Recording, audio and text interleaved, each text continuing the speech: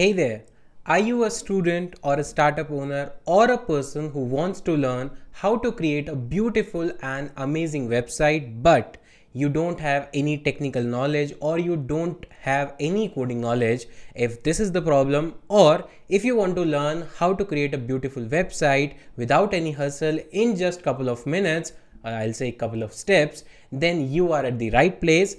In this particular masterclass, I'll share with you how you can actually design a beautiful, good looking website all together by yourself without even a single line of code. And I'm sure by the end of this masterclass, if you watch all the videos and follow all steps as it is, you will be able to build your own website, whether it is a personal website, whether it is business website, blog website, e-commerce website, event management website, cafe website, online food ordering website, and much more. And that reminds me, hey guys, my name is Rahul and I am a digital marketing trainer and a tech expert. I have trained more than 10,000 individuals in last 5 years to achieve digital skills like website development, SEO, Facebook ads, Google ads, and much more. If you want to learn a new skill, if you want to upgrade your skill set, then this is the right masterclass. Stay tuned with me, follow all the steps as it is, and I am assuring you that by the end of this masterclass, you will be able to learn a new skill with practical experience.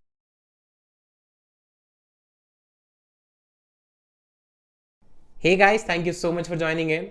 Guys, let me tell you how this entire masterclass will go in the upcoming videos. So first we will understand that which technology we will use in order to create a website without a single line of code. Then after we will understand the domain and web hosting and what is the role of these two components in your website creation process and how these will help you.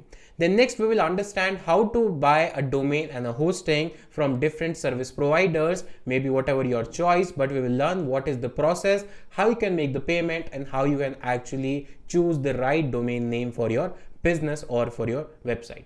Then afterwards, we will learn how to install WordPress on your website hosting, web hosting. After that, we will learn how you can actually create your website by installing themes, plugins, then templates, then various activities and stuff like this. And at last, we will learn how you can actually create an altogether full-fledged business website from scratch using WordPress, but without even a single line of code. So that will be the hierarchy of this entire course, and this entire course will tell you how to create your own business website in WordPress or using WordPress.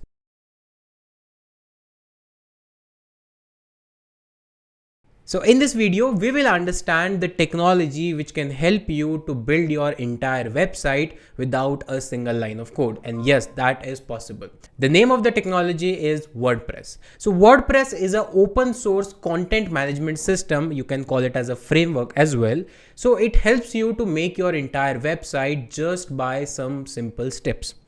Unlike the traditional website, it does not require any coding knowledge or any technical knowledge. Even if you are a non-technical person or maybe a person who does not have any idea about technology, then also you can create your entire website by watching and following all steps as it is.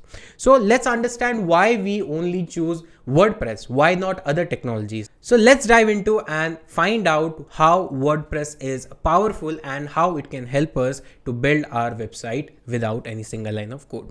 So first question, what is WordPress? So as I mentioned earlier, WordPress is an open source technology and it is also called as Content Management System, CMS. So what CMS signifies? CMS signifies that you can manage your entire website with a user-friendly admin panel that I'll show you in the upcoming videos. And I will also tell you that how you can use this entire admin panel very easily. So that's why it is called Content Management System. You just need to manage the content. Rest, each and everything will be taken care by the pre-made templates, plugins, and themes, etc. The second point is why this content management system? I mean, why not traditional technologies like HTML, CSS, JavaScript, PHP, Bootstrap? Why not to go with those technologies? So basically this entire WordPress is a framework which is based on these technologies itself. because a website cannot be built without HTML or maybe JavaScript or maybe CSS based on your requirement. So this is a framework which is based on this technology, but it enables you or it empowers you to build your website, but without learning these technologies or without having, knowledge of these technology. So that's why it is called powerful content management system. And the next and the best feature which I like about this WordPress, that you can manage your entire website by yourself. Unlike the other website where you need either an agency or a freelance developer, you can easily manage and perform day to day, or you say smaller tasks like content updation, image updation and stuff like this. So you can add or maybe publish new post by yourself. You don't need or you are not dependent on any other third party, and that is the best part which I like about it. And the main question, why we select only WordPress? Because WordPress is the best, or I'll say one of the most popular content management system for beginners. Because other content management system available in market, they are little bit complex as compared to WordPress, and WordPress also provides you more customization option as per your need, as per your requirement. So that's the best part which I like about WordPress. Now the second question comes here, does anyone else also use this technology, or are we the only one? No, you are not alone, my dear friend. There are not only 1, 2 or 3 or 4, there are 37%. Now this number has been increased. So almost 40% of entire website. Let's say in entire world, there are 100 millions of website. So out of those 100 million, just for example, if we consider that there are 100 million websites in the entire world, then 40%, it means 40 million websites are built on WordPress. They are empowered by WordPress, and that is the power of WordPress, which you can easily, see by this fact or by this figure. So that's why it is a most popular technology, because of the 3 reasons which I mentioned earlier. It is easy to use, it is open source, and you get more and more customization option as per your need. So this is absolutely best choice for beginners to start with if you don't have any technical knowledge. Now, if I talk about the advantages of WordPress, so I can show you some advantages, but I have already explained them. But if you want to learn in detail, then you can go through these slides. So I'll just take you through one by one point in a very brief manner. So first is easy to update. So as I mentioned that you don't need any technical knowledge, or you are not dependent on any third party developer. You can do it by yourself. So it is easy to update. Second, professional templates. Unlike the traditional website where you need to code each and everything by yourself, you get professional and ready to use templates in this WordPress platform. There are multiple themes, multiple templates, which offers you, free of cost, pre-made professional templates which you can directly use in your website. Third thing is incredibly powerful. As I mentioned that almost 40% now, when I'm recording this video, almost 40% of total websites are empowered by WordPress, and that is the proof of its popularity.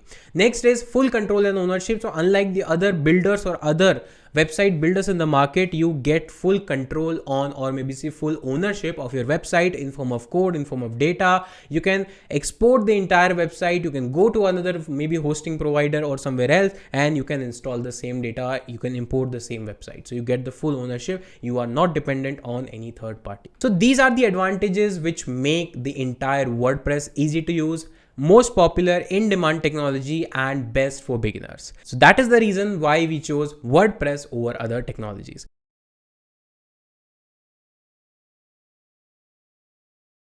Guys, in this particular video, we will understand the 3 main components before building our website.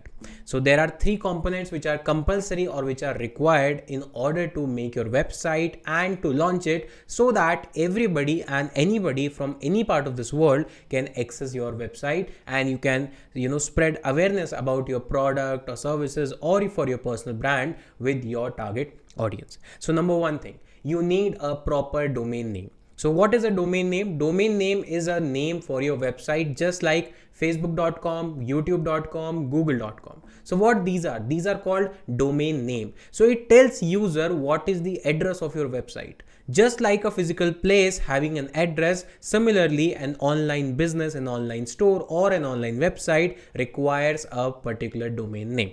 So number 1, domain name. Now the second component is web hosting. Web hosting is a space on internet which you buy or purchase for a certain amount of time in order to store your website files, website data. What data? Like your text content, images, videos, and other files. It is required to have a web hosting, otherwise you will not be able to publish your website online and nobody will be able to access it without any web hosting. You can just relate it with the same thing that if you want to construct a building, you need a proper land. So that land in digital world is called as web hosting. So that is similar to that. And number 3, you need a website technology. In this masterclass, we are using WordPress as a website technology, and WordPress is a powerful CMS that we have already discussed in our previous video. So these are the 3 major components in order to create your website and to launch it. Now in next video, we will understand how you can choose the right domain name, what are the various factors involved with the domain name. Then after, we will understand which web hosting is the best for WordPress and how you can actually buy a web hosting. And then we will understand how to install and how to create a beautiful website in the upcoming videos.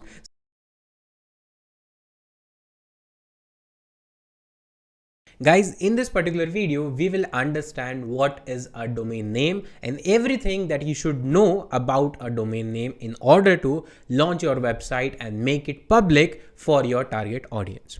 So guys, as I mentioned in my earlier videos, that domain name is an identity of your website. Just like your name, your website also requires a name and address which users can easily remember so that they can access your website. So domain name, you can understand in a nutshell that it is an identity or it is an address for your website. Just like facebook.com, youtube.com, or maybe google.com. So whatever website you visit, it has a proper domain name, and with this domain name or with a particular domain name, a user can easily access a website. Now, the question arises that why is domain name required? I mean, what was the need of this domain name? So previously, or I say initially, when internet was launched and the websites were not so popular, so initially in order to recognize website or in order to provide them an address, the IP protocol was used, that is internet protocol. So it was a numeric value, as you can see on my screen. So let's say if the website, we want to give it a name. So previously we used to give them an IP address that was something like 50.63.201.97. But this was hard to remember. For every user, it is not possible that you remember 10 address like this or maybe 20 addresses like this. It is not possible.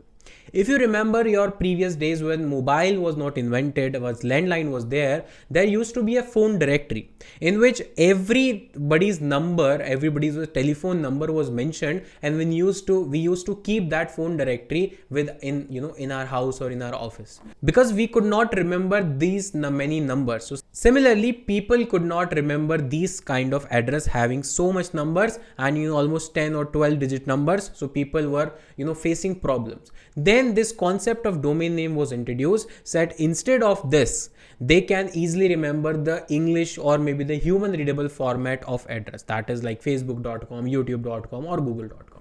So that's why it was introduced, and that's why nowadays in order to access any website, you don't need to remember the IP address, you just need to remember the domain name, and by using that domain name, anybody or everybody can access your website from any part of the world.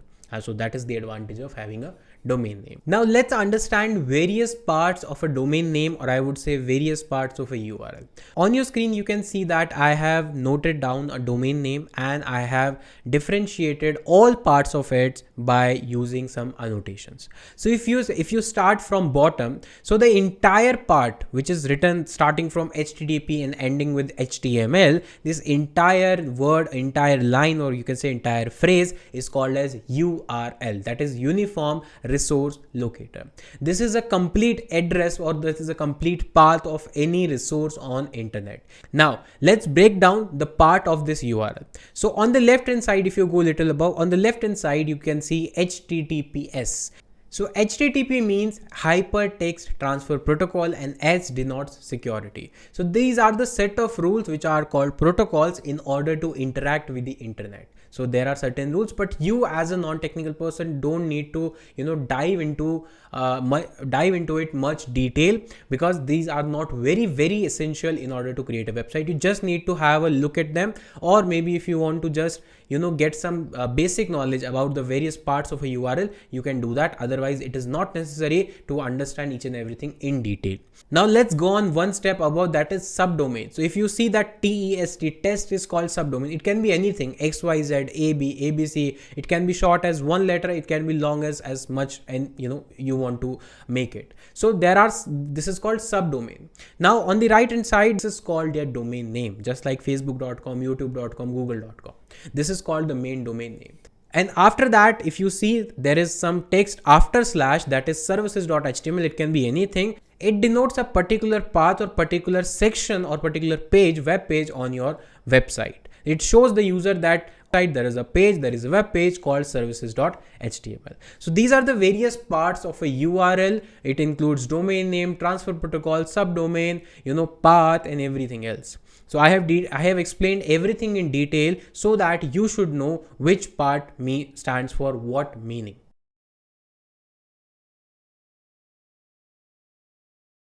How to choose the right domain name or how to select a good domain name.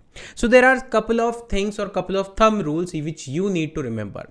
Number one, the domain name which you are selecting or which you are about to finalize should be easy to remember. It should not be very complicated. It should not be very long so that people can't remember it. It should be very easy to remember so that people can easily recall its name and can visit your website. Number two, it should be small. When I say small, it doesn't mean that it has to be only 2 letters or 3 letters. Small means that people should not face any problem to write it, to enter it, because if they want to visit your website, they need to type the website name or say domain name. So if this domain name will be so long, then the problem will definitely come in front of your users or maybe audience. In order to type it, it will take too much time, and sometimes it feels very irritated to type so much of characters for a domain name or maybe to visit a website. So it should be small. Third point, the domain should reflect what you are offering. If you are creating a website for yourself, for personal brand, then definitely your name will be the right domain name. So for example, my name is Rahul Singhal. So if I want to create a website for myself, rahulsinghal.com will be the perfect suit. But if you are creating a website for your business, then the name of the business can become the domain name. Or maybe a domain name should reflect what kind of services you are offering. Or maybe it should be that eye-catchy so that people can easily relate to it, people can easily remember it, and people can easily recall its name again and again. It should not be very difficult to remember. It should not be very long, and it should be relatable to your business. So these are the 3 major factors, or these are the 3 thumb rules which you should know while selecting the domain name. Don't worry about that. In upcoming videos, I'll tell you more about domain names, that how you can actually select what domain name will work best in what scenario. That everything I will cover in my upcoming videos.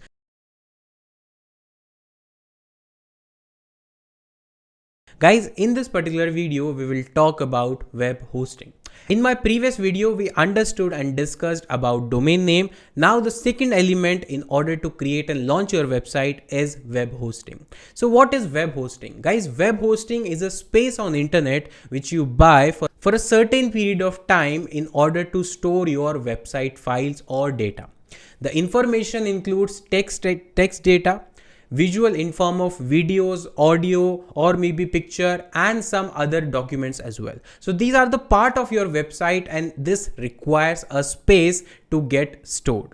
If you don't purchase or if you don't put your website files on web hosting, then nobody will be able to access apart from you, because it is on your local computer. So in order to make your website live, you need a space on internet that is called web hosting. So let's say you want to construct a building. If you want to construct a building, you need a land. Without a land or without a piece of land, you can't construct a building, because the base of the building will be on that land itself. The blocks, the building materials, the cement, everything, whatever material you are using, whatever construction you are doing, the base will be that land. Similarly, if you are creating a website, if you are constructing a website, then space is required. But this space is in digital world, it's on the internet. That's why it is called web hosting. It is called web hosting, that you are, hosting your website, you are storing the data of your website on web servers, on web, web world. That is called web hosting.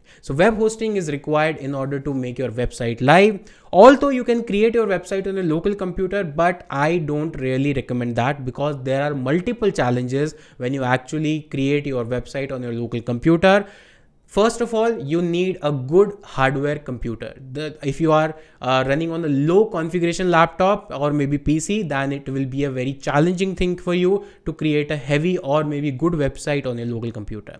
Second, if you are creating a website on your local computer or system, then you will not be able to show it to other person without having your laptop. You have to carry your laptop each and every place whenever you want to share it with someone else. Third, by chance, let's say if your Windows gets corrupted, or maybe your PC is breakdown, then in that case your data, whatever your website you have built, that website data will be lost and you can't recover. In that case, your entire energy, time, effort will be of no use, because you don't have the access of that website anymore. So what I recommend is to have a good web hosting for WordPress, so that from any time, anywhere, from any device which has a browser and internet connection, you can easily log into your website and you can start working on it. You can create it, you can make it live, and you can manage it entirely without any dependency on any hardware, on any computer system. So that's why we will buy a good web hosting for our website. We will buy that, we will install WordPress, and then our entire work, our entire project will be done on the same web hosting. And that is something which we will learn in my upcoming video, in the next video. So stay tuned, take care, I'll catch you in the next.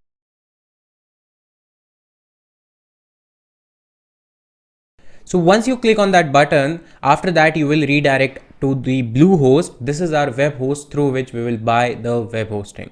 And guys, as per your country and currency, you can change it. So on the right top, you can say right now my currency is set to INR because my country is India, but you can change as per your preference and then it will work accordingly. All the steps will remain same as it is, apart from the being currency option. So once you are on this website, you need to click on this button, that is get started. So just click on this, and this is the most affordable web host that provides hosting for your WordPress website. And there are three magical reasons. First is that it is officially recommended by WordPress.org, the platform which we are learning. So it is recommended by the official platform provider. Second is it provides you 24/7 support, chat support, call support, both. Whatever country you are in, it will provide you both kind of supports. And third is it provides multiple features in a very affordable cost that no other web host is providing as of now. So if you want to buy it, do check out my link so that you get the latest offers and discounts whatever are running on the website. So now once you clicked on get started, you will come here. As per your country, as per your audience, you need to select a server. The options are USA and India. If your audience is from USA, mainly traffic will be coming from USA, then I will recommend USA. But in my case, the traffic will come from India, so I'll just keep it India. After changing the server location, scroll down and you can see there are three packages: Basic, Plus and Choice Plus. So in Basic, it is rupees 169 INR per month, and you can see in your currency, if let's suppose I convert into USD. So let me tell you what is the price in USD as of now. So if I go to view plans and if I show you, then it is right now $2.95 per month, right? It is based on your time duration as well, that for how much time duration or how much period of time you buy the hosting. The final price will be on the checkout page. So again, let me change the currency from USD to INR so that I will be able to make the payments accordingly. Again, get started, India. And now, so right now the Basic, Plus and Choice Plus. Now the question comes, which plan to go with? I will recommend the Basic because as we are beginners and as of now we will be creating our first website, so we don't require Plus and Choice Plus plan because they are a little bit expensive as compared to Basic. So we'll go with the Basic, and in Basic plan you will get every feature that is required as a beginner. So you can see right now you can create one website, one domain. 50 GB SSD storage, unmetered bandwidth, 100 plus free WordPress themes, domain for 1 year. So it will provide you domain name for free for the first year. It means for the first year you are not supposed to pay anything extra for your domain name. So that is the plus thing of this web hosting. Then it's provide free staging environment. I'll tell you what these are: SSL certificate, automatic daily malware scan, speed boosting CDN, website stats dashboard, email marketing tool, and WordPress website migration. So all these features are pretty handy and they are very useful. So I recommend you to go with the basic plan. I'll tell you when you need plus or choice plus in my upcoming videos. So right now select the basic plan, and then you will need to enter your domain name. So in my previous videos, I have already described what is domain name, how to choose a right domain name. So for this, we have selected a domain name and we will book that. So that is the WP Learners. So that is the domain name which we will buy along with this hosting. That is absolutely for free. And here we will choose .com. I'll tell you the meaning of this .in, .co.in and other extensions as well. But as of now, if .com is available, then I am recommending you that go with the .com. Or if you have your own domain name already, then you can put your domain name here and then click on next. There is a third option as well, that if you haven't decided your domain name, no problem. You can skip this part and you can click on I will create my domain name later. It will allow you to purchase a domain name for free, or I would say redeem the free domain name once you purchase the account. So in our case, we have already discussed and decided. So the WP Learners, guys, please remember, please check your domain name spelling, each and every letter, because once the domain name registered, it can't be changed or edited. Then in that case, you will need to purchase another domain name and that will be paid, right? So do check out your domain name twice before moving ahead. Once it is done, all looks good, click on next. And now we are on checkout page and it will show us as well whether the domain name is available or not. Yes, it is available. The wplearners.com is available so that we can buy it. Now there are options that we need to provide account information like first name, last name. If you are buying for your business and if you have a business, you can provide a business name. Otherwise, it is optional. You can leave it. Country, by default, it is taking India. You can select as per your own country. Then street address, city, state or provision, then pin code or postal code, whatever applies to your country. Then phone number and email ID. Email ID should be correct and phone number should be correct, because these two things are very crucial when it becomes to your identity. So that please make sure that your phone number and your email address is properly inserted. So let me quickly fill up all these details and then I'll again scroll down. So once you filled all the details, just scroll down to the package information. So here by default it is selected to 36 months. Guys, based on your country, based on your currency, it may vary, so please choose accordingly. So right now I will go for 12-month package. That is the minimum duration available in my country right now. So I'll go with the 12 months package. So I'll select it. Right now the price is 3348 INR for 12 months, including the domain name and all the features that we just saw on the last to last screen. So here everything looks good, great. Scroll down, it says package extra. Right now we are not supposed to choose any package extra because that they will cost some extra amount, but here the first option, domain privacy plus protection, is one of the important option that you might be interested in, because if you select this option or if you take this add-on, it means your mobile number, your email ID will not be shared with any third party and you will not get unnecessary calls, or maybe your data and email ID will be kept secret. Otherwise, if you don't take it, it will these platform will definitely share and they will make it publicly available, because that is a rule. It is not something that they are leaking your data, but that is a standard protocol that they need to follow. For that, they are providing an additional service that if you don't want to share your data with others, then you can take this privacy. In my case, I'll not accept it because this is a costly thing as compared to the hosting. I'll just bear, okay, couple of calls I'll bear and I'll just adjust. But if you want that nobody should call you, nobody should reach out to you, and your details should be kept secret, then take this service. Apart from that, you are not supposed to take any service as of now because you are beginners. As soon as we will grow and learn how to create a beautiful website, I'll tell you when to upgrade your package. After completing all the things in my country with taxes, it is INR 3950.64, and right now I can pay. So after checking all the details, just accept the terms and condition and click on submit. Once you clicked on submit, it is processing. Now it will redirect you to the payment page. Based on your country, it will give you possible options. In India, there are multiple options for online payment like credit card, EMI, pay later, wallet, UPI, net banking, scan and pay, wallets. So there are multiple options. Maybe you will only see credit card options as per your country. So whatever the option you have as the online payment method, just select that and make the payment. So I'll make the payment and I'll catch you just after making the payment. So the payment is done and now it is processing, and now it will redirect us to the thank you page. It says your purchase was a successful.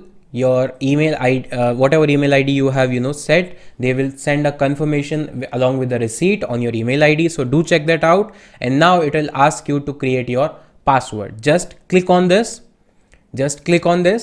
And once you clicked on this, now here is an option to create a password. Create a strong password that you should remember. So there are certain rules that it should have uppercase, lowercase, number, special character. It should be 8 character length like this. So I'll just create my password for now. You can change it later on as well, so no problem in that, but just follow the guidelines and repeat the same password in both the boxes. After filling out the password, just click on the accept terms and condition and then create account. Just click on create account, and after clicking on create account, your account will be created and it will show you a message that thank you so much, your account has been created successfully. And just after that, it will take you to the login page. By default, it will take you to the onboarding page, login page. So as per your country, if you see this kind of screen, so I'll tell you what are the steps. If you don't see a country, if you don't see these screens or these steps, you will directly see the dashboard, which I will show you just now.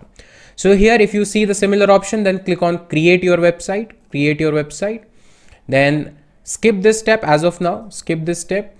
Select your objective, whether it is a blog, store, business or portfolio. I am selecting as a business. You can also select if you want to create a business website, or if you want to create a personal website, then go for portfolio or resume. Then I'll click on business website. Again, I'll skip this step. Also. And now it will ask you for a theme. So I'll just use one of the theme. Don't worry, it is not the final step to create a website. It is just an onboarding process which we need to follow. And now finally we are into our BlueHost account dashboard. This is our web hosting account dashboard in which we have successfully purchased the hosting, and along with that we have also purchased the domain which was free. So you can see your domain name here under domains. So your domain name is there, valid for 1 year, and your hosting account is also valid for 1 year if you have opted for 12 months package. If for 36, then it would be valid for 36 months.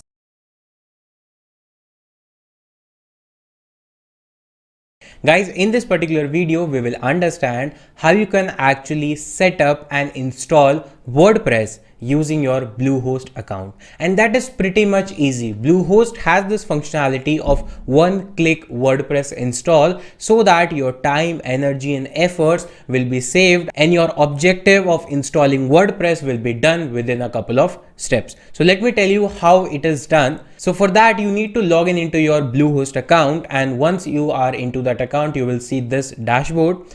You need to go to my sites. So initially, when you actually purchased the BlueHost account and you did the onboarding process, there was a website which was automatically created, which is visible here. But what we will do, we will delete this site and we will again install the WordPress from scratch so that you don't have any confusions. In order to delete these files, we will go to advanced, that is the C panel of this account. We will go to advanced settings. We will go to file manager. In case you are not able to see a pre-made website, no problem, you can directly follow my steps. But if you see the same, you can follow these steps of deleting the files. So here the files are there, just select all, right click and click on delete, and you can skip this, skip the trash and delete permanently and confirm.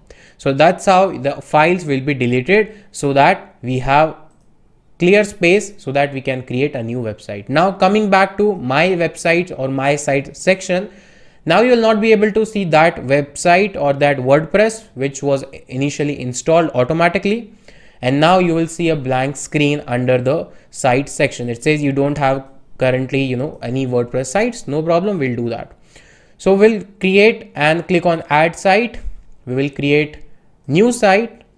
Here you need to provide a name for your site. It can be anything and it can be changed further as well. So right now I am providing the site name as the WP Learners. Right, I am providing the name as WP Learners, which is also my website name, and then site tagline option is there. For now, just leave the site tagline option and click on next. I'll tell you what is site tagline and how to set that up. Click on next. On the top of the screen you will see the domain which you just bought in previous videos, as I showed you that how to buy a domain along with your hosting. So that is by default selected. If not, you can click here and you can search for your domain name. In directory section, mention nothing, leave it as it is. And if you see these boxes checked already, just uncheck or unselect them, because they are add-on plugins which we are not required, which we don't require initially, and we will install them manually if we'll require. So after doing these steps, just click on next, and it says hold tight while we set up your website. It means it is installing WordPress, it is installing WordPress files on our website, because WordPress is important in order to create the website. It is the platform, it is the technology that provides us or that empowers us to create the entire website without any single line of code. Yes, it says what is the main purpose of the WP Learners, the specific this website. So in my case it is business, so I'll click on business. And as soon as I clicked on business, the next screen is congratulations, WordPress installed successfully. Congratulations, WordPress installed successfully. The username is there, the password is hidden of course, the website URL is here, and the admin panel URL is here. So these are the credentials specifically for this website. Again, I'm repeating, these credentials are specifically generated, system generated for your website or for this domain. Your web hosting credentials are different, which you created and set up in last video, but this credential or these credentials are only for your website. Please remember, every time you install WordPress on any of the domain name, you get a new credential altogether. Although you can set or change these credentials after words as well, but as of now these are system generated. So I'll just open my notepad. And I'll save it. So I'll just copy this. Obviously copying this will result into star. So what you need to do is you need to view the password, right? These are the very strong passwords. These are system generated password, and now I can easily copy it, and now I can save it in my notepad like this. So now I don't need to remember this. I have just noted down, and I'll use the same credential whenever I need to log into my WordPress website. So go to this, and now it is done. Again, go back to my site section.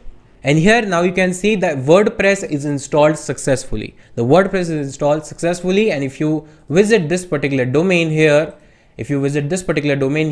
it will currently show you coming soon. That is a BlueHost template of coming soon, because we haven't done or we haven't added anything to our website. That's why it is showing coming soon.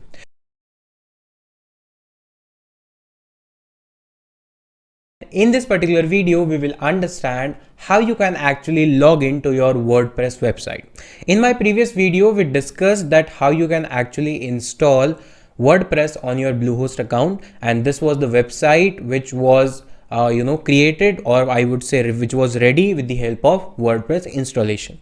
Now, in order to log in into this website, what I need to do is I need to open a new tab. And then I need to copy the domain name. like this. So I'll just copy it. I'll just copy this. I'll go to the new domain. I'll go to the new tab. I'll paste it here. And after slash, guys, please understand, whenever you are working on a WordPress website, by default, the admin login URL of any WordPress website is the website name. That is, in my case, the wplearners.com / you need to write wp hyphen, that is dash admin. So wp hyphen admin and then press enter. This is the by default URL of your WordPress dashboard. What is WordPress dashboard? That is the control panel, or you can say admin panel of your website, through which you will manage the entire website. You will create the content, you will edit, publish, and do lots of stuff. So that's how the login page of your WordPress website looks like. Right now, if I go to my website, that is this. So I'll just copy from here, open a new tab, paste it here, and then press enter. So if I open the website right now, it shows the coming soon page. It shows the coming soon page because we only installed WordPress and we added or we modified nothing on this particular website. So in order to do that, we need to log into WordPress dashboard. And if you remember in my previous video, I categorically mentioned that every time when you install WordPress, by default username and password is generated and provided to you. And we saved that username and password in one of our notepad files, that is right here. And as you can see, there is a username is this. So I'll just copy from here, go to the website, paste it in the first box, come back again. I'll copy the password from here like this, and then go back and enter the password. So now I have entered username and password. There is a checkbox called remember me. If you click on this, you will not be required to enter the username and password again and again. But I will not recommend this option until and unless you have your personal PC. If you are working on a public PC or a friend's PC, then I would not recommend to save it, because in that case your website might get unauthorized access. So to avoid that, don't select this option. In case you lost your password, you can click on this option as well, but I'll tell you in the later videos. So as of now, we have entered the username and the password, and then I click on login.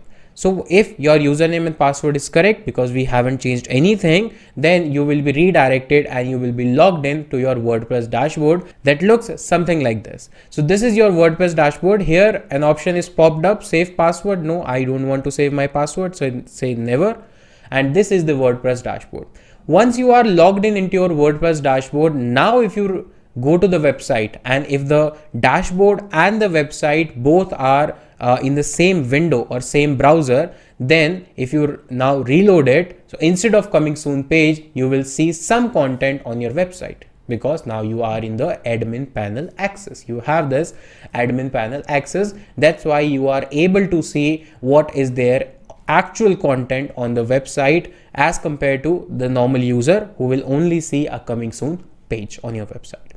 Now, after logging in, this is your WordPress dashboard. On the left hand side, you can see there are multiple options. I'll tell you what is the meaning of these options and how you can actually use them one by one.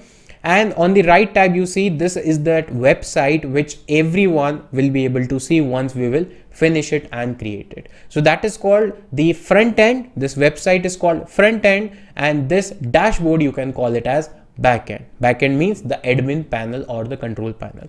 I will call it as WordPress dashboard, or most of the time only dashboard. So if I say dashboard, it means I am talking about this screen, and if I talk about website, it means I am talking about this screen, or maybe some other pages on the same screen as well. So that's how you actually log in into your WordPress account, by using your login ID and password. Now, let's suppose if you forgot your password. Let's say you forgot your password. Let me just log out from here. And as soon as I log out, if I again refresh the same URL, now again it is coming soon. Now, in case if you lost your password, if you forgot your password, just click on lost your password. And here you need to enter that email ID or username that was created or provided to you. So once you will enter the email ID, a reset password reset link will be sent to your email ID. That should be the related email ID. That should be the same email ID which was used while you installed the WordPress. In our case, that is the same email ID that we used in our BlueHost account. That email ID will be used in order to receive the password reset link, and from that link you can actually reset the password, come back again, and then you can log in. So this video was about how to log in into your WordPress dashboard, what is WordPress dashboard, how the website looks like, what is the difference in coming soon and that stuff, and if you lose your password, then what is the solution.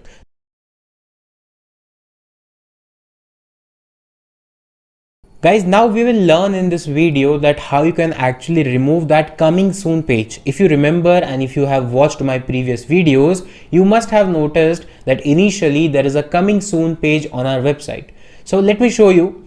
So this is my website name, this is my website domain. So if I just copy this entire URL, if I copy it, and if I go to an incognito mode like this, and if I paste it here, so by default, right now, any user will see a coming soon page, something like this. A normal user who doesn't have my admin login URL, he or she will only be able to see this coming soon page, but not the actual content. But sometimes it becomes irritated for us also in order to see the modification or the changes or the updates that we did. So my recommendation is to remove this coming soon page, and that is something we will understand in this video. So in order to do the same, we will come on to our WordPress dashboard. This is our dashboard. And in order to remove this coming soon page, you can see there is an option on the right top that is coming soon. Just click on this once.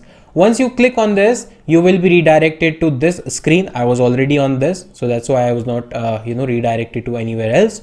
Once you are here, just scroll down a little bit and you will see an option called Launch with Confidence. So just click on this option, and after clicking on this option, you will see last option that is called Launch Your Site. If you click on this, now this coming soon page will be gone, and if you see, the site status will be changed to live. If I just refresh this, if I just refresh it, so now you can see site status is live. So if I now copy the same URL and go to incognito mode again, and if I paste it here, so now I'll not be able to see the coming soon. I'll see whatever content is there actually on the website. So this is the same content which I can also see as an admin, and now users can also see. So it becomes comfortable sometime and convenient sometime to remove this coming soon page, so that even if you want to show the current progress to someone else via your website link, you can show them easily without that coming soon page.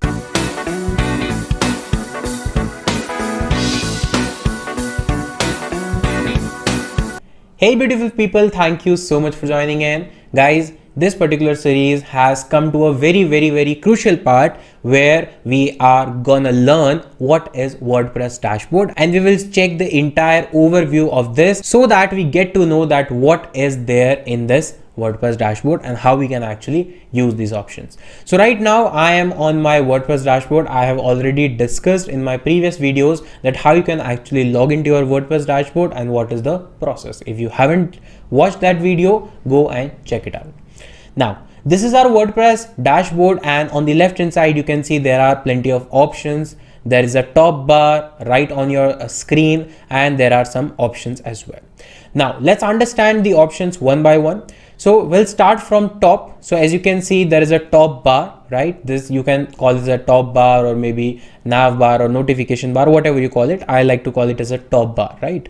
So in this top bar on the left hand side, there is a WordPress logo. There is a WordPress logo, or you can say icon. And if you want to learn more about WordPress.org, that is the technology which we are using, then you can click on this and go to WordPress.org to learn, support, feedback, documentation. So these are some official documentation and the website which you can visit using this logo. This is the first option.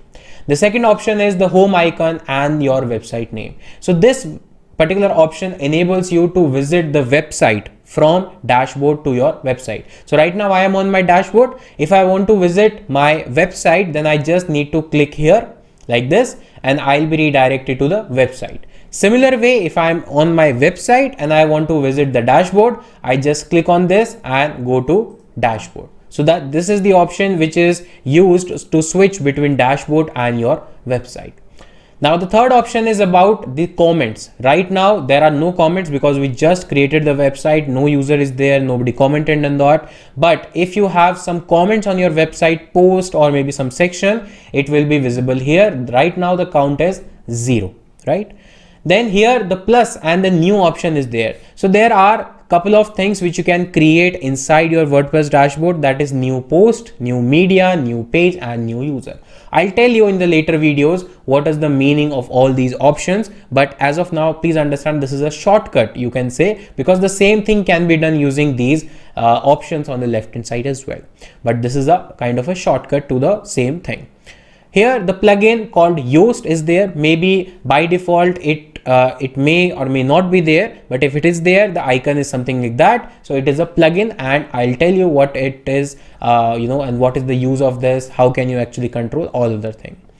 Then we have caching. Cache is a very important part in the WordPress website. I'll cover this entire concept of cache in a separate video, but as of now I just tell you that cache is something which enables your website to load faster in front of users. So whenever user is trying to access your website files, because of the cache, gets loaded fast in order to reduce the loading time, and it is visible to the user in a very short span of time. And for WordPress, the cache is very important. I'll tell you in a separate video the whole concept of this, but cache right now, here we have two options, purge all and cache settings, that we will understand later on in detail.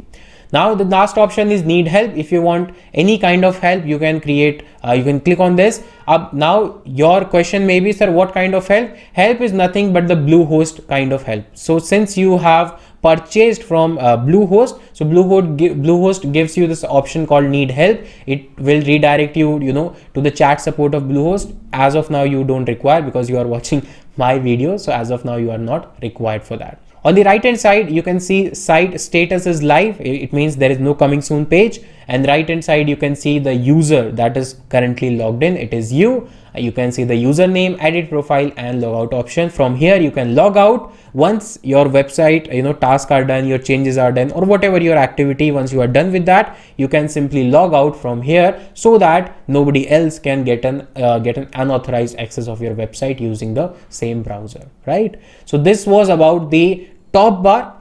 Now the same option is available on the website as well, but there are a couple of more options. The same top bar is also there, but some more options are there. So the WordPress logo is same. This thing is used to switch between dashboard and the website.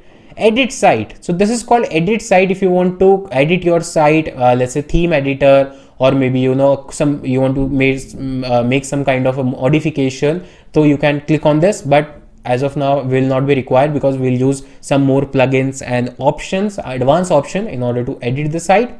Then we have customize. If you want to customize the existing options in your WordPress website, you can do that, and this is very I would say one of the very important features in overall website development using WordPress. So I'll use this option more often and will tell you that how it works.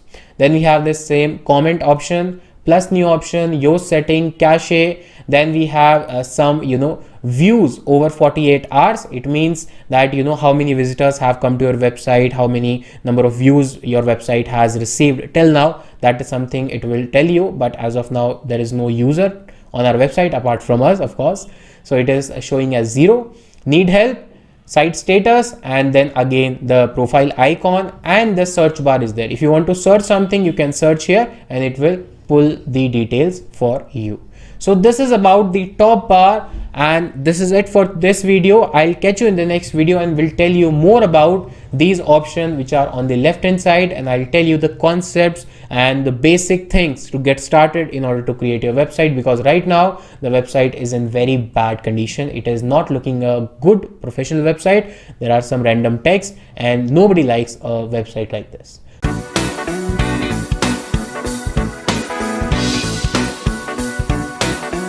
Hey guys, thank you so much for joining in. Guys, in this particular video, we will understand how you can actually change the password of your WordPress dashboard. If you remember initially when we installed WordPress on our website, by default system generated password was provided to us that was very hard to remember. If you want to recall, I can show it right here. So these were the credentials which were generated, and you can see the password, the type of password. It is a very strong password, but it is very hard to remember as well. So if you want to change this password and want to keep something which is easy to remember for you, then how to do that? Let's understand. In order to do the same, you need to log in into your WordPress dashboard. After that, you need to come here on the right top and you need to click on edit profile. So click on this. Once you click on edit profile, this screen will be visible to you, and just scroll down a little bit, just scroll down and you will see an option called password. You will see an option called account management, and under that new password. Set new password, click on this option. Again, it will generate a system, strong password, system generated password, which is again hard to remember. So you can just delete it. And now instead of this, you can set up your own password. So let's say I want to keep a password, or whatever you want to keep a password. So as per your convenience, which is easy to remember for you guys, just make sure that it is a strong password. That indication should be as strong, so that your website should not be in danger of getting receiving unauthorized threats or access. So once you mention the password, just scroll down and click on update profile, and it is done. That's how you can easily change your password, and you can change your password n number of times. There is no restriction that you can change only one time or two times or three times. You can change your password n number of times as per your convenience, but I don't really recommend that. I really recommend that change your password once or maybe twice in case you lost it, and then just remember that and use the same ID and password again and again.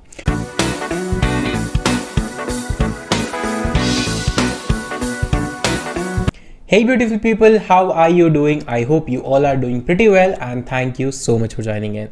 Guys, in this particular video, we will understand the basic, or we'll say an overview of this entire WordPress dashboard, of the options that are on the left hand side. We have already covered the options which are there on the top bar, but in this video, we will understand these options and what are the meaning. But before that, I'll just clean up this entire dashboard so that the unnecessary option should not be visible to me. So I'll just clean up this dashboard step by step. You can also do the same thing, because these are irrelevant information for me as of now. So I'll go to dashboard, I'll go to home, and on the home you can see there are plenty of options. So I'll just click on cross or dismiss what is visible, dismiss, cross, dismiss, right? And these are the options which are I can remove just by going screen options, and I can just uncheck all the boxes, because these are not very essential, and I like myself to keep this dashboard very clear. So this is first thing. Then I go to post. There are some pre-made or by default posts like this. I'll just move them into trash. Don't worry, we will create them again. These are just by default content or dummy content, you can say. So delete permanently. So I like to clean up all the things which are not pretty much of uses. I'll just remove all these pages as well. So just move them to trash, and from trash also delete them permanently like this. So you can also do that so that your dashboard will be clear. And if I go to plugins, install plugins, I'll go to install plugins, and then I'll choose all the plugins from here. They are not very much of use, and I'll just deactivate first. Once they are deactivated, I'll just delete them, and yes, they are deactivated. Go to recently, go to inactive, select all. From here, all these options will be selected, and then click on delete. So that's how you delete also the plugins.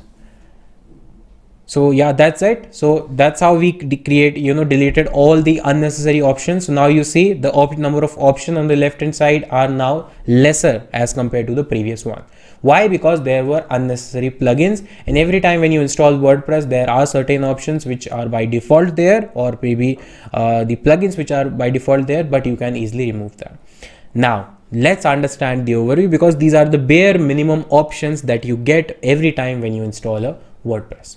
So this is the first option called dashboard. Dashboard means you will get an overview of all the things which are happening on your website at a glance, or you can say just a glimpse of all the activities that are happening related to your site health, related to your activity, post, pages, plugin updates, everything else.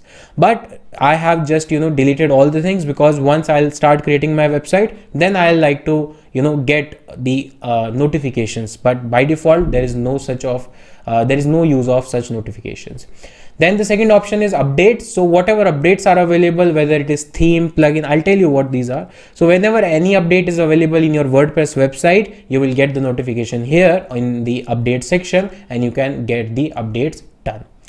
The second option is post. So in WordPress, you get the functionality to publish content in form of post. Post is the article, you can say, or you can say blog post. So initially WordPress was launched or created to publish content online more frequently, but the coding part was hard for most of the people. So this WordPress CMS was introduced in order to make things easy, in order to publish new content online without any coding knowledge. So you can see here all post, add new, categories are there, tags are there, and everything. So I'll tell you in details, but here we are just getting an overview, quick overview.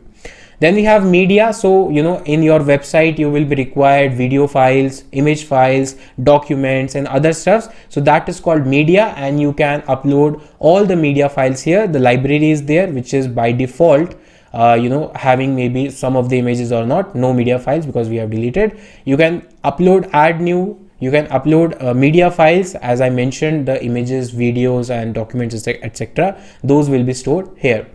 The next is pages. So pages is again a form of feature that enables you to publish content, but the difference in page and post is that in post you publish content more frequently, or you use post when you are supposed to publish more frequent content, but on the other hand, you use pages when the content or maybe the information is not to be updated very frequently, maybe just once in a 6 month or once in a 12 months. So for a longer period of time, if you want to publish a content and stay like this, then you publish the pages. Other than that, you publish post.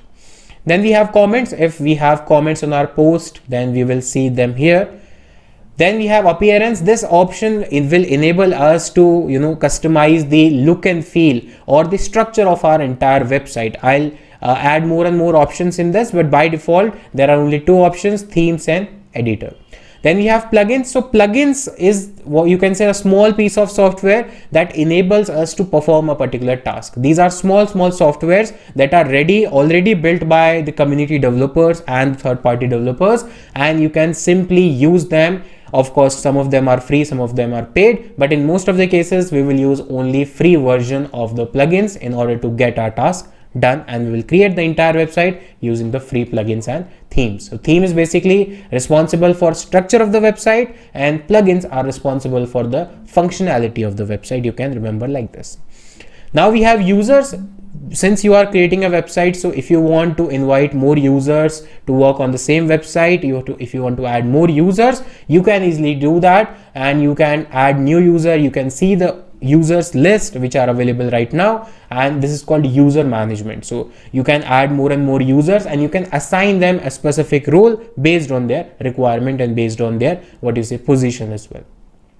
Now we have tools. So there are some by default tools available from WordPress which enables you to check the site health, import export data, erase or maybe import the personal data, theme file editor, plugin file editor. So these are some basic tools provided by WordPress itself in order to get your task done. I'll tell you in detail in upcoming videos. Then there is a setting option. Settings are settings you can say are the most important part of any website, because these are the some basic but very crucial information or very crucial option which decides the URL structure of the website, reading structure of the website, discussion, permalinks, media, privacy, and everything. So these are very basic but important part of your entire website. And we have last collapse menu. If you don't want to see these menus or option, you can just collapse them like this and you will get more space in order to work. And if you want to again see them, you can just click on this arrow and they will be visible to you. So this was a quick overview of this entire WordPress dashboard, and we will also learn how you can actually clean up the dashboard very quickly so that unnecessary information are not visible to you and they will not load the website in order to make it heavier.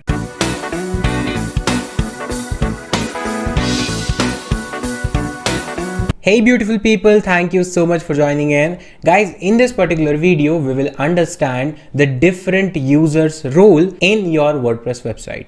As I mentioned in my earlier videos that you can add more number of people on your WordPress website so that they can work along with you in a different roles. But what are those different roles? That is the agenda of this video, that we will understand about those roles. So in order to add a new person in a new user, you need to go to users and click on add new. So in order to add a new user, there are some information that you need to provide, but before that we need to understand the role, which is very important, because this role decides what are the permission will be given to that particular user and what are the tasks that user will be able to perform. So if I just click on this drop down, by default right now there are 5 types of roles. First is subscriber, second is contributor, then author, then editor, then administrator. But in terms of superiority, or in terms of, I would say, the priority, the order is other way around. The first is the super user is called administrator, that is admin. This user is by default created when somebody installs a WordPress on any website. So by default, someone who is installing WordPress, that becomes the admin or administrator of that website. And administrator is the owner of, or you can say super user of the website, who can create or delete, or you can perform everything. Every kind of task can be performed by an admin. Admin can create, delete, modify, publish. He can do anything, whatever is required. So admin is the super user of any WordPress website. Number 1. Number 2, editor. Now the second is editor. If you are assigning someone as an editor, then in that case, that person will be able to create content, publish the content, modify the content, or delete the content. But as compared to administrator, the editor is not able to delete or edit multiple features, plugins. He is not able to access all the features of the website. He has only limited access to the post and the pages on the content, media library, all other stuff like this. So only particular option, only specific options are accessible to the editor, unlike the administrator who has the access of all kinds of options. So that is editor number 2. Number 3, author. Author, as the name suggests, if you want to create a blogging website on which multiple authors are there, and you want to give access to each and every author so that they can create, they can publish, or they can modify their own content, but not anyone else. They can create and publish or maybe edit the content whatever they want as per their choice, but they are not allowed to modify others, or they are not allowed to modify the functionality of the website, unlike the administrator. So author is someone who can create, publish, or modify the content. Then we have contributor. Contributor is someone whom you want to add content, but he cannot delete the content. He can only modify the existing content. He can edit the existing content, but he can't delete, or he can't create, or he can't publish. I would say publish is the right word. So he can't publish the content. He can just give his inputs, and then administrator or maybe editor will decide whether that content needs to be published or not. The contributor is not having any kind of access to publish the content. And the last and then not least is subscriber. Subscriber is someone who can only see. Subscriber is the person who can only see but can't perform any operation in terms of edit, delete, create, publish, modify, nothing. He can only see the content. Most of the cases, subscriber is least used user role, but on a website that is on subscription basis, let's say you are creating a news website where you are giving a paid subscription to the user so that only subscribers or only people having the access of your website as a subscriber can read the content, otherwise nobody else will be able to read the content. In that case, subscriber is the right role.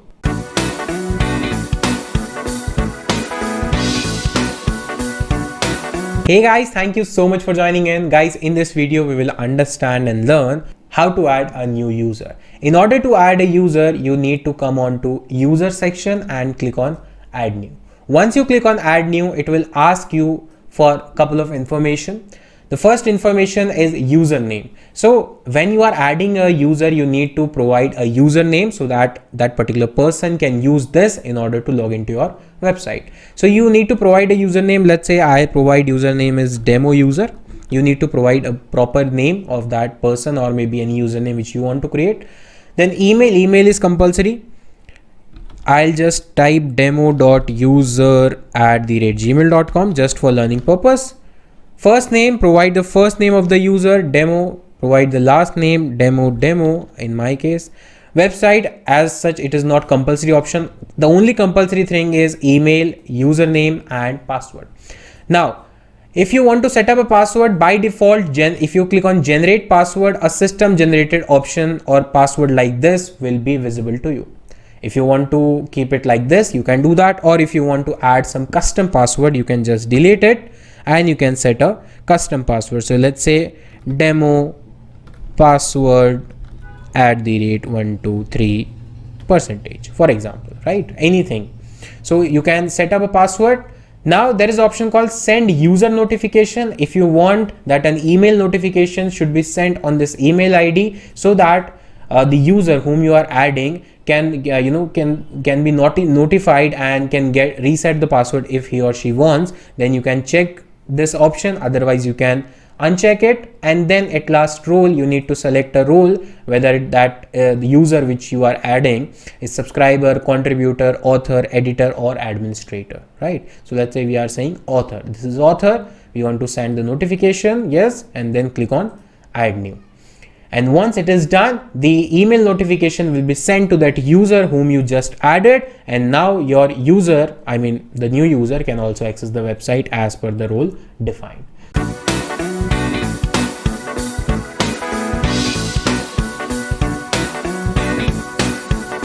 Today we will discuss about three major components which are very, very important before you start creating your website in WordPress. The number one is theme, that is WordPress theme. Number two is WordPress plugin, and number three is WordPress template. So what are these three components? Let's understand one by one. So as you can see on my screen, first we will understand theme and plugin. What are the differences, what are the roles, and how important these two components are in order to create our first websites. So in order to understand theme and plugin, I would give a simple example before actually jumping into the definition. So imagine that you have a car, right? And the car we can divide into two parts. The first one is the outer part, or you can say the interior part, the overall look and feel, the color, the dashboard, the interiors, the seat covers and everything, which enables the car to look good. So these are like body color, design, interiors and overall look. So if we consider this car as our WordPress website, then these components will be handled by a WordPress theme. So basically a WordPress theme is responsible to provide a structure, to provide a look and feel, to provide a designing element to a particular website. That is called WordPress theme.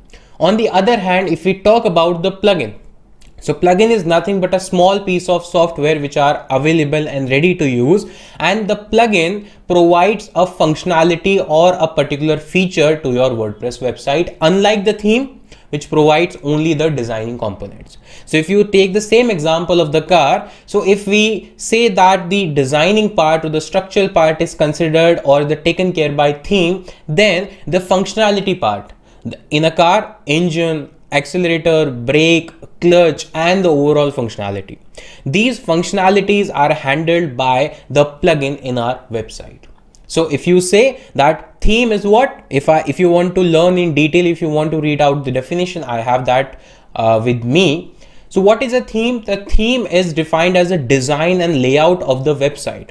Or simply put, a theme determines the front look and feel of the website. The primary objective, guys, this is very important line. The primary objective of a theme is to provide a well integrated structure for your WordPress website.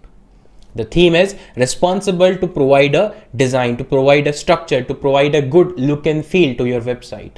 But there is a catch. WordPress theme is not responsible or is not meant to provide you any functionality. And this is the note that you need to understand, because this is the major difference between a theme and a plugin. So theme is only responsible for the look and feel, but it does not provide you any kind of functionality. Let's assume that you have visited a website, right? Now, if there is a slider or if there is a query form which you fill and submit, that query form or that slider is there because of the plugin, not because of the theme. The theme responsible only for colors, the overall structure, you can say the typography, the the designing pattern, the UI part. The theme is responsible for that part only. But the plugin is responsible to provide a functionality. So what is a plugin? WordPress plugin have very little to do with the styling of the page. They are not responsible, or they are not meant for this purpose. As the main objective of a plugin is to provide you with some additional functionality. If you want to make your website interactive from user's point of view, that any particular user can come to your website and can interact with the website in terms of search, in terms of slider, in terms of query form, in terms of pop-up, in terms of buttons, then these all functionalities will be taken care by a particular plugin. And for every functionality, you will have ready to use plugins, and that is the beautiful part about WordPress website. You are not supposed to create a plugin. You are not supposed to create a theme. All these components are available for free of cost, as well as some of them are paid as well. But in this particular video and masterclass, we will only understand the free versions of both themes and plugins. We will not use the paid ones until and unless we have a specific functionality or specific goal to be achieved. We will use only the free versions of themes and plugins. Now, the third component after theme and plugin, the third component comes to picture is WordPress template, or you can say the pre-made template. As I mentioned in the earlier videos, that in order to create a WordPress website, you don't need any technical knowledge or coding knowledge, right? That's the catch of this particular technology. Then how your entire website will be created without any coding, right? So there is a catch, there is a hidden feature in every WordPress theme, that whenever you install a theme, and if it is a popular theme like Astra or Ocean WP, so these are a couple of examples of theme that provide templates for your website. What are the templates? The templates are ready to use websites. You can understand like this. Templates are ready to use websites with dummy content, with all the pages structure, with the content, with the functionalities as well, with the required plugin as well, right? So they are the complete ready to use websites for a particular industry. Let's say if you want to create for a hotel, for a restaurant, for a cafe, for a tours and travel website, for an agency website, for a startup website, for anything. So all of the categories, all of the industries will have a relevant template from a particular theme, and you can just import that template, and most of your task, I would say 90% of your entire task in a WordPress website will be done at that moment. And then after, only 10% is remaining. That 10% is customization. The customization as per your need, as per your brand, as per your requirement, because rest of the part has already been done with the help of theme, plugin.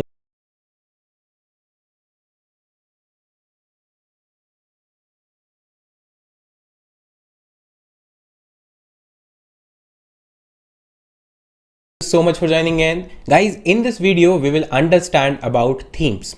In my previous video we have already discussed what is theme, what theme does, right, and what are the responsibilities of a theme. Now in this video we will see how we can install or maybe delete or maybe activate a new theme in WordPress dashboard.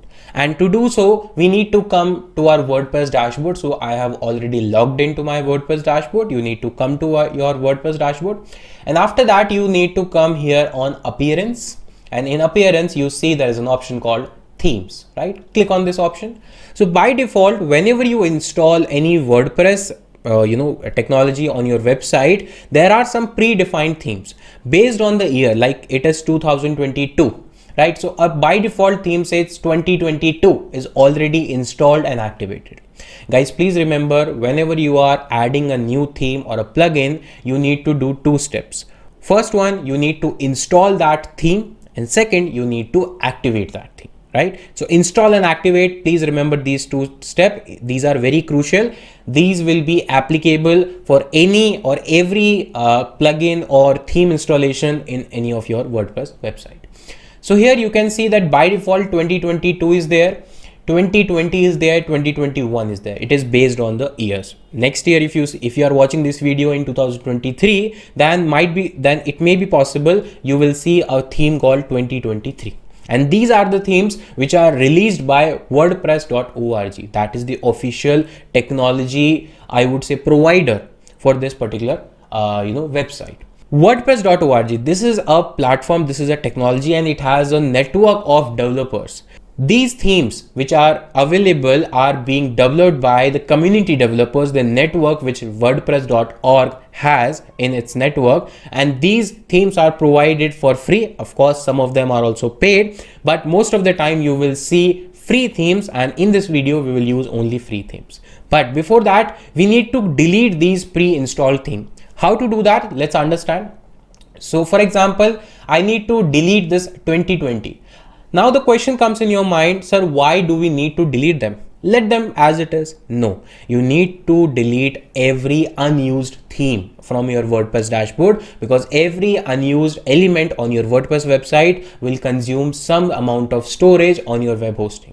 And more unused data you will have, it will impact the website performance in terms of speed, in terms of loading times, in terms of user experience. So you need to make sure that you don't have any unused data in your WordPress dashboard. So let's delete them. So for that, we need to click on theme details, and on the right bottom you can see there is a button called delete. So just click on this and it will show you a pop-up. Click on OK, and now this theme is being deleted. Same way, we will delete this theme as well, because we will not use them. We will use a different theme altogether, and I'll tell you what they are. So now the only theme which is activated is 2022, but this is not that theme which we will be using. We will be adding a new theme. So in order to add a new theme, there are two methods. Either you add a new theme directly from the library of WordPress, which is available inside your dashboard, or the second method is to manually upload. I'll tell you about the second method in my next video, but for this video, I'll just click on this add new button in order to add a new theme. So click on add new, and here you will see a vast library of pre-made themes. This is 5168 as of now. So there are 5,168 themes available in this gallery, which is maybe either for free, some of them are free, some of them are paid. So it is a combination of both 5168. Most of them here, whatever theme you will find here, mostly they will be free, right? Because WordPress never promotes the paid ones, right? WordPress has the community of developers who make the theme for free. So here the theme which we will install and use is called Astra, A-S-T-R-A. You can see here A-S-T-R-A. Don't get confused with another theme called as Astral. That is not something, because if you come here and search for Astra like this, if you can't find this theme directly, you can search for A-S-T-R-A, Astra, and this is the first theme, A-S-T-R-A. So this is that theme which we will be using. Why this theme? Because this is one of the most popular theme in WordPress community because of two reasons. First, it is lightweight. It does not add any unnecessary code into your website which may impact your performance.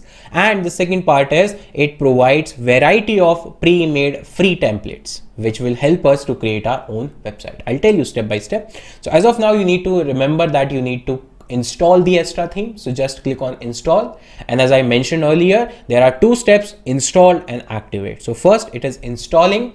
And once the installation is being done, you need to click on the activate button, which will be right here instead of install. So let it happen. So right now it is installing. It is based on your internet speed, your maybe device connectivity. It may take couple of seconds, or maybe it will be done within fraction of second as well. So right now it is being installing. So I'll just wait for it. Maybe I guess my internet might be slow. I am not sure. So let's wait for this theme to be installed. The installation is done, and after installation you will see a button called activate. Just click on this, and now this particular theme called as Astra will be activated on your WordPress website, and the previous one will be deactivated automatically. It will not be deleted, it will be only deactivated. And now if you come to the website, that is the front end, previously the look and feel was like this, but now since we have installed a new theme, let's refresh this. And now we'll be able to see a new look of this website in terms of colors, in terms of typography. You can see that. Now the colors are different, the typography is different, the orientation of this page is different because of the theme. That's why the theme is responsible for the structure of the website, for the colors of the website, for the typography of the website, right? And as I said that we don't want to keep any unused data in our WordPress dashboard. So just delete this particular theme as well, like this way.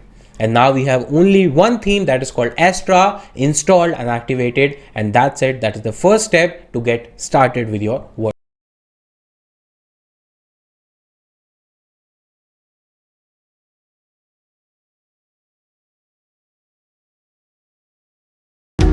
Hey everyone, thank you so much for joining in. Guys, in this video we will understand a very important concept about WordPress themes, that is difference in free and premium themes.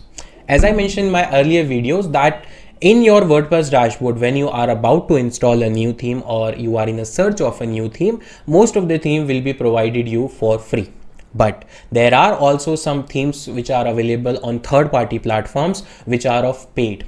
But the question comes here, which theme you should go with, a free theme or a premium theme? Of course, premium theme is a paid theme for which you need to pay a particular amount. This amount will vary based on provider, based on the platform from which you are purchasing, based on the design, based on the requirement, based on the functionalities that this particular theme has, but that will be absolutely a paid theme.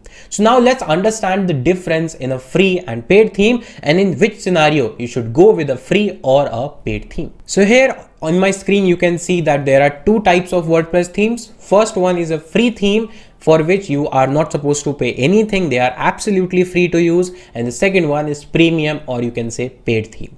Now let's understand what is the difference. First, let's understand free themes. So as the name suggests, there are several professional web designers who design WordPress themes and make them available for free. Now the question comes into mind, sir, why do people will favor this, or why do they provide free themes? Is this something a scam, or maybe is this something there is some hidden motto? No. See, what happens in the tech industry or any industry, there is a community of developers. There are new developers, there are old developers. Everyone wants to gain some kind of attraction in terms of user, in terms of popularity, or they want to showcase their work, or they want to help the community. So for all these of reasons, or maybe for any one of the reasons, they create some product in terms of themes, in terms of plugins, in terms of softwares, and they provide it to the general public for free for their use. And the motto behind this free service is to gain the popularity, because once more and more people will start using their themes because it is good, because it is lightweight, or maybe due to the functionality, the developer will also gain the popularity. And once that developer will gain the popularity, might be then they will create some product which will be of paid, or which will be of on the subscription basis, right? And then they will use their popularity which they gained using the free themes or free services, and might be then they can utilize this popularity in order to sell their other products, and that's how they earn. So there is no hidden motto, there is no hidden secret or a scam behind providing a free themes. So don't be scared that if you use a free theme, something wrong will happen with you in future. No, nothing at all. But the only drawback that a particular free theme may have is that since it is a free theme, then more and more number of people will use it. So you might find the similar structure of other businesses having the same theme on their website and as compared to you as well. So might be you will feel ki sir, we don't have any unique theme, everybody is using the free theme. Yes, if it is a free, then more and more number will use it, and you can't find out that who, or maybe who is that particular person who is using that theme. You can find out the number of total installs via some research, but you won't be able to find which particular person or which particular website is using that particular theme.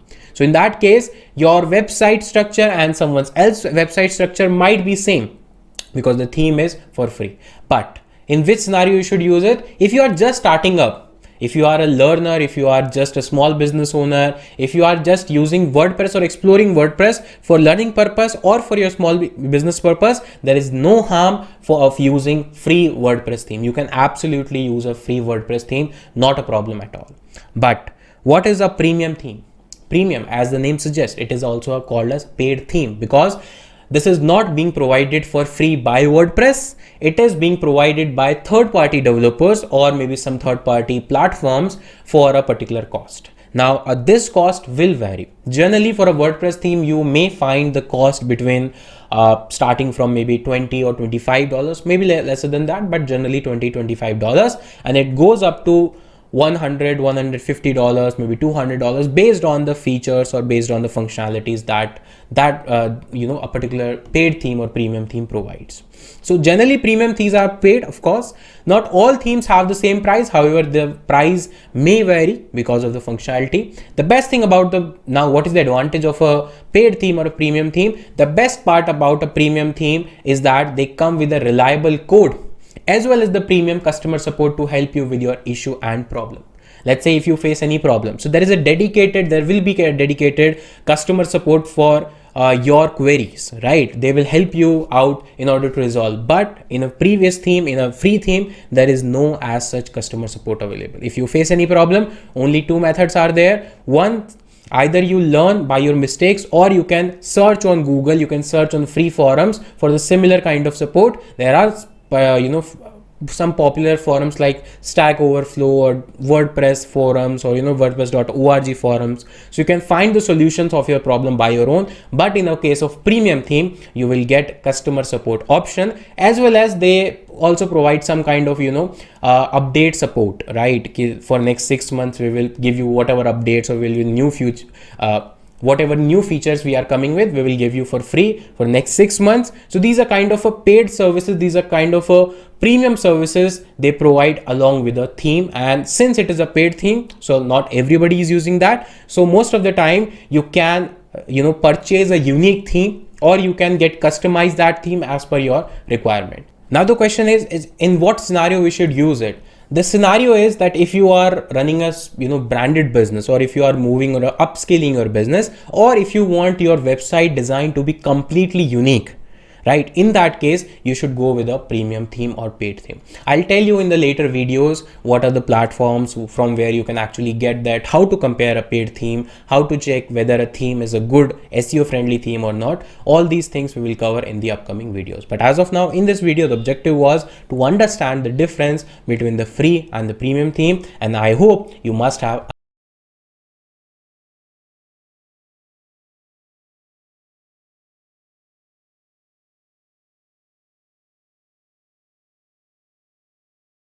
will understand that if you have an external theme with you and you want to upload, or you want to install it in your WordPress dashboard manually, then how you can do that. So for that, I would take an example.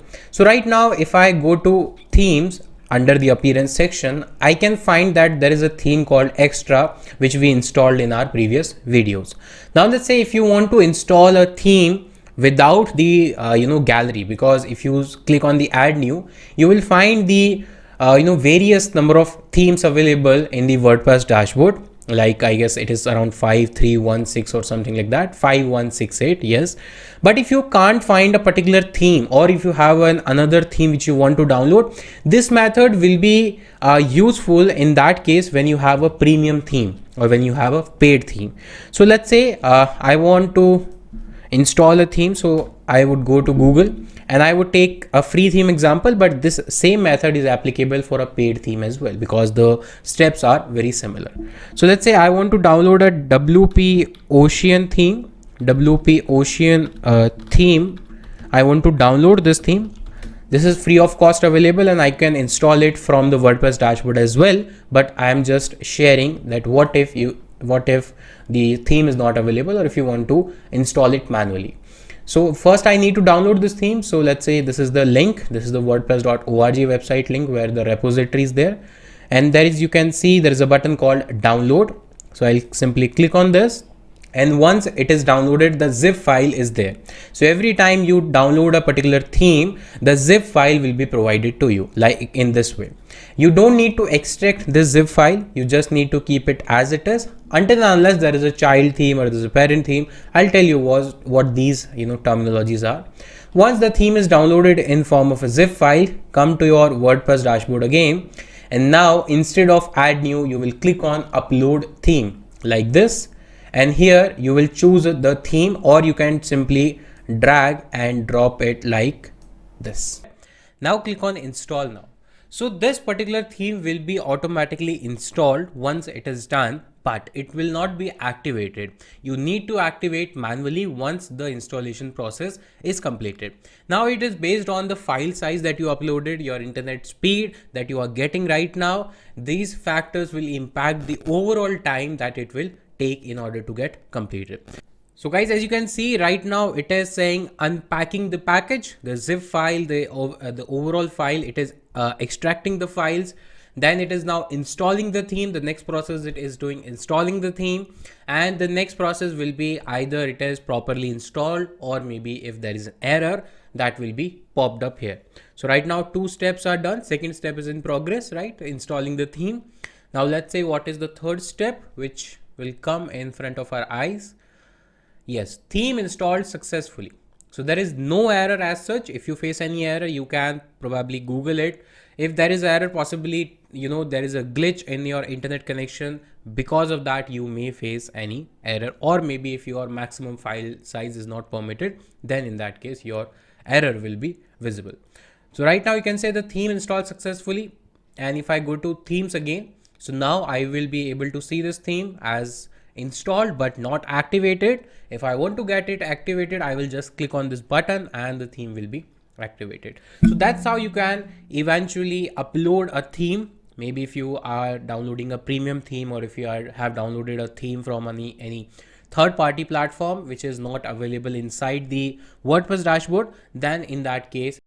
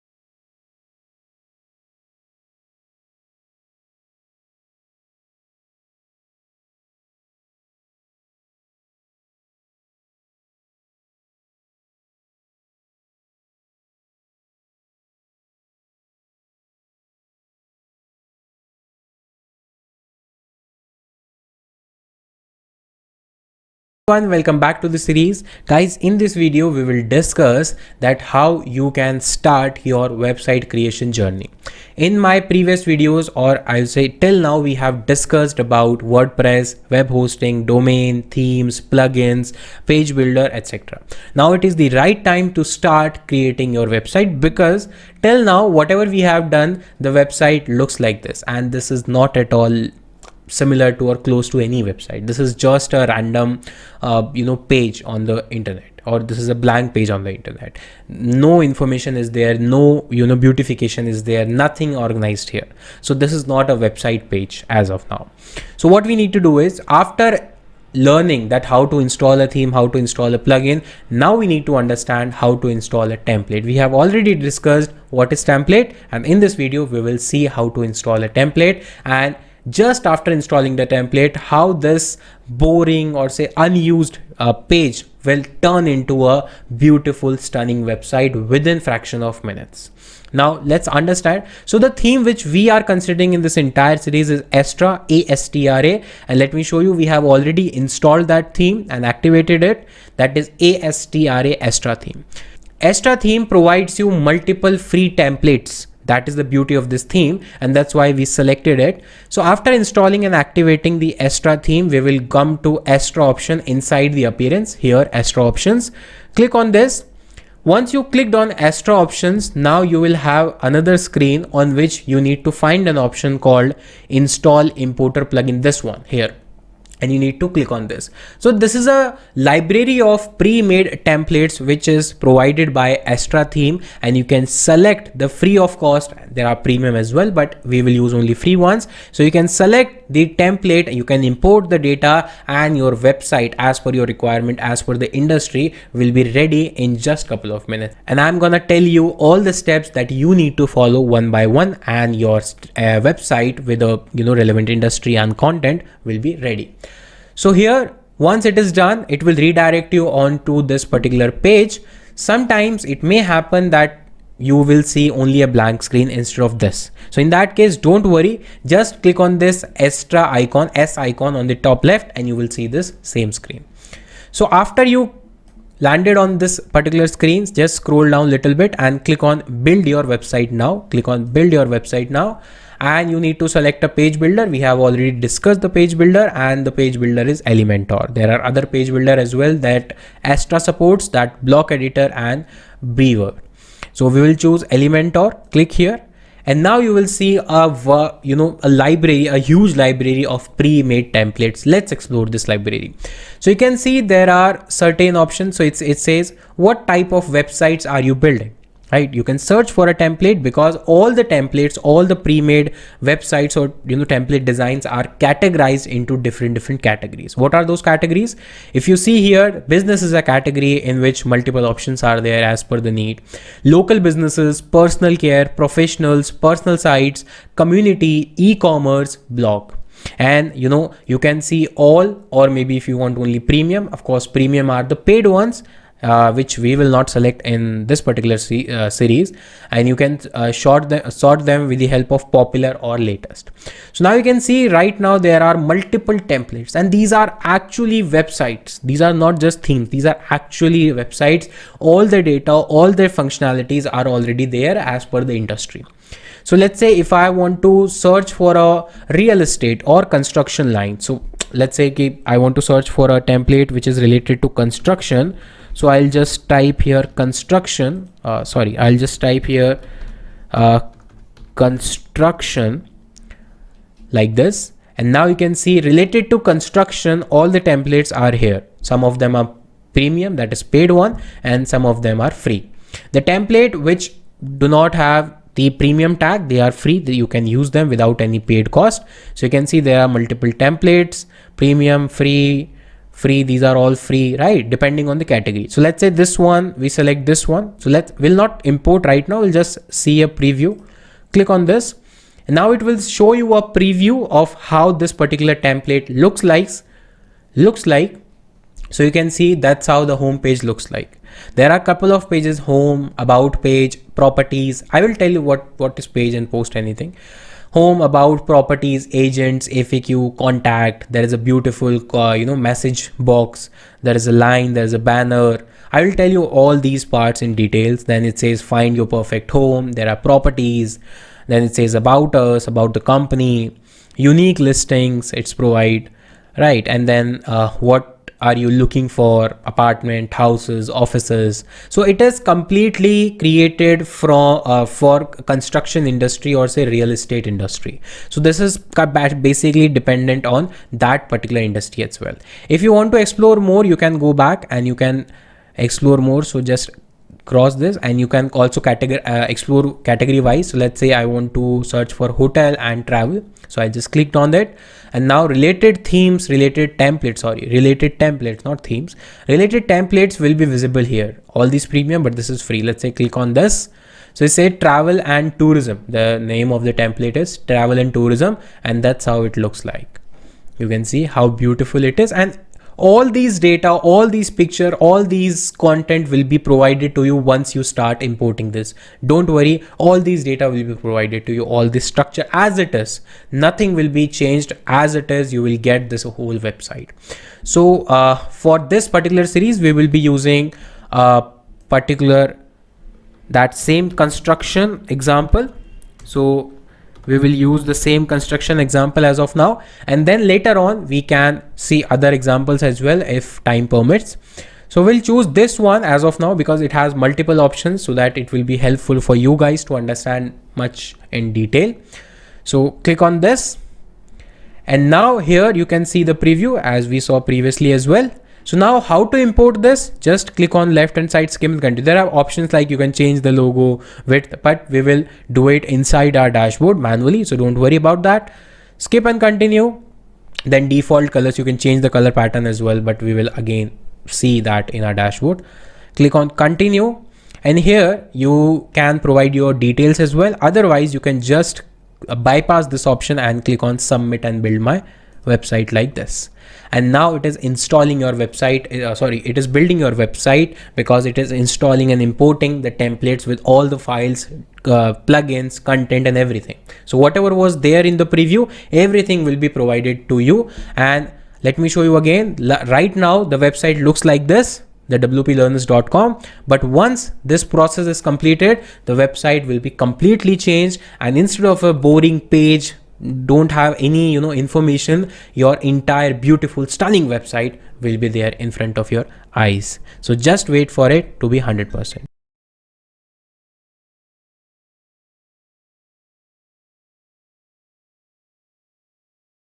And it is done. Congratulations, your website has been built in 43 seconds. Now if I go to the website and if I refresh, please remember, don't blink your eyes, don't blink. Just see the magic. If I refresh now, so instead of that boring page, a complete altogether new stunning website for real estate construction industry is now ready for you on your domain.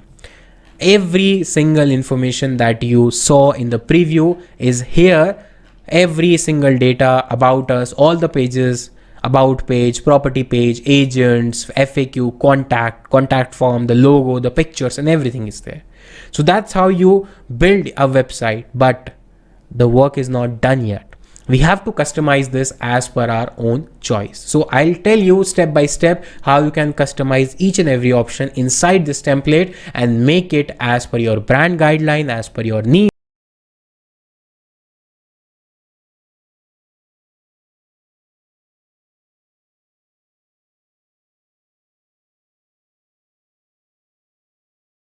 You so much for joining in. Guys, in this particular video, we will understand the basic WordPress settings that you need to follow every time when you create a new WordPress website. These settings are very essential from basic setup point of view, because every time when you create a new WordPress website, there are certain options from users point of view, from setup point of view, from WordPress point of view that you need to follow, and every setting is crucial for a longer period of time, which may impact your website performance or appearance in terms of user experience. So in order to change the settings or in order to see see the settings, what you need to do is you need to come onto your WordPress dashboard, and inside here you see an option called settings, and in this there are multiple options. We will go through them one by one, and in this video we will understand the general settings of WordPress. So click on this. As soon as you clicked on general settings, now there are certain options. Let's understand one by one. So first option is site title. So whenever you install a WordPress or whenever you create a website, there is a site title which is visible here. So if you see here on my screen, so the WP learners, this particular one in your tab, the WP learners is my site title, dash my WordPress blog is my tagline. So you can change the site title from here. This site title is by default applicable for all the pages on your WordPress website. So if you want to change it, you can do that simply by editing this particular text. Next is tagline. Tagline is nothing but the same way. The first one is the WP learners, it is the tagline, and then dash or hyphen my WordPress blog is the tagline of your website. So here I need to change it, and I will keep like learn WordPress easily. So this is a site title which I can put site tagline which I can put for my website. You can change these two options as many times as possible if you want, but this is something which is meant to be static all the time, because these are related to your brand identity, brand appearance, and about your business. So you don't need to change multiple times. Then third option is WordPress address URL and site address URL. Guys, please make sure that these two URLs should be identical, because these URLs will tell user and the WordPress CMS as well that which is the actual address of your website. If you see any mismatch in them, please make sure that both of them are correct from starting to end. There should not be any difference in both the URLs. And the third next option is administrator email ID. This email ID was inserted when you installed the WordPress, or when you installed the WordPress via BlueHost, it automatically detected the email ID. Although you can change it, but as soon as you will change, a particular email confirmation will be sent to this email ID, and once that is approved, then only it will be changed. This email ID is also being used if in case you forgot your password and you want to reset it. Then in that case, a reset password link or in form of email will be sent on this email ID, and all the possible notification regarding anything happening on your website will be sent to this particular email ID only. So please make sure that you insert a proper and fully functional email ID on this particular section. The next option is membership. By default, it is off, and you have to keep it off. Why I am saying that? Because if you remember, let's say when I actually told you how to log in into your WordPress dashboard. So if I go to incognito mode and if I paste and show you the login page. So by default, the WordPress login page looks something like this, in which it asks for username or email and the password. There is no other option which says create account. There is no other option which says create account. It means only those people who have the user ID password can log in. No third party or no unauthorized user can create an account, and that's what you want, right? You don't want any unauthorized person to get into your WordPress dashboard. It is a very big threat for your security purpose. So don't keep it on until unless your website is something like that anyone can come and register, but most of the cases it has to be switched off. Then the next option is new user default role. If you select this option, then in that case, whatever new user is coming and creating an account, that particular user will be assigned with a role, with a default role. You can set the default role as per your choice, maybe subscriber, contributor, author. All these options we have already covered in the previous videos under the user management section. So if you haven't watched that video, please go and check it out. Then next option is site language. As per your choice, as per your country, or as per your audience choice, you can change the site language, and all the possible options of languages around the world, around the globe, are available here. So if your audience is comfortable in any particular language, let's say French or Japanese or Chinese or maybe something else, you can change the language as per your convenience, and the entire dashboard will also be converted in the same language. Right now it is English US, and I'll keep it as it is. The next option is time zone. It is dependent on your country time zone. By default, it is set to UTC +0. You can set this time zone as per your country's time zone. In my case, it is UTC +530. So I'll just go and say UTC +530. That is the time zone which is applicable for India. Sorry, it is not minus, it is plus. So I'll just go and click on +530 like this. So UTC +530 is my country time zone. The next is date format, in which format you want your date to be displayed. By default, it is month, date, year. By default, it is month, date and year. If you want to change the format, you can do that. It will not impact your website majorly. It is up to you in which format you want to keep the dates. The next is time format, whether you want to keep it like this, or maybe capital PM, or maybe something like that, or maybe if you want to add your own custom format, you can do that. The next is week starts on for you, what you want the starting day. By default, it is set to Monday if you want, or Sunday, Monday, Tuesday. These are very essential when you have a membership based website, or when you have a website where all these options are crucial from users point of view. Otherwise, it will not impact your overall website performance as such. Then we have starter template. So since we are using Extra theme, so there is an option as similar to the Elementor page builder.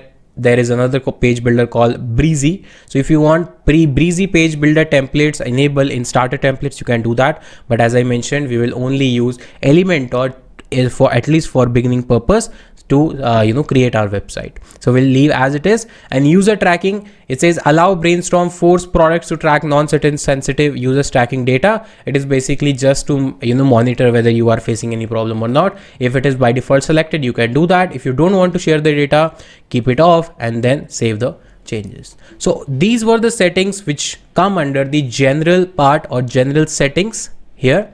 If you see any other option which is not covered in this video, you can let me know in the comment section or discussion forum. I will try to answer your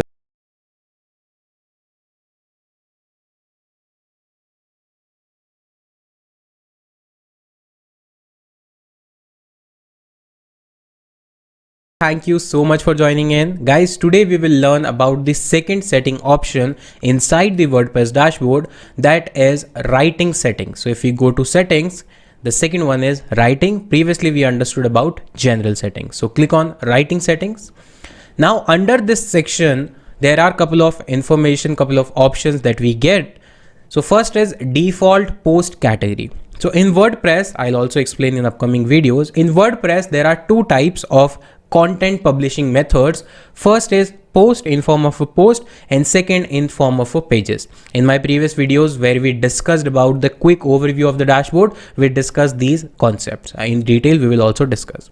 So whenever you are uploading a post, whenever you are publishing a post, which category you want to put by default. So right now there are no categories, so it is by default set to uncategorize. If we have the categories, more and more categories here in the post under categories, we can set any category to this default post category.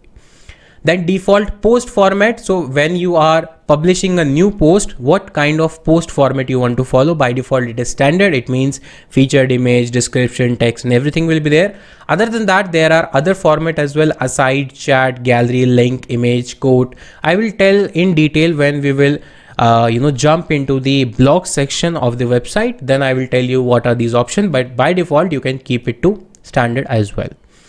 Now it says post via email. So previously what happened, what was there, that initially when WordPress was popular only for mostly for blog purposes and article purposes. So every time when people used to, people wanted to publish a blog, they had to log in into the WordPress dashboard and then they need to publish the blog. So there was a functionality which was introduced which says you can directly post or you can directly publish the article without actually coming into the WordPress dashboard just by using your email address. So what there, that you can set up your email ID, and every time when you are about to publish a post, you can just draft an email with a certain headlines, body text and everything, and you can send it. And with the settings, it will be fetched from your email ID and the content will be posted on your website. But this method could not survive initially, because in last my experience, I never used this method because there are multiple drawbacks as well. Sometimes the picture alignment is not proper, the content alignment is not proper, content formatting is not proper. So any which way we have to log in into our WordPress dashboard. So that's why this particular option is there, but generally no one is using nowadays, right? So if you would want to know more about it, you can probably Google or maybe search on internet, but as of now there is nobody who is actually using, at least I have not seen in my experience. So that's why I'm leaving these options. And update service is not again very important. It says when you post something, when you publish something, so there is update service which will notify someone. So I don't think, because every time something is happening on my website, I have my email ID already there, which will notify me as an admin. So there is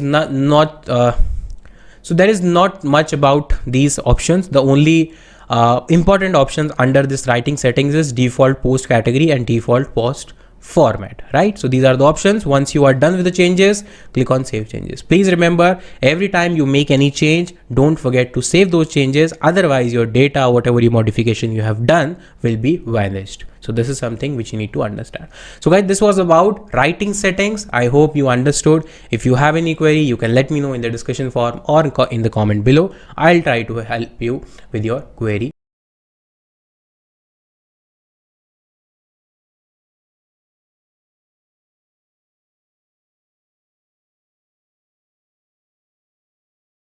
People, how are you doing? I hope you all are doing pretty well, and thank you so much for joining in.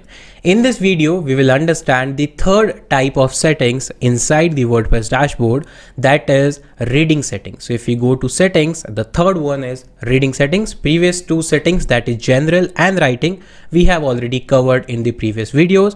If you haven't seen those videos, go check it out after this video.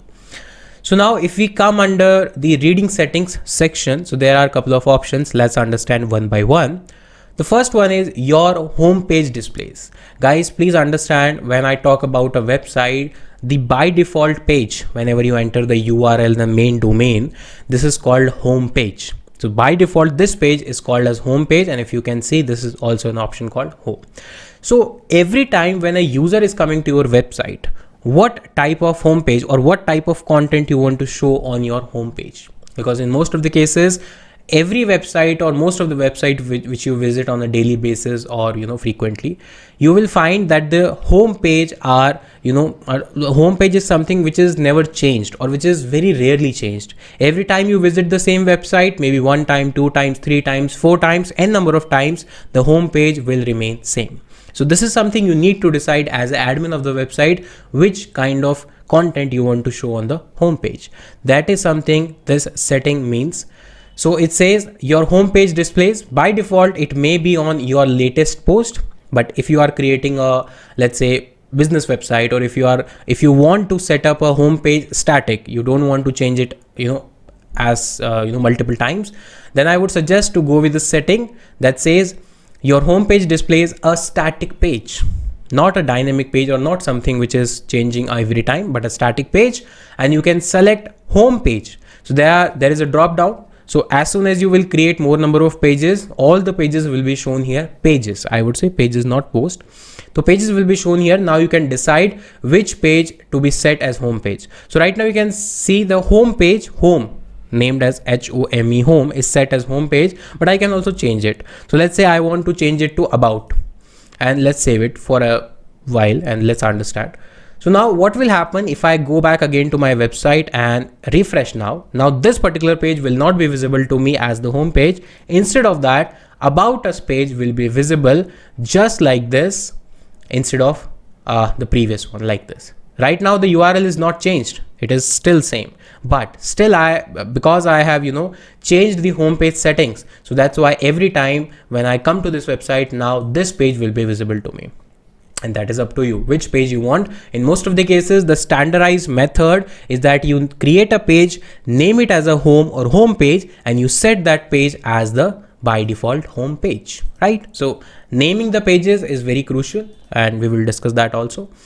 The next page is post page. So if you are aware about the blog or the blogging website or the news websites, so what happens in those websites that they have a separate portion or separate section which has multiple piece of content in terms of post, in terms of articles, right? So that particular page, right now we don't have that page. So if we say home, about, properties, agent, FAQ, contact, we don't have any blog page.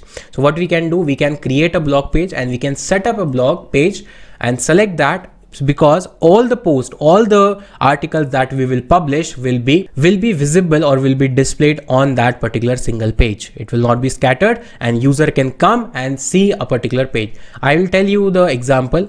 So let's say if I go to my WordPress.org website, if I go to WordPress.org, a normal website, right? So if I go to this website, so now on this website, you can see there are multiple options like community, learn WordPress support, forum, news, right? So if I click on news, so all the articles which they published will be displayed on this single page like this. You can say post, latest post. So all the articles that they published recently and or maybe in the past, they all are visible on a single page. So instead of showing them here and there, you can make a page and you can show them all the articles, all the posts on a single page, and you can set that page as a post page, right? I will tell you how to create a post page and how to set up that, but from here you can do that. This is under the reading settings.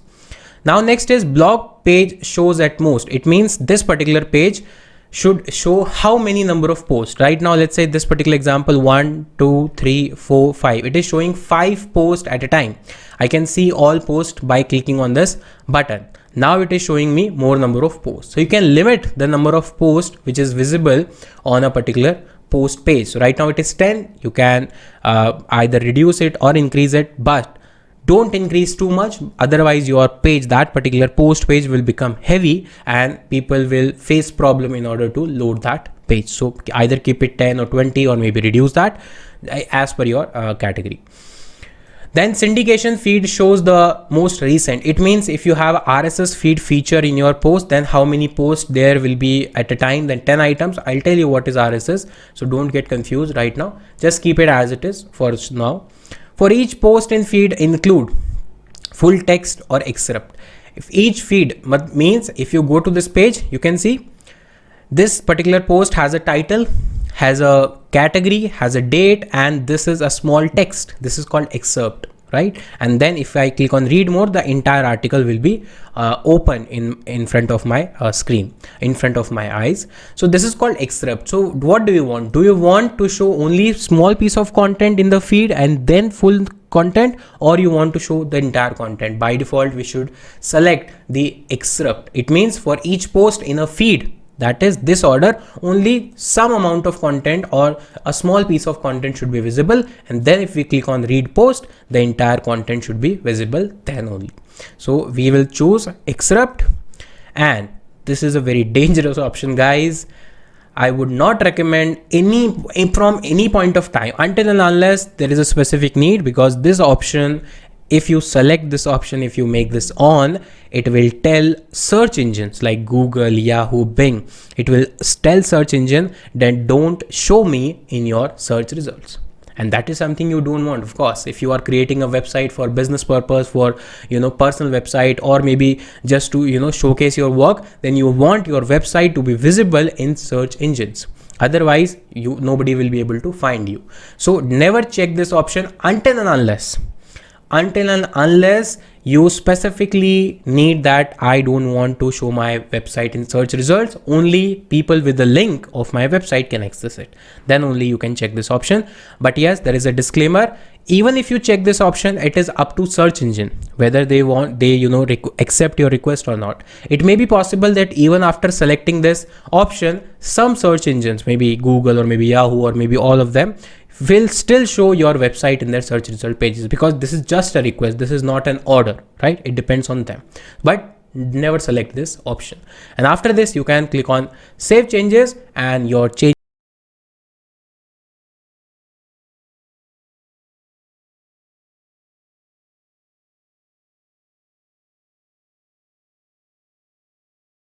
Thank you so much for joining in, guys. In this video, we will understand the next setting option under the WordPress dashboard, which is about discussion. So let's click on this and let's see what are the options available.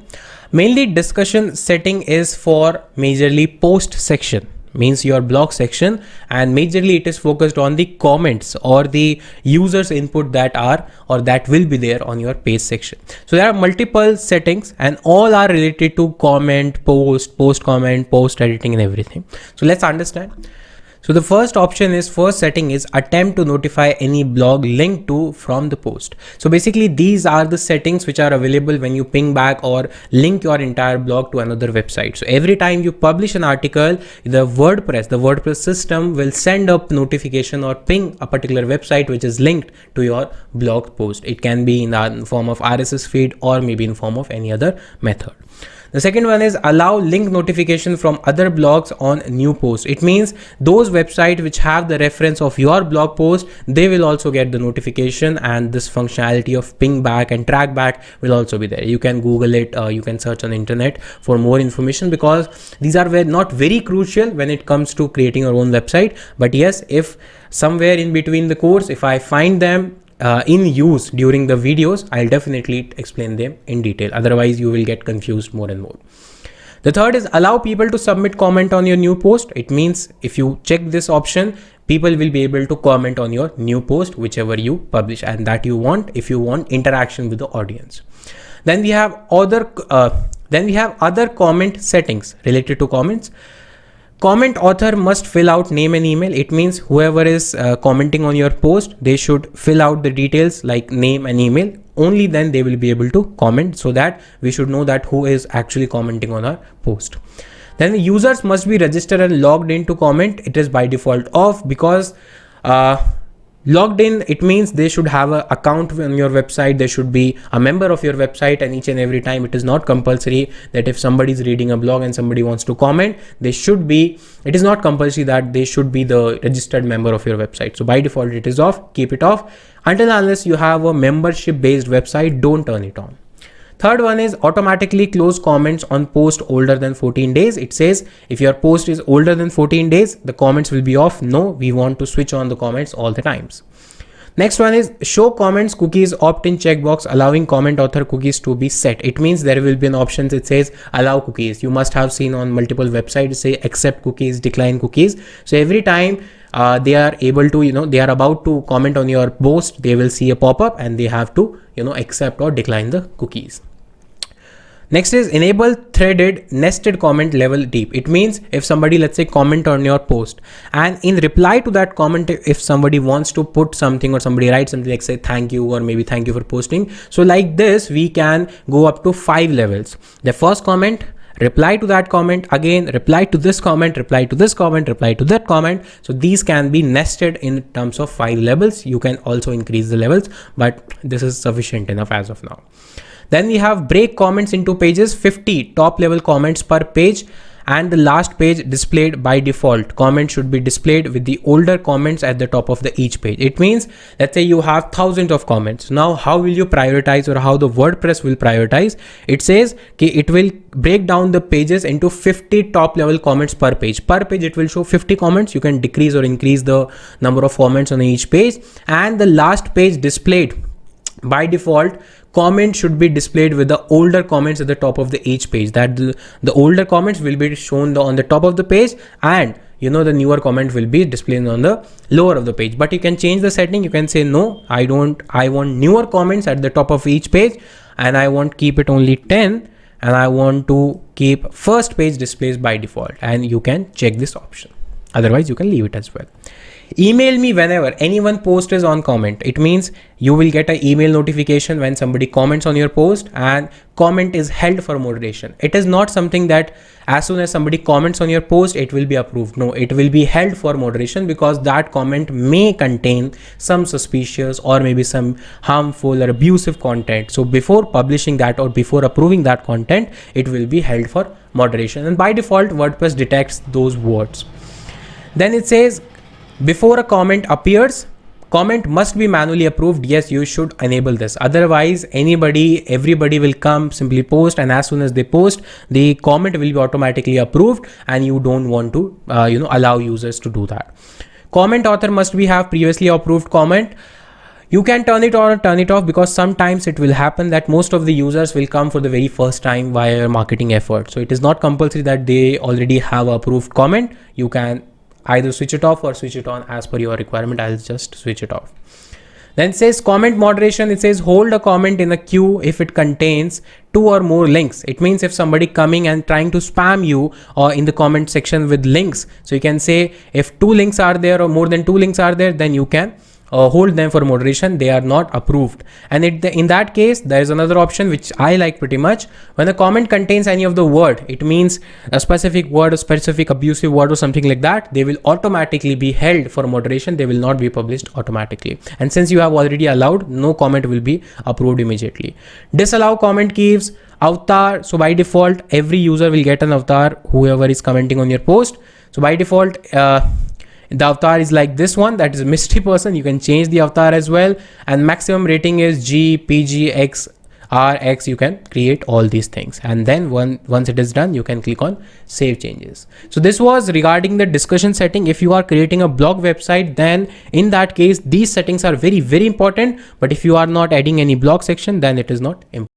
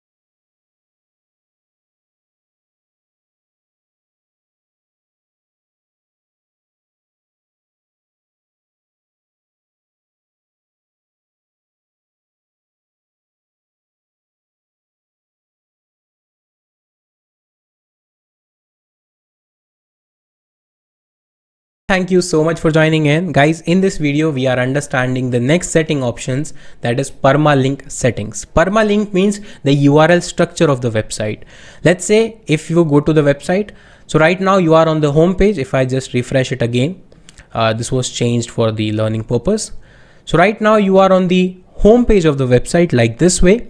But if you, let's say, go to another page, let's say if you open another page and if you see the URL, right now it is the wplearners.com/about-us.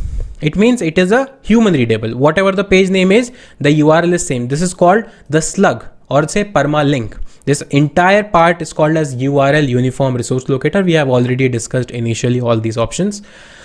So there are some methods through which you can change the structure of the URL and the permalink. So what are those options? Let's find out.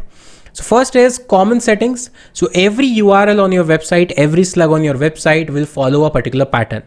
Right now it is day and name. Right now it is day and name.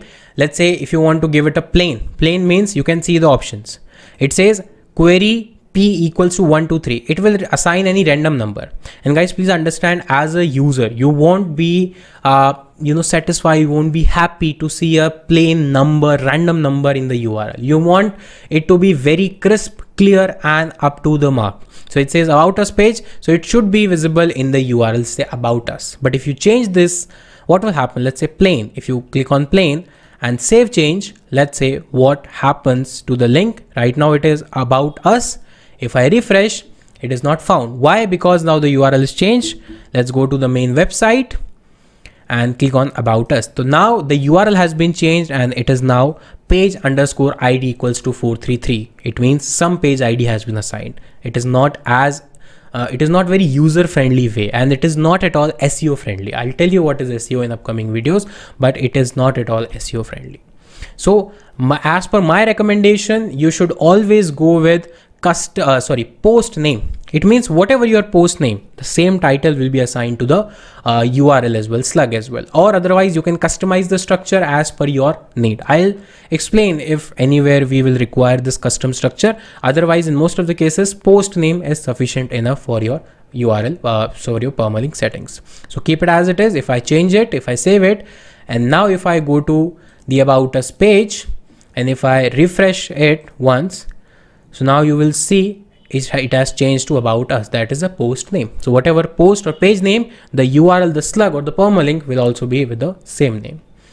Now if I go to the same option, now it is optional. If you want to create a custom structure based on your category, based on your tags, you can do that. This will be helpful when you are creating a blog website or you are setting up a blog. So I will explain this setting in that video when we will set up a blog on our website. So now let's click on save changes.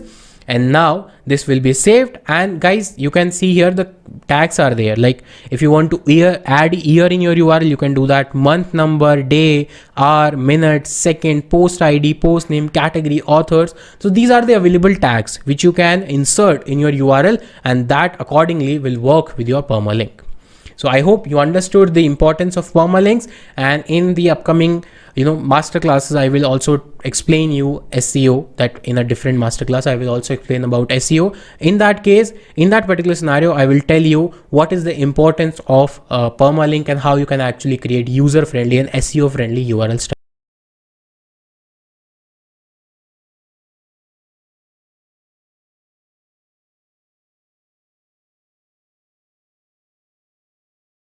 Thank you so much for joining in. Guys, this is the last video of this settings section, and in this we are understanding the privacy settings. So by default, every time when you are creating a website, you have to make sure that users' privacy should not be on the stake, and users should also be informed that whatever information they are giving you, like their name, their email ID, or maybe if you are browsing they are browsing your website, what are the tracking that you are doing. So everything should be clearly mentioned in a page which is called privacy policy. So you should show user that which one is that. So either you can create a new privacy policy page, or you can set up already created page as privacy policy. So this will be shown to the user as a privacy policy, and you can put the content according to the laws as per your country, that you are following these terms and conditions, and user should be informed. So this privacy policy page will be visible to user if if I click on privacy/policy, if I visit this page, you will be able to see this page. This says privacy policy, who we are, comments, media, cookies, embedded content, and everything. So all the things will be there, and it also shows you suggested text, but you should follow the legal methods or legal rules or laws, whichever applicable for your country, and you can set up this page. Same way, policy guide is also there, so you can read out the policy guide, that what is policy, what is WordPress policies, and everything. So WordPress also helps you in order to create privacy policy, but you can search on internet as well. There are plenty of templates, plenty of articles available, so which will guide you how to create a write the content for your privacy policy page as per your country and as per the rules and regulations. So these were the settings which we found under the settings section inside our WordPress dashboard, and these are very, very essential. Some of them are very essential, some of them are not very urgent to do, so you can skip them as per my guidance. And then now is the right time to jump into the next part of this particular course, which is to start using the page builder. And using page builder, we can customize the website that we have installed. That is this one. This was the template which we installed, and now it is the right time to customize this template and to learn how to customize all the information available on this template using the page builder and the WordPress options that we have in our dashboard.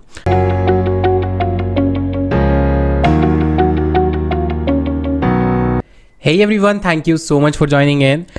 Guys, before starting the website customization, we need to understand one basic and important concept, that what are those three views in which you can see a website. So by default, right now, since we are working on our computer systems, we are able to see the desktop or the computer version of the website. It means as per the size of the screen of our computer, we can see the website. But this website can be accessed using the mobile phones, I mean smart devices like mobile phones and tablets as well. So we need to understand whether our website is looking proper on mobile devices and tablet devices as well. This is called responsiveness of the website. Responsiveness is that feature of the website in which the website content or website elements are automatically adjusted as per the size of the screen, and it does not distort the overall user experience. Now, how to check whether your website is responsive or not? There is a method for that. So by default, you are in your computer view and desktop view. So right now the website homepage, for example, looks something like this.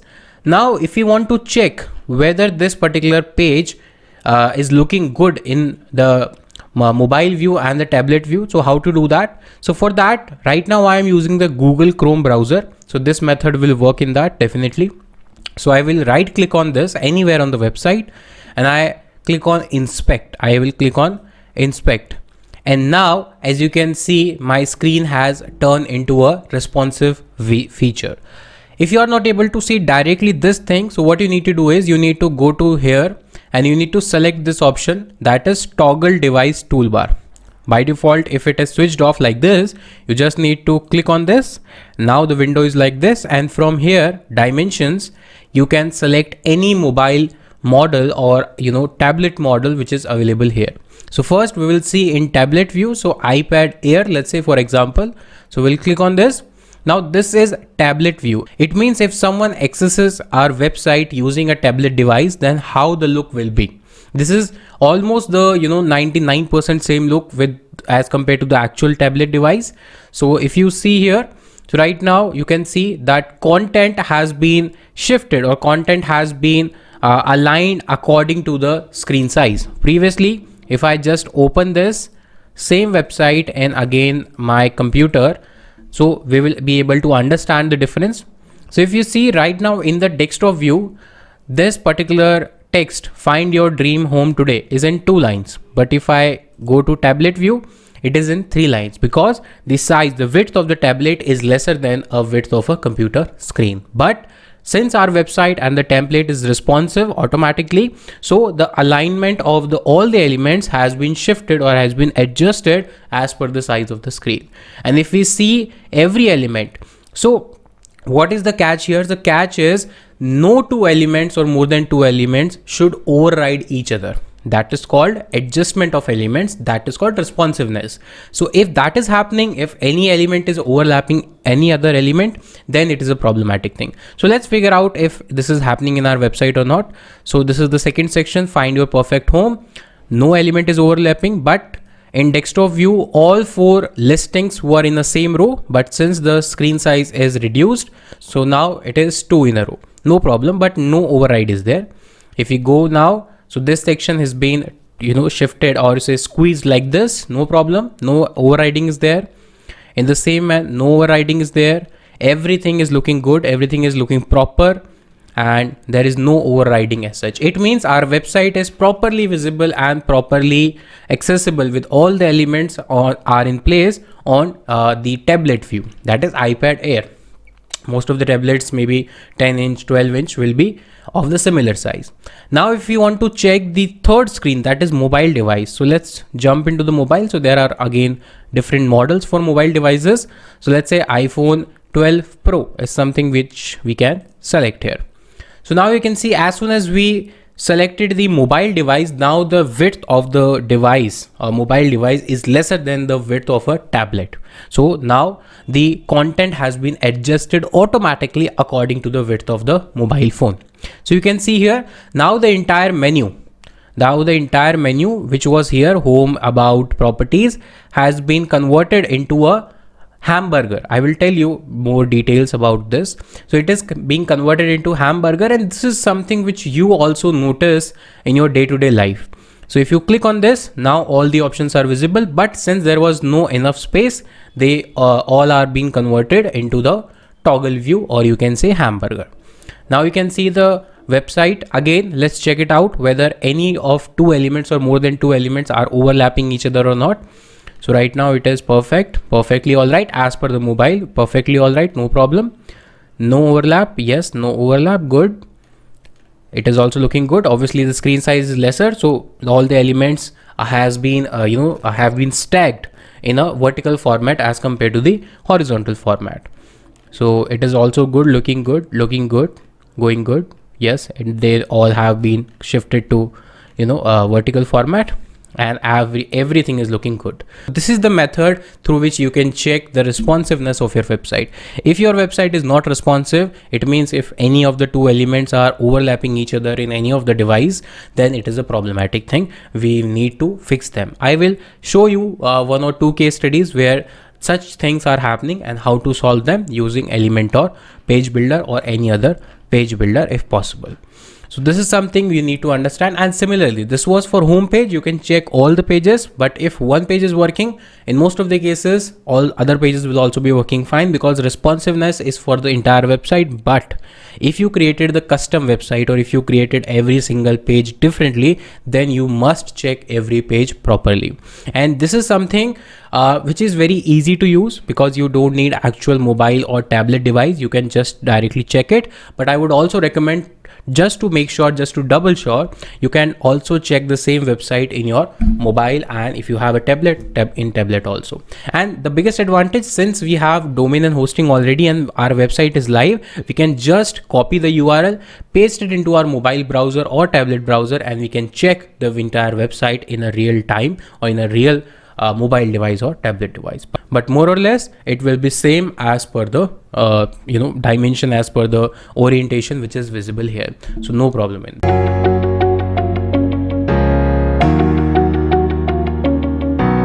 Hey beautiful people, thank you so much for joining in. Guys, in this video we will understand a very basic but very important service which is available inside your WordPress dashboard, and that is called update service. We have already understood the components like theme, WordPress, template, plugins. So all these are small piece of softwares that combinedly enable us in order to create a website.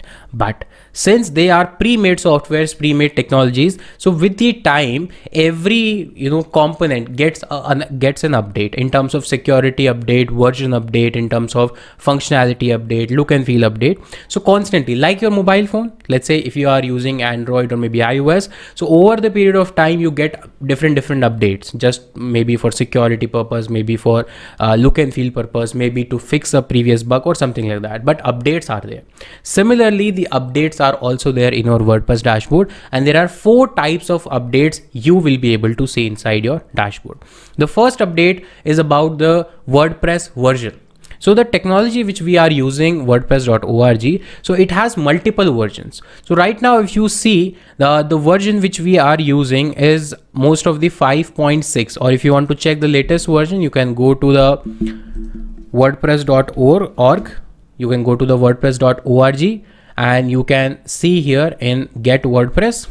So right now you can see the WordPress 6.0.3 is available. It means the previous versions were also available, and with the period of time you will get more and more higher version like 6.0.4 or something like that. So whenever there is an update available for WordPress, it will show you under this section called update.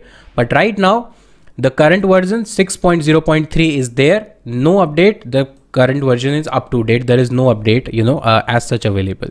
This is the first WordPress update. The second one is the theme update. Theme update, it means the theme which you are using. So in our case, we are using Astra theme. So if there is an update by that theme provider, it will show you here as well that there is an update. But since there is no update, it says your themes are all up to date. There is no update pending. So that is number 1. Number 2, theme update. Number 3 is plugin update. Plugin update means the plugins which you are using, since multiple plugins we will be using over the period of time, and with the time they will be releasing some kind of update in terms of new functionality, look and feel, or maybe security purpose, because updates are compulsory, and these updates are being provided from the developer of that plugin or theme. So right now there are no plugin updates available, so that is sorted. So these are the 3 important updates. Now the fourth one, which you might see or might not be seeing, is that PHP update. So this is something which is not directly related to WordPress, but it is related to your server or the web hosting.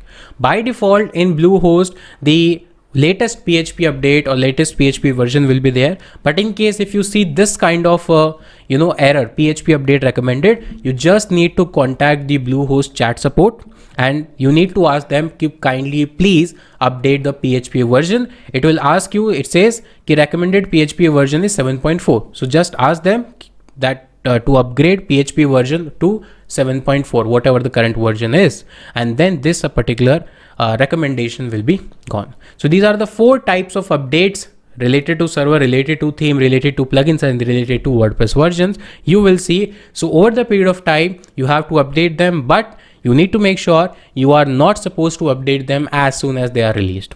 First you need to see whether is it a big update, is it a minor update, or is it a functionality related update, because as soon as you update any theme, plugin or WordPress, there might be some compatibility issue, because all these are interrelated. So it might happen that if you update a plugin, it may break some functionality of your website. So I will tell you in the later videos how to safely update your WordPress, update services, whatever are there, without disturbing any functionality of your website. So that's it for this video, guys.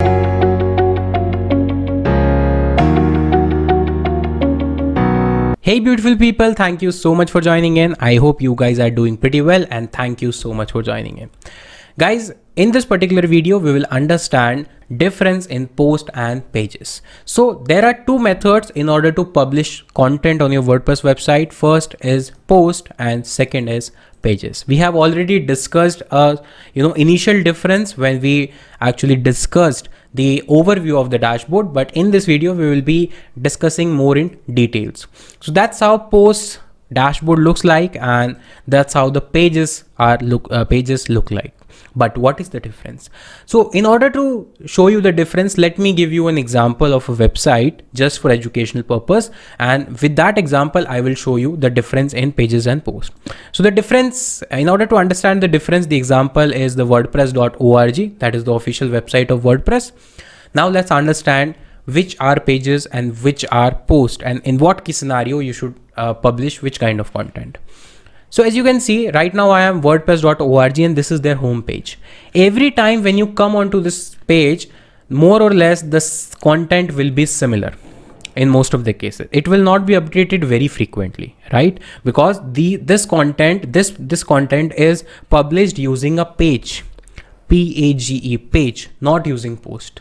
So pages are something which holds the static content, or you can say that when you don't want to update content very frequently, you want to keep them as it is for a longer period of time, then you use pages in order to publish the content like this. So if you see right now, there is a home page. We say always say home page. There are other pages like get WordPress. So this is a page, download page. This is page. This is not post. This is page, because most of the time the data, the information on this particular page will remain same.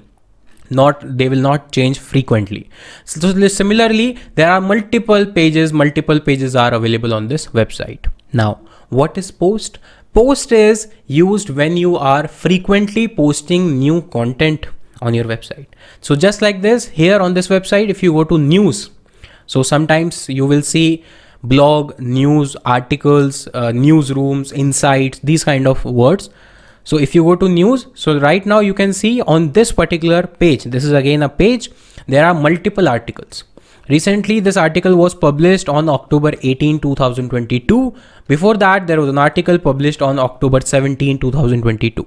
So as you can see, they are publishing more and more content frequently. And for that, they are publishing the post. So if I now click on this, so this particular article, which is now in front of my eyes on your screen, this URL, this is not a page. This is a post. This is a post because this particular you can say web page, or this particular URL is created when you actually published a post, and posts are published frequently because the objective of publishing post or publishing article is to give latest information to the user. This can be latest trends, latest technology, latest news, your company announcement, anything. But static pages are created just to show the information that is static for longer period of time and not supposed to be changed frequently. So that is the number one difference. Number two difference, in post you can mention the author name. Can you see here? By Jonathan Pantanani, if I'm spelling it right. So you can mention the author's name, because every time when if there are multiple people working on your blog or articles, you can credit them by showing their name, and I can access all the blogs or posts by this particular author just by clicking on this name. So that's how I can sort the articles. But on pages, you will not see any kind of author name, or maybe any name of any publisher. So like this, on this page you won't notice any name of the author or the publisher who published this page, because that is not supposed to. You add the name, but that is not something which is a general functionality or general use of a particular page. Number third, on a post, anybody or everybody can comment who is eligible as per the settings. Anybody and everybody comment. Like for this page, it is a post. I can go down and I can comment here. I can like this, I can comment here. You can see there are multiple people who commented, right? There are multiple people who, like this page. I can comment. So right now they have switched off the comment functionality as of now, but I can comment, I can share, I can interact with the blog in terms of my opinion, in terms of, share and everything. But in case of pages are meant to be static, and they are not meant to be interactive in terms of comment. You won't be able to comment on any static page. You won't be able to see multiple shareable options or multiple shares, right? These kind of information will not be there. And the major part is you will never see a date on a page. You will always see a published date or publishing date only on a post page, only on a post article. So these are some major differences. So if I conclude this particular logic, then you need to just remember one thing. So you will use post or articles when you are about to publish frequent content and smaller piece of content with the latest information, then you will use post. And if you want to publish static content which will remain same for a longer period of time in front of the user, then you will use pages. So that is the biggest difference. That is the, I would say, broad difference that you should remember between post and page. And if you want to know in detail, I would leave a screenshot of an article or maybe reference link and in the description for you guys, so that you can read it out or much in detail. But more or less I have covered all points which are relevant to this particular topic.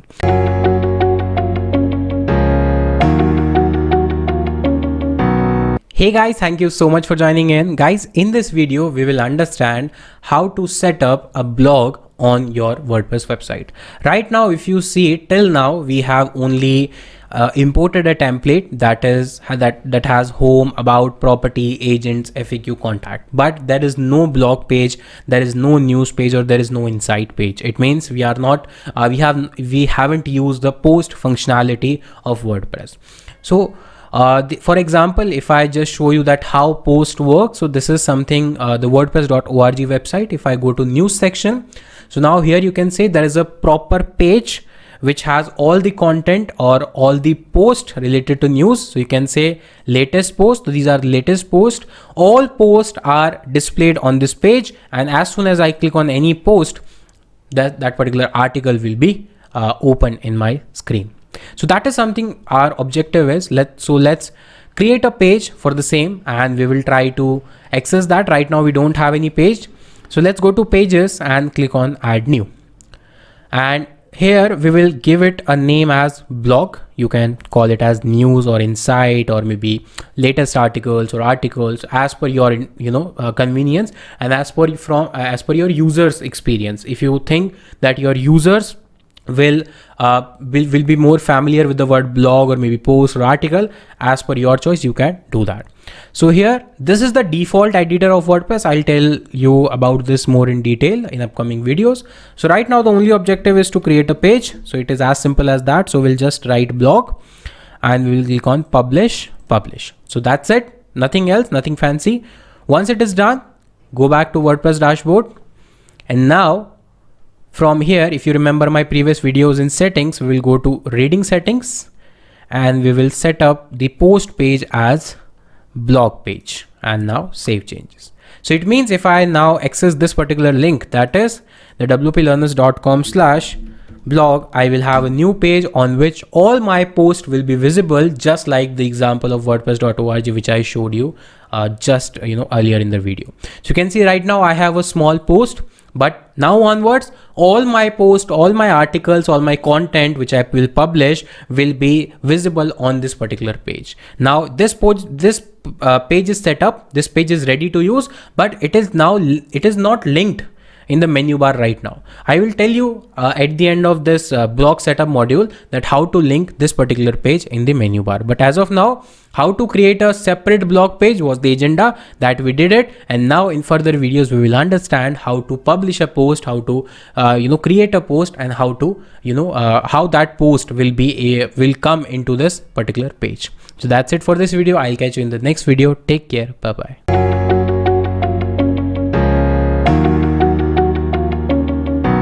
Hey guys, thank you so much for joining in. Guys, in this video, we will understand about various options those are available inside post option. So if you see in your WordPress dashboard, there is a section called post, and in that there are 4 options that we will explore in this video.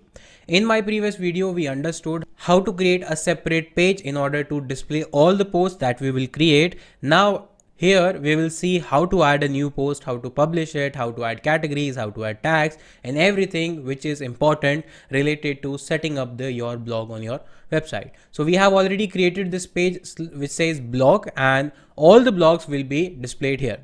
So before actually creating a blog, we need to understand 2 options, that is category and tags. So please understand what is category. So category is an option which enables you to separate all the blogs related to a particular topic at one place. So let's say you have 100 blogs on various topics. Now, if a user comes to your website and wants to read about a specific category or specific topic, let's say sports. Now, if there are no such categories like sports, maybe politics, entertainment, film, drama, then in that case, he or she will not be able to find all the blogs related to sports category. So to make it easier for the user and for your users as well, we create categories, different categories. So let's see how the categories option looks like. So we click on categories, and now here by default you will get only one category, that is called as uncategorized. You can't delete it because this is the by default category. Yes, you can rename it. So I will rename it. So I will click on edit and I'll just rename it for, let's say, sports. So I'll just rename it as sports. Now there is a first option which says category name. The second option is slug. Slug means what will be the URL, what will be the the text in the URL bar. So if I say the category, so for this sports category, the URL should be the WP Learner /blog/ sports, of course, or maybe the WP Learner / category name. So if the category name I want to display, then I need to provide the slug same as the category name to make it easier. And then there is an option called parent category. Guys, there is a concept in WordPress which says parent category and subcategory or a child category. What parent category is? So for example, you have blogs or you have articles on sports, right? So sports will be your main category, parent category, or say broad category. Under sports, you can have multiple subcategories like cricket, basketball, volleyball, football, right? Any other soccer, or maybe multiple games. So sports is a broader category, parent category you can say, and inside that parent category, you can create multiple subcategories. So this will be a very easy to use navigation from user's point of view, that if anybody wants to read only about cricket inside the sports category, then he or she can also visit the cricket as a subcategory. But as of now, I will create sports as a parent category. So here I will choose parent category as none. It means this itself a parent category, and here you can provide a description about this category. So let's say I am providing a description here. You will find, so I'm just providing for understanding, here you will find all sports related content, for example, right? So this is a description of this category, and now I can update it. So once I updated it, now if I go to categories again, here it will show as sports. Now that uncategorized category is renamed into sports. Here the name of the category, here the description of the category, here is the slug, and here is the count. Count means how many number of posts are there inside this category. So by default, there is a post which comes when you install WordPress or you install any template. So that's why it is showing count as 1. If I delete that, for example, if I go to all posts, and if I delete that from here, let's say move to trash, and if I come back again, to categories, now the count will be 0 like this, because now there are no posts under this category, correct? Similar way, you can add new category as well. You need to provide name, slug, parent category as, let's say if you want to make sports. So for example, I want to add a category called cricket. So now here we are understanding how to add a subcategory. So let's say I want to add a new category called cricket, right? Cricket as a subcategory.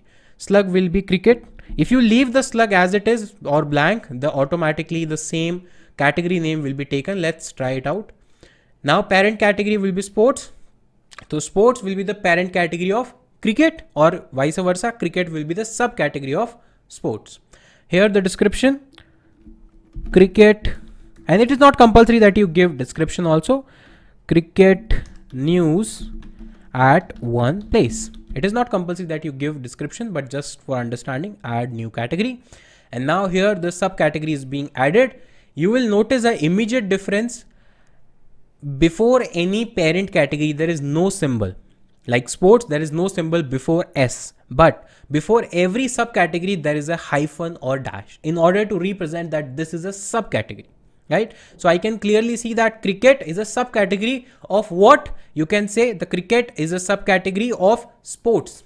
How can I find it? I can just edit it. and I can find that it is a subcategory of sports. So now there are two categories. One is the parent category, second is the subcategory. And now both of the categories have 0 count because there are no posts. But that's how you can actually create subcategories. And there is a one catch also. If you want any, subcategory of a subcategory, it means like sports is a parent, this is a sub, and even if you want to create a category that will be a subcategory of cricket, then how will you do that? So let's say I want to add a category of cricket, men's cricket, for example. I'll say men's cricket. Now this will be a subcategory of cricket. Now I'll choose as cricket. Parent category will be cricket, and I'll add the category. So now you can see the category has been added a subcategory, and it represents by this hyphen. There are 2 hyphen symbols. On parent category, there is no symbol. On subcategory, first subcategory, there is a single hyphen. On subcategory, there are 2 hyphens, right? So it shows that it is a subcategory of any, another category. So that's how you can create parent category, subcategory, and subcategory. So that was about how to create categories and what is the role of category in your WordPress website, especially in order to organize all the content inside your blog.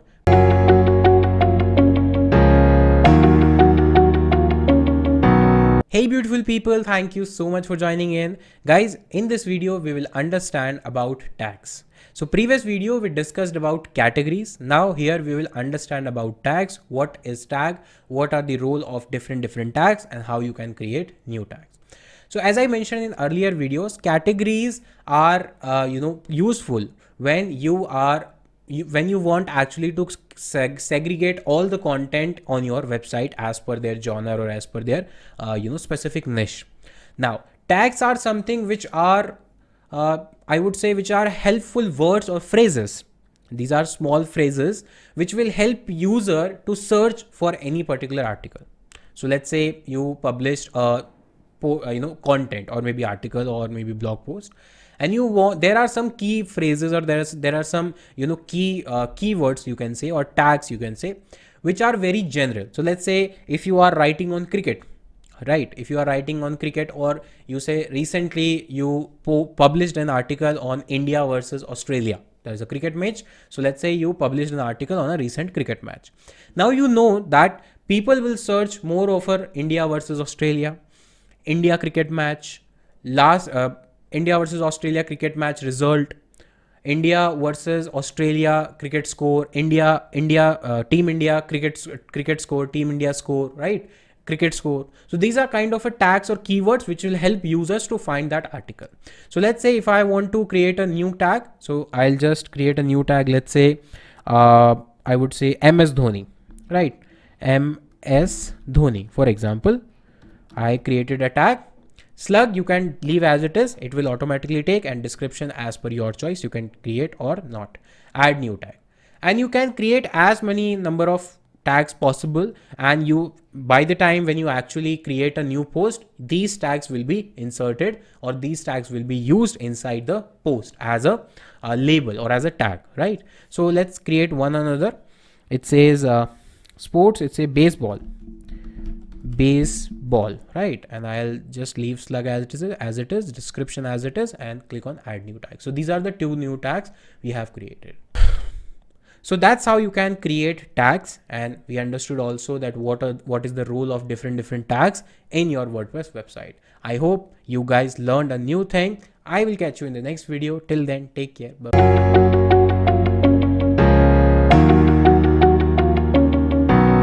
Hey beautiful people, thank you so much for joining in. Guys, after creating categories and tags, this is the right time to learn how to create and publish a new post.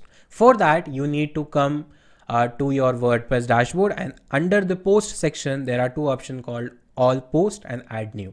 There is an add new button here also. So either you click on this, or you click this particular button, both are same. So click on this add new. Now, when you click on add new, there are certain options that you need to fill, or that you need to provide in order to make a post and publish it. And the screen which you are right now watching on your computer is called WordPress by default editor. right? This is the default editor provided by WordPress. This is not a page builder. This is a default editor provided by WordPress. Now, what are the information that we need to provide? So here first, the title should be there. The title should be there. So every post requires a title. So let's say the title is, India versus Australia ODI match 2022, for example, right? It can be anything. It can be based on your niche, or based on your topic that you are providing. Please remember that whatever title you are making, it should be relevant with the inner content. It should not mislead the audience. It should not reflect a wrong information. It should be relevant to the content that you are going to write inside the body. So after providing the article title for the article, now click on this type to choose a block. So here we need to add content for our article. But before that, there are certain options available. As you can see, there is a plus icon. So as soon as you click on plus icon, there are certain options. There are certain options which are available. Here, the first option is paragraph. If you want to add a paragraph widget, you can do that. And inside that, you can add a content. Image, if you want to insert any image in your content, you can use this block. Heading, if you want to add heading, then you can use this block. If you want to add gallery, that multiple images at the same time, you can choose this. If you want to add a list, then you can choose this. If you want to add a quote, let's say somebody said something and you want to make it highlighted as a quote, you can use this one. Or if you click on browse all, on the left hand side, all the options will be there. So in say classic is something, classic editor, code, if you have some HTML, JavaScript code which you want to embed, you can use that. Pre-formatted, if you want a particular text to be specific in a format, it should in terms of visibility, then you can use that. Pull quotes, tables, words, then media, there are multiple options. So we will try to cover each and every option in the upcoming videos as well, but you can try and explore by yourself as well. So there is no big such concept in this. Let me try and adding heading first. So first I think we should start with paragraph. So I'll just drag and drop the paragraph here. Right. So I'll just add the paragraph like this. And now I need to add some content. So for now, I am just generating a random content, but you need to provide good content and the relevant content for you.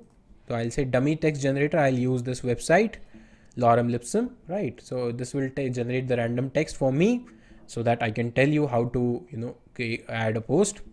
So let's say this is the description. I'll just copy this just for educational purpose, nothing else. Paste it here. So this is my paragraph I have added. Now I want to add a heading. So I'll just click on heading part like this. Go back. Let's say this is the heading which I want to add. Copy and paste it here as it is. Right. This is how I can add heading. Now let's say I want to add image. So go here, click on image. Now I can choose either from a media library, or I can upload, or I can insert from a third-party URL. So let's say I choose from my media gallery, go to media library, and let's select an image, maybe not a cricket image, but maybe something of this sort, let's say, and select. So now the image has been inserted like this, and it will be here only. I can provide a caption. So I say nice pool view, for example, since I'm just entering random content, not a problem. Now next, let me insert a gallery, for example, so multiple images. Again, I'll go to media library. Now I will select, I will create my gallery. So let's say 1, 2, 3, 4, 5. I will add 5 images, create new gallery, 5 images in this order, insert gallery. And these gallery images will be like this, 3 above and 2 below as per the symmetry. If I would have added 6, then 3 or 3, 6, right? Then if I want to add new content, I can go to list. If I want to add a list, I can do that. So let's say first list item, then I can say second list item, I can say third list item, and so on, right? Now if I want to add a new new block, I can just come here. And guys, meanwhile, I will also tell you one thing. So let's say you have added this content and now you want to change the you want to play around with the content in terms of look and feel. So you can see there are some options on the top. If you have used Microsoft Word or any other editor, where text editor, then there are some similar options. So let's say if I want to make it left center aligned. So this is right now left aligned. So if I click on align center like this, if I click on right align, the text will be right aligned. So alignment I can change as per my choice. If I want to make it bold, let's say I want to make it this line as a bold, so I'll select it and make it bold like this, right? If I want to make it italic also, so I'll again select it and I click on italic, so this will be italic also. If I want to add a link, let's say for here Lorem Ipsum, if I want to add a link, I'll select it, I'll click on this, I'll search for the link, let's say www.google.com for example. Okay, this is the URL, add this link. Now if somebody clicks on this, he will be redirected or she will be redirected to this google.com. Now there are multiple options as well: highlight, inline code, inline image, keyboard input, strike through, subscript, superscript. And if you click here, there are other options as well. So you need to explore these options because there are n number of options, and as soon as we progress in this entire course, more number of options will be added. So if I need to explain every concept, then the entire masterclass will become so long, and not everyone will find these options useful every time when they use it, right? So you need to explore more and more and more. If you face any problem, you can comment down or put your question in the discussion forum. We will definitely answer. But as of now, I am just leaving you with this assignment or maybe practice that you need to explore more and more options here. Similarly, you can add more and more blocks here. So if you want to add more blocks like quotes or browse all, if you click on, so there are multiple quotes. So this is the by default editor provides these much of blocks, and there is an option called pattern as well. So which kind of pattern you want to follow. So there are certain patterns in order to display your blog or display your blog post. So you can use them. So now I have inserted all the data which I had to. Now I need to, publish this and see the other options which are available on the right hand side, but that we will see in the next video.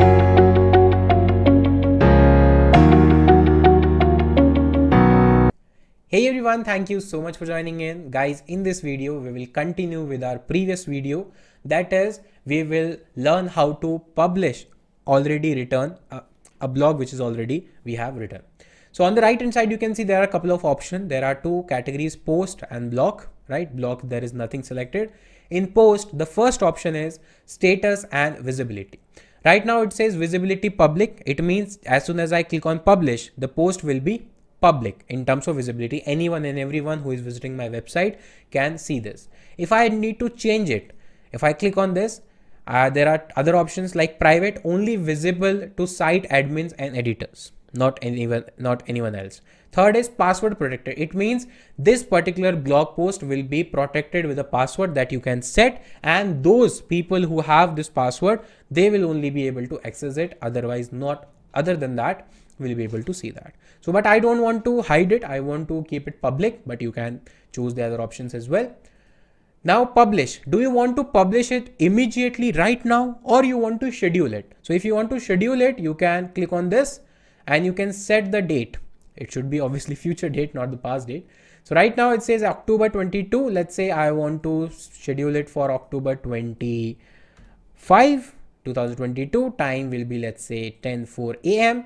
So now as soon as I will click on schedule, this post will be scheduled and will be automatically published. It means will be live on this particular date and time on my website. I don't need to wait for that time. I can just schedule it. Let's say if I have multiple posts and I don't want to publish manually each and every time, I can just schedule them at once and they will be automatically published with the time as soon as they are, supposed to publish as per their time. So this is something we can do, but we will not schedule it. We will publish it immediately. Post format standard. So that is something we have already discussed. You can explore these formats as well. These are pretty interesting ones. Then we say stick to the top of the blog. Pending review. So these are now the options which we will choose. Author. So there is option called author. So if you want to add more authors, you can create more number of users and assign them as an author. We have already discussed how to create users and how to assign role in my previous videos of user management section. If you haven't checked it out, go and see that after this video. So author is that. Move to trash, it means you don't want to publish it, you want to just move to trash. Obviously nobody wants that until unless there's a huge mistake which can't be fixed or no longer is needed. But other than that, nobody wants to move it to trash. Then we have template option. So by default template is there. There are other options as well, Elementor canvas, Elementor full width theme. I'll explain in future that what these are, but right now you can leave it as it is.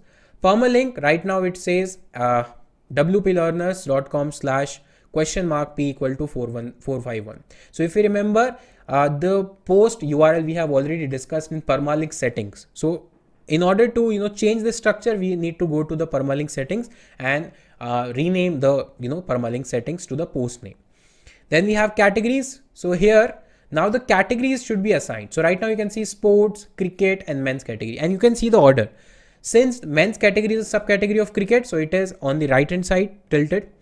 Cricket is a subcategory of sports, that's why it is on the right hand side of the sports, and sports is a parent category, that's why it is on the left hand side. So if you click on sports, it will be assigned as sports. But if you click on men's cricket, since men's cricket is a subcategory of cricket and cricket is a subcategory of sports, so by default this particular article will be assigned to all these three categories itself, right? So let's say I want to assign it to the sports and sports in the cricket, right? Now you can create the new category from here as well. Now the tags, if you remember, we created tags. So let's say I want to add a tag India. If I think this was cricket, I guess cricket was the tag which I created. I forgot what tag we created. Let's go and find out, and let's go to tags. So we created baseball and MS Dhoni. Sorry. So I'll say MS Dhoni as a tag.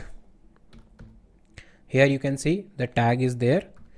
So if I say MS Dhoni, so now the tags are associated with this, and if I will search MS Dhoni on my website, this particular article will pop up.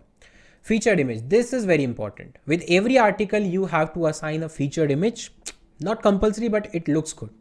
So if you click on featured image, you can either upload or choose from media library. So let's say I want to choose this one. If you don't give a featured image, the first image in your article will become automatically the featured image in most of the cases. So I'll just insert a featured image like this.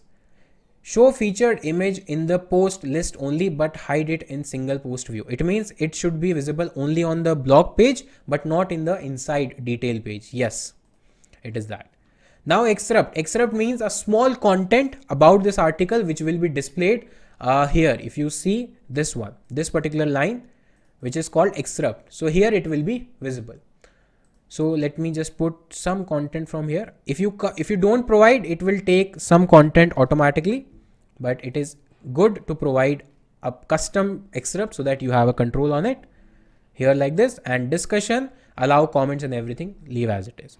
And after all the things, click on publish, and now this post will be published. It is done. View post, let's say view post. So this will be the post. So India versus Australia ODI match 2022, and that's how it looks like. And if you go onto the blog page, refresh it, so that's how it will look like on this here. So it is the featured image that we choose, then the title, then the cricket sports, because cricket is a subcategory of sports, and the author name, and this is the excerpt. And if you click on this title, the full blog page will be there. So that's how you can publish n number of blogs, you can create n number of categories, you can create n number of tags, and you can publish article as per your choice. So that's how we can publish an article which we have created or which we have written. So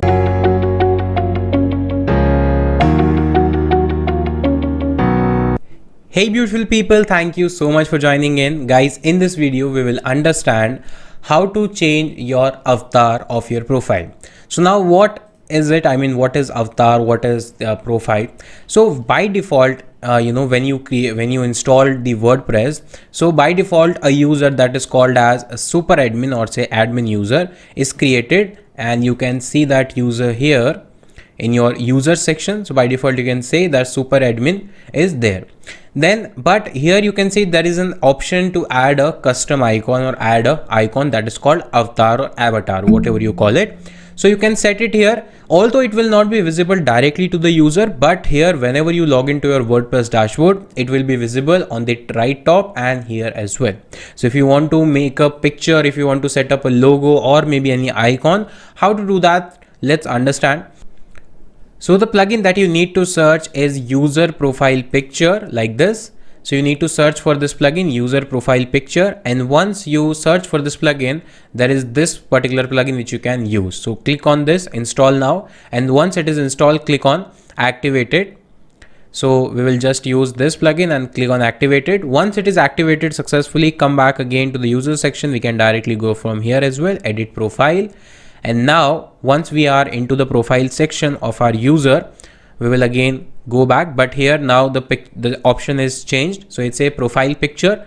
Click on edit. So just click on this. Either you can upload a picture or you can choose from a media library. So for example, right now I will choose one of the picture just for example. So I'll just choose one picture, set profile image. And now you can see the profile image has been changed, and on the right top here also the profile image has been changed. So that's how you can change the avatar or the picture for your profile or for any user's profile. Once this plugin is activated and available in your dashboard, any user that has an account on your WordPress website can access this feature and can change the image of.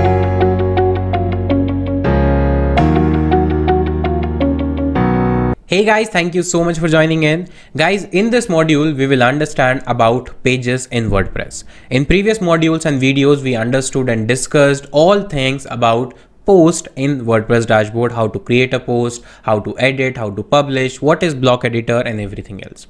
Now this is the right time to understand the pages. As I mentioned in earlier videos that there is a difference in post and pages. If you haven't seen that video, please go and check it out so that you understand the clear difference in both these factors. So here for pages, we need to come on to this pages section, and there are two options, all pages and add new. Right now, if I click on all pages, since we have imported a template, so that's why by default, there are certain pages already pre-made in that template, but I'll tell you from scratch as well. So right now you can see the list of pages that are available. If you haven't imported the template, you will see only maybe sample page or the blank here. But you can add a new page.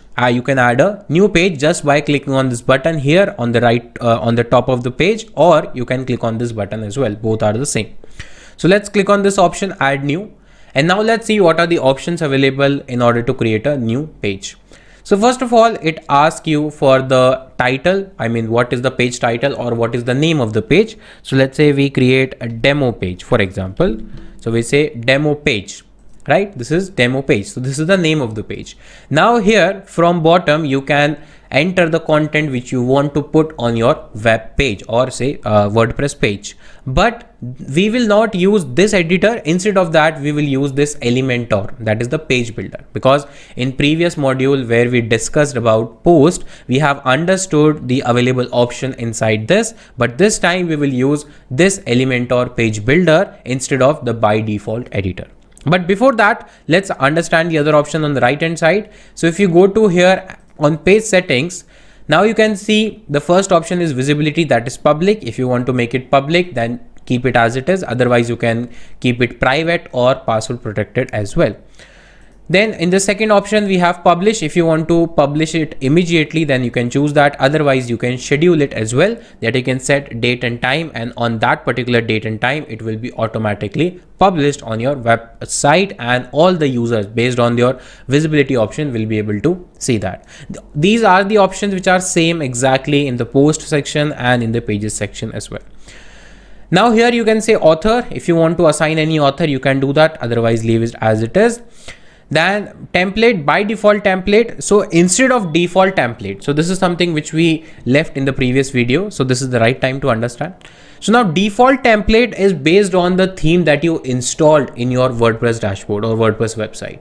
That is called default template. But since we are using the Elementor, either we will use Elementor canvas or Elementor full width. right? So this is something we will use, and there is a next option called theme as well. So for Elementor, we will use Elementor full width, right? So that we get maximum space in order to create our pages. So we'll use this one. Permalink, so automatically the permalink will be created based on our title, and there is an option called featured image as well, but we don't want to provide a featured image since we will create the structure of the page using the Elementor. So we will not use that. And then discussion, since it is a page, so we don't want to allow comments, of course. And the last option is page attributes. If you want to provide any parent page, I'll tell you in the upcoming videos if possible that what is this and where actually it is useful. So right now you can leave as it is, and after checking out all the options, just click on publish and publish.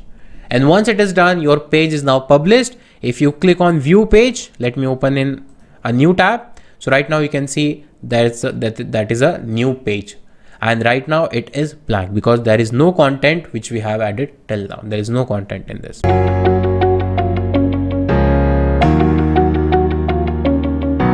Hey everyone, thank you so much for joining in. Guys, in this video we will understand and learn that how you can add this page that we created in the last video, how you can add this page into the menu bar.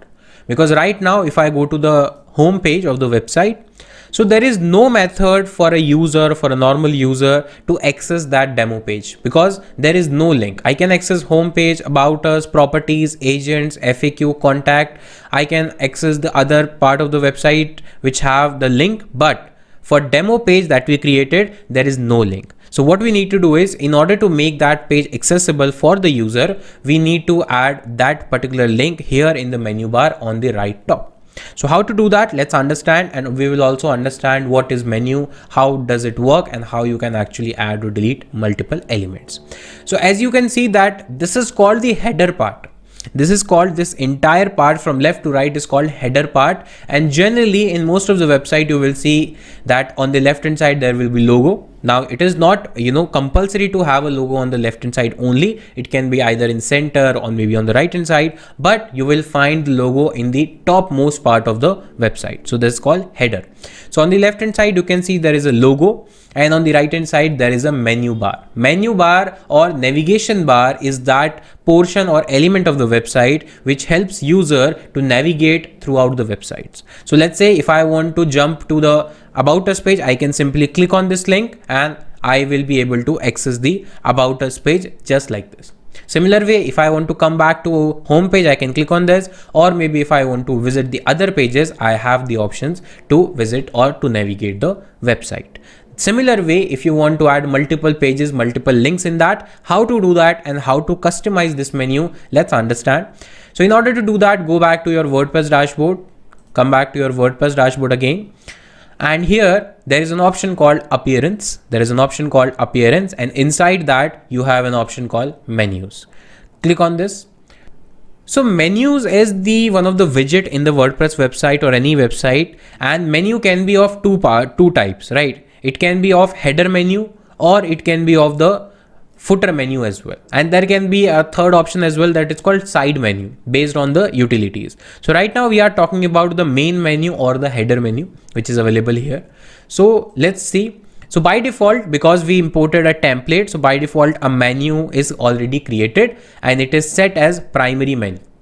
So whatever primary menu is there, it will be the main menu for the website, which will be shown on the right top of the page or maybe in the header part of the page. Now, if I want to create another menu, let's understand how to create a menu. So here you can see right now menu name is this. If you want to edit it, you can do that, but let's understand how to create. So there is an option called create a new menu. So I will click on this, and now I need to create a new menu, and for that I will need to provide a name. So it's say my menu.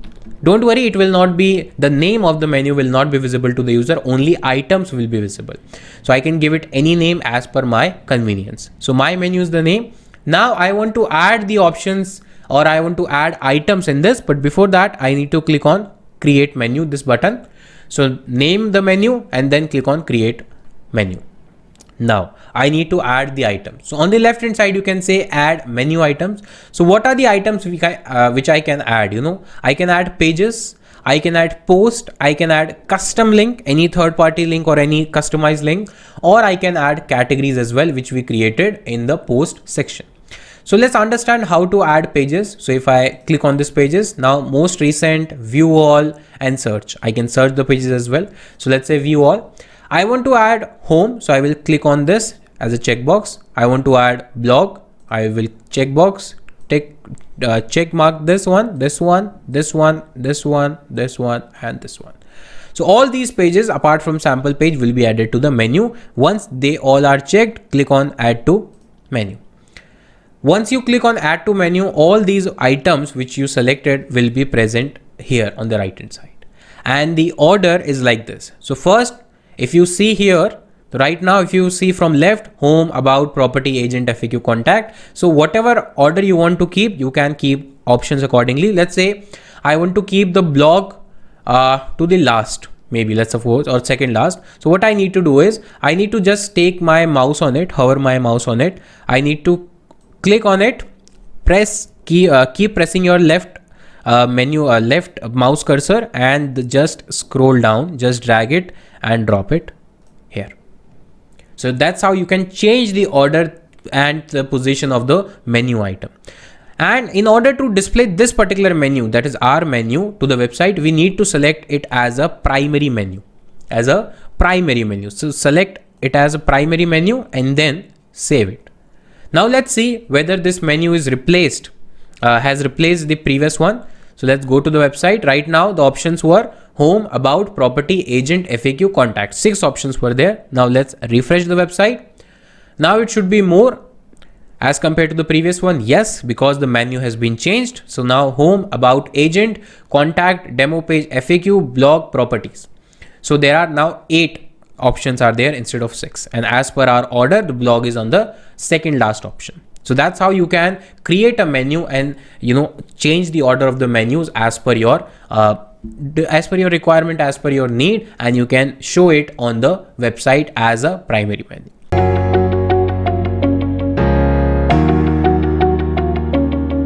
Hey guys, thank you so much for joining in. Guys, this video will be more about how to customize your menu. So in previous video, we've understood how to create a new menu, how to set up, how to add items, and how to show that menu on your website. But here, if I want to, let's say there are multiple options, there are almost 8 items. And if I will add more and more options, the width of this menu will increase, but I have limited space. So in that case, and you also must have noticed in day-to-day life that whenever you visit a website, let's say I visit a website that is wordpress.org. So just for example, I am taking you through the website.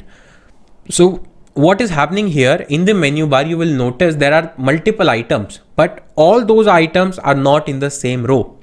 So for example, here you can see news, download, learn, community, about. These are the options available, but there are some other options as well, which are visible only when you take your mouse to that particular item. This is called drop down menu, or you can say sub items. Either it is called as, you can call it as drop down menu, or you can call it as sub items. So all these items, these are called main items, main menu items, and all those items which are in the drop down are called as sub items.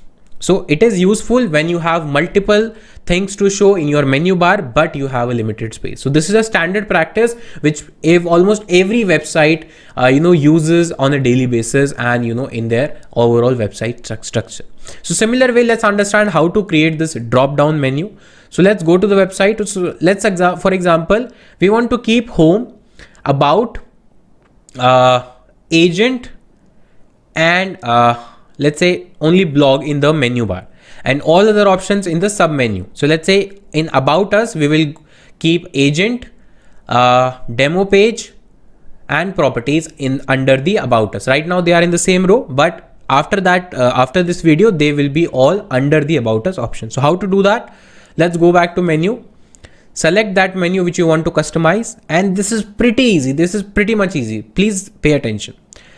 So I want to keep home as it is, about us as it is, correct. Agents. Now I want to keep the agent as a sub item of about us. So what I need to do is just very simple step. I need to click on agent, Keep pressing your mouse key and just shift on the right hand side little bit, just a shift. You can see there is a border behind that, just shift little bit. That's it. Now it is called as sub item. Can you see there is called sub item? Sub item of what? About us.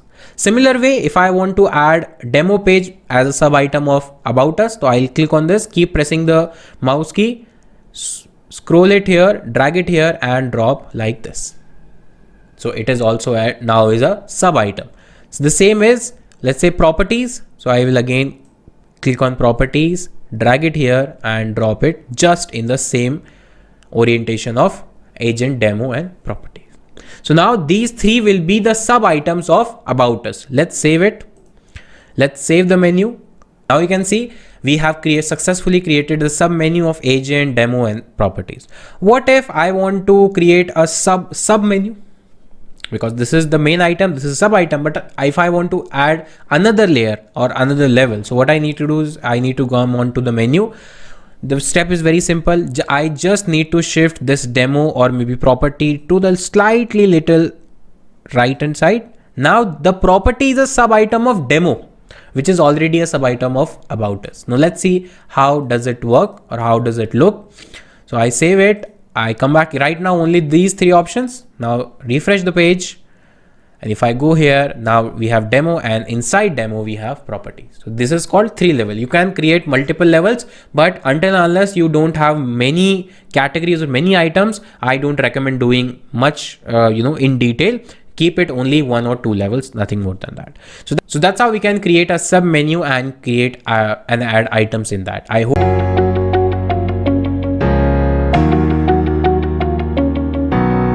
Hey guys, thank you so much for joining in. Guys, in this video, we will understand and learn how to add a custom link in your menu bar. Right now, the menu which we have the options of pages: home page, about us, agent, demo page, properties, contact, FAQ and blog. These all are pages, WordPress pages.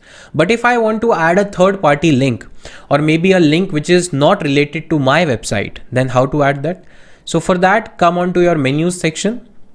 Select that menu which you want to use, and on the left hand side you can see there is an option called custom link. So click on this, enter the URL which you want to on which you want to redirect. So let's say the URL is google.com. so let's say https, or maybe if you want to just copy, you can directly go in URL, enter google.com, copy this entire URL from here, come back again to the menu bar, paste it here in the URL section, and in the link text option you need to provide the text which will be visible. So for example, right now labels are home, about, agents, contact. These are called link text or labels. So you need to provide the label. So let's say I want to provide label as click me, right? And now I want to add it to menu. Once you click on add to menu, it will be added to the menu like this, but it will be added in the last. You can change the position very easy. Just click on this, drag and drop wherever you want. So let's say I want to drop it here just after the home as a main item, and click on save menu. Once it is saved, come back again. Right now there is no click me option.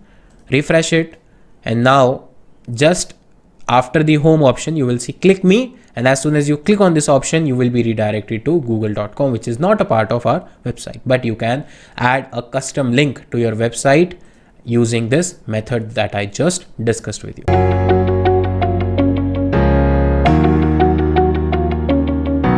Hey guys, thank you so much for joining in. Guys, in this video, we will understand about that page builder, which is Elementor, that we installed initially. And that Elementor page builder will be used in order to create our entire page. So in previous videos, we have already created a page, and that page was a demo page, this one. So this was the demo page, and as you can see right now it is completely blank, only header is there and this footer part is there. So in website there are 3 parts: header, body and footer. So right now body is 0, body does not have any content, so we'll need to add some content in that, and for that we will use the Elementor page builder. So let's go to the pages section first and click on that demo page. This is that demo page. Click on the edit, and once you are on edit screen, you will click on edit with Elementor. You will not use this block editor. It was already discussed in post section. If you haven't seen those videos, go check it out. We will use the Elementor page builder here, and I'll tell you how easy it is to use this and whatever possible options are there. So click on this edit with Elementor. Once you will click on this option, you will be redirected to the Elementor editing window, and this Elementor icon will be loaded on your screen, something like this. You will be like this. So this is called Elementor logo. The screen is loading, and you will have the screen where you will be able to customize, add the content, delete the content, and manage the structure of the website as per your need. So this is the window where we will work, or we will create entire page. Right now the page is blank, but we will add something. So you can close this pop-up, and now you can see this is the header part and this is the footer part. This will remain as it is, no problem. And this is the window, or this is the canvas which we will be using in order to create the page. But let's understand the overview first. So on the left hand side, you can see there is a window. There is a small window on the left side, or you can say sidebar. So this is the Elementor window, or Elementor widgets window. You can see there are multiple options available. These are called Elementor widgets. Widgets are nothing but again a small piece of software that will help you to perform a particular task, or perform a or to add a particular block, or maybe a section in your web page. So let's say inner section, heading, image, text editor, video. So whatever your objective is, there are plenty of enough options. Some of them are paid, some of them are free. So basics are free, pro is paid, so we'll not use them as of now. General are free, and then we have other options as well. We'll understand one by one. There are some global settings as well, but again they are paid, so we will not use them as of now. And if you click on this 3 lines, that is the hamburger, or that is the menu bar. If you click on this, here some options are there like site settings, theme builder, user preference, nodes, finder, view page, exit. These are some options. I'll tell you one by one when they will be used. And here you can see settings, navigator, history, responsive mode. You can, while you are building your web page, you can check how the web page is looking in mobile view, tablet view, and desktop view all together. And you can preview the page, and once your tasks are done or modifications are done, you can just update this particular page as well, so that your changes are saved. Come back again, so you can see here the 9 dots are there. So click on this, and you will come back to this window again where the basics widgets are there. This was the introduction of the left side window. Come back here. So this is your section, this is your page section area where you will be building all the blocks, and there are by default 3 options: plus icon, folder icon, and extra S icon, starter templates, and it says drag widgets here. So what you need to do is, please understand how a website structure works.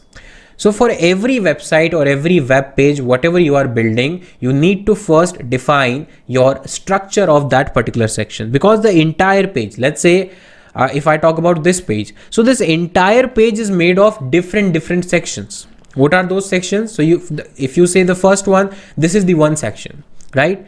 Now this is the second section, this is the second section. Then this is the again third section. This is again fourth section, right? This is again fifth section. So all the sections are combined together in order to create an entire page.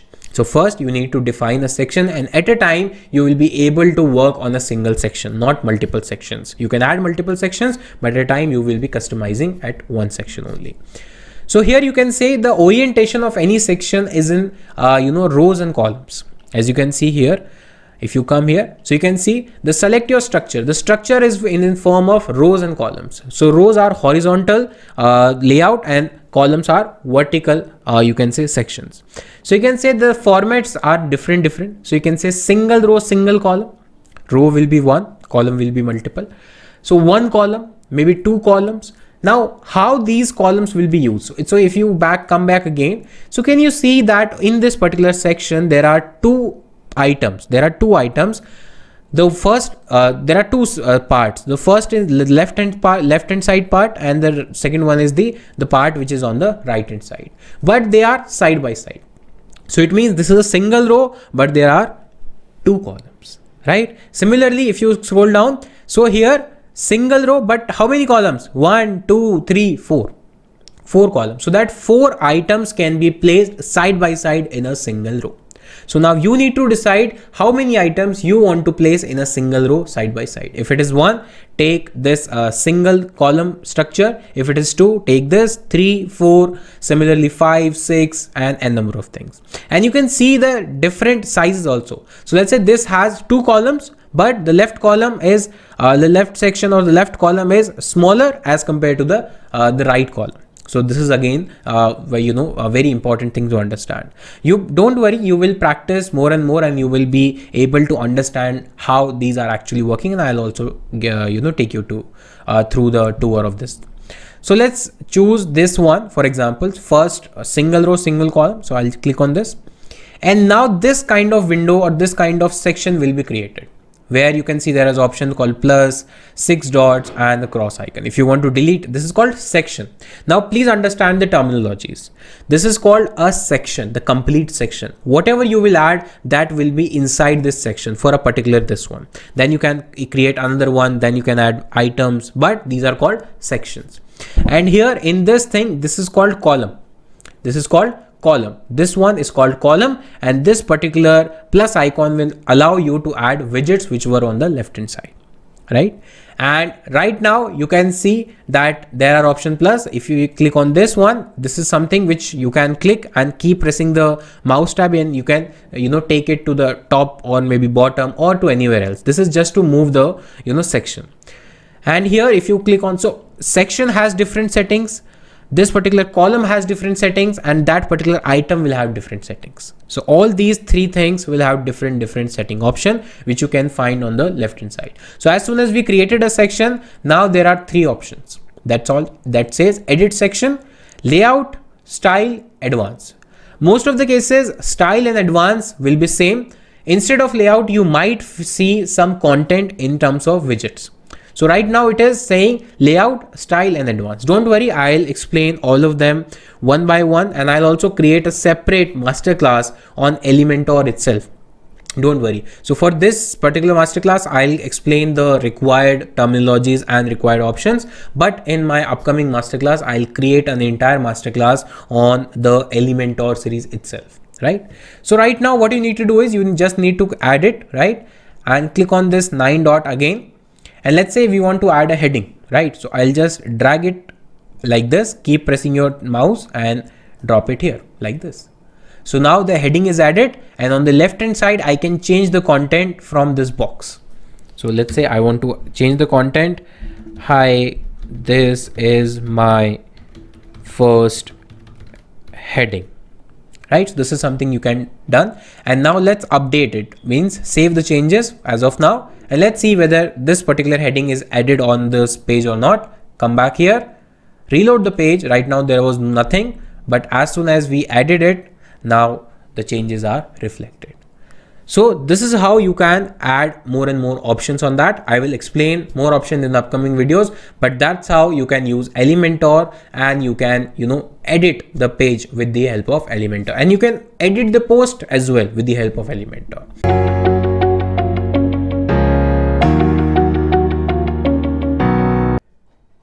Hey guys, thank you so much for joining in. Guys, in this video, we will understand how to change the website logo. So right now you can see that with this particular template, this logo came by default, right? But we want to change it, and we want to keep our brand's logo, for example. So how to change it? So in order to do that, you just need to click on this customize button. So first you need to be on your website and logged in, of course, and then you need to click on this customize button. Now, this particular customize button will give you the functionality to customize multiple widgets and features on your website. I'll tell you how they work, and one of them is to change the logo.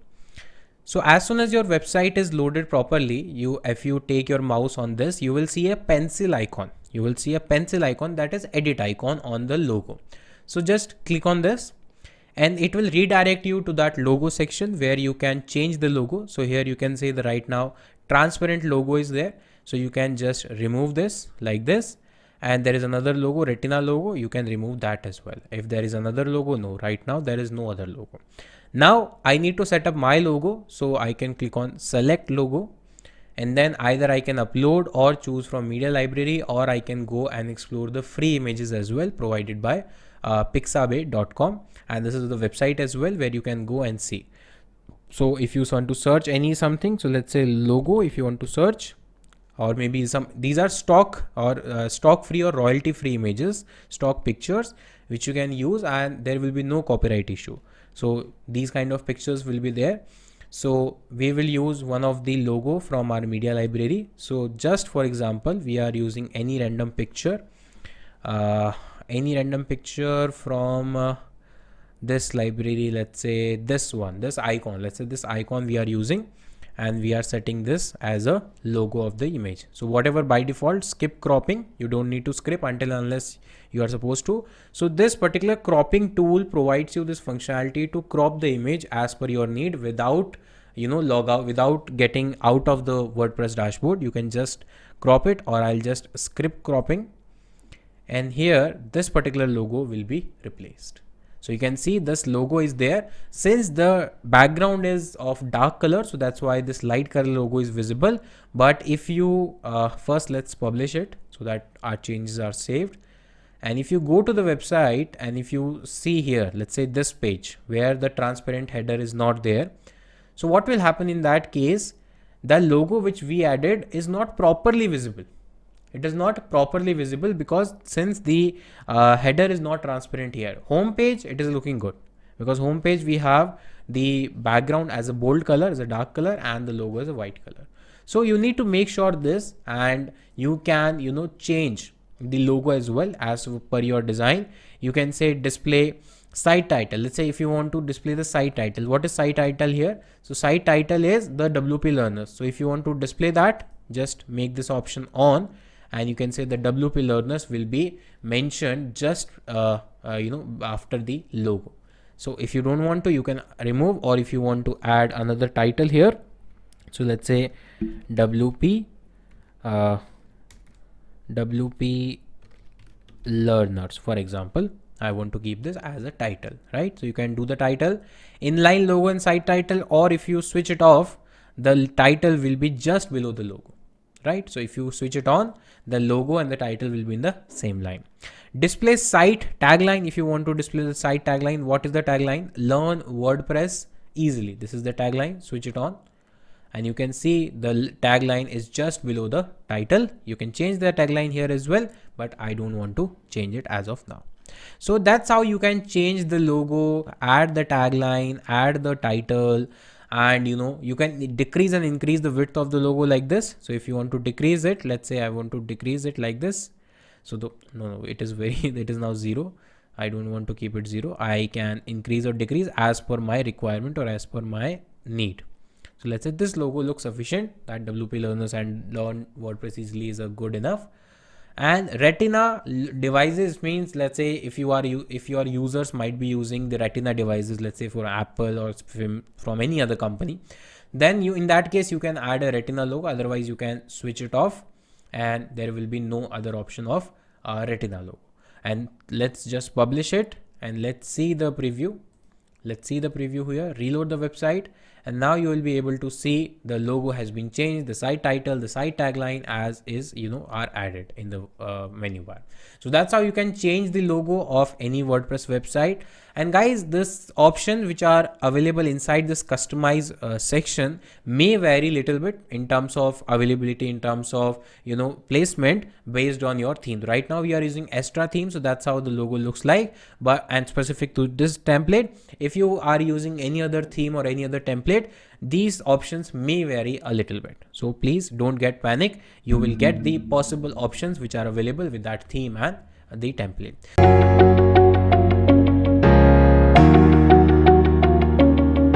Hey guys, thank you so much for joining in. Guys, in this video, we will learn how to change the website icon, or you can say favicon. So what is favicon or website icon? Every time when you visit a website in your browser, so these tabs will show you an icon, that is this one. In our case, it is this icon. This is called site icon or favicon. In most of the cases you will see, let's say if you visit google.com, right, any website, then you can see the icon here. Every website has an icon, right? And when we are developing a website using WordPress, the by default icon is from WordPress itself. But as a professional website, we will not be, willing to keep this icon as it is. We want to change it because it does not look very professional, and we want to keep it either our brand icon or maybe some custom icon. But how to do that? That's the point of discussion for today's video. So in order to change this icon or favicon, let's click on customize again. So let's just click on customize again. And in this particular section, we need to find the site icon or favicon. So here for this, we will go to site identity. This is a part of site identity. Click on this and you can see there is an option called site icon, right? So click on this and you can choose another icon. And if you want to, keep your logo as a favicon, so I will give you a free website. So if you want to convert any of your logo into this particular size, automatically, then what you need to do is we need to search on Google favicon generator. So there's a website called favicongenerator.org. You can go to this website and you can upload any of your logo or image, and that image will be converted into the specific size used for favicon. So let's say I want to convert a free image. Let's say I want to maybe use this image, or let's say this image, which one I should choose? Maybe let's say this one, right? So this is something which I need to convert as favicon. So I'll just save it. I'll just save it on desktop, save here, go to the website, drag and drop, or maybe you can choose the file. So let's wait till the time it is properly loaded. Yes, it is done. Drag and drop here. Not properly done. Yes, now it is done. It says generate icon for web Android. Yes. Maintain image. Yes. Include. Yes. Correct.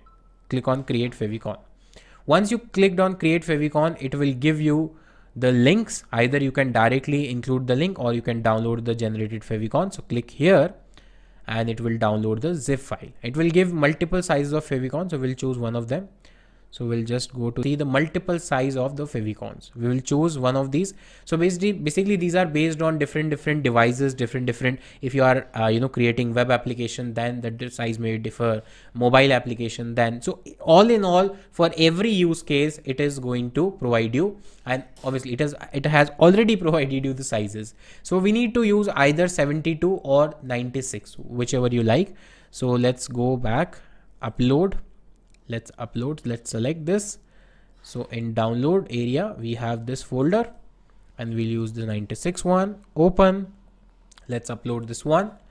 And now once it is done, click on select, skip cropping. So right now this will look like this.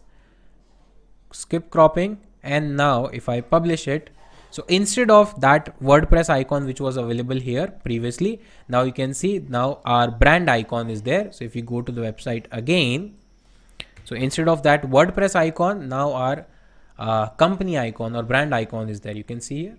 So that's how you can, change the icon. And this icon is not only visible here. This icon is also visible on Google search. So let's say if I go on Google and if I search for WordPress, then here along with the site in your mobile device, if I switch to the mobile device, and if I just refresh it again, so you can see along with the website icon, website name, the icon is represented. The icon is there and everywhere.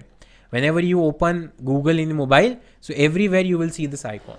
So this icon is visible on the search result of Google or any search engine and your browser as well. Or in order to maintain the brand value or the brand, recall value, you have to keep it same all over the place. So that's it for this video. I hope you enjoyed or learned a new thing. So that's it for this video. I'll catch you in the next video.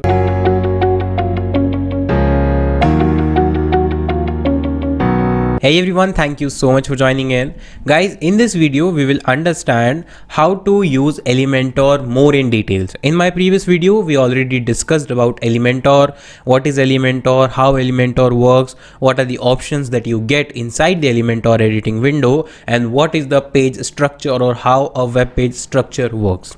So now in this video, we will understand more options and we will try to explore a couple of more widgets. So as you can see on my screen, this is something where we left in the previous video, and in order to access all other widgets, we will click on these 9 dots and you can see there are multiple widgets available. So in the previous video, we discussed one row, one column layout, but in this we will add a new section by clicking on this plus icon, and this time we will choose the 3 column layout. And now you can see there are 3 columns, 1, 2, 3. It means we can place 3 widgets side by side using this structure. So let's go to the widget section, and let's say first we take the image. So we drag this widget and drop it here like this. Another widget we will take is video. So we'll drag and drop it here. And last widget we will take is text editor. So we'll drag and drop it here like this. So now we have 3 widgets side by side in a single row. So let's first look at this image widget. So in this we can add an image. So in order to do that, let's go and choose an image. And we can either upload an image or choose from media library which is available, and maybe we can go to free images. This time we'll say cars. For example, I search for cars images. Sorry, not cars. It should be car. Yes. So there are a couple of images. Let's select one of these. So if I select, it is getting loaded. So let's say this one I need to select. So click on download. Click on this image and click on insert media. So now this image will be downloaded directly from the Pixabay website and it will be inserted here like this. And as you can see, there are other options as well in this widget. Image size. So by default, it is set to large. You can choose another image's size as well, or you can just keep it as full size, right? Then we have alignment. So right now, if we like keep center or right, but there should be some space in order to, keep the alignment. Then we have caption. Right now though there is no caption, but we can attach caption, or we can say custom caption. Attachment caption, it means whatever the name of the image will be displayed. Or if I say custom caption, in that case I can add my own caption. So let's say car image. Caption is that about the image. It tells user about the image, what the image is all about. And then last is link. It means if somebody clicks on this image, what will happen? Right now, nothing will happen. But if you want to add a media file, or you want to add a custom URL, let's say you want users to click on this image, and as soon as they click on this image, they should be redirected to another URL or another page.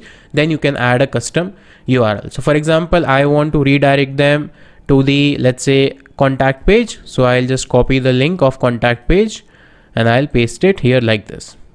And after completing all the changes, I'll just update it. It means I'll save the changes.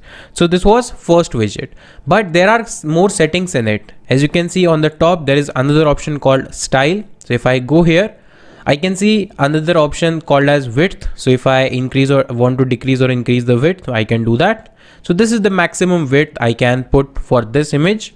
Second is max width. It means maximum how much width it can take in any device. So this is again 100%. Height is something which we can adjust in pixel. Right now it is looking stretched. So I'll just type Ctrl Z to make it in the original format. Then we have options like normal and hover. Normal means by default how this image will look like. Opacity right now is not set. We can set the opacity like this. 100% means the picture will be visible properly, and if we want to make it blur or maybe less visible, we can decrease the opacity like this. So this is something which you can do based on your need or requirement. Then we have CSS filter. There are a couple of CSS filters, like if you want to make it blur, you can do that like this. If you increase the brightness like this, contrast, saturation, hue value. So all these things you can adjust based on your need, based on your theme selections. Then we have border type. Right now there is no border to the image. Now we can say solid. So now there is a border which is applied around the image, and we can increase or decrease the width of the border. As you can see, the border is visible to you because I am increasing the width or thickness. And if I decrease it, then the thickness will be automatically decreased. The color of the border can be adjusted from here. Let's make it black. and now let's see whether it is black or not. Yes, the border has been changed to black color.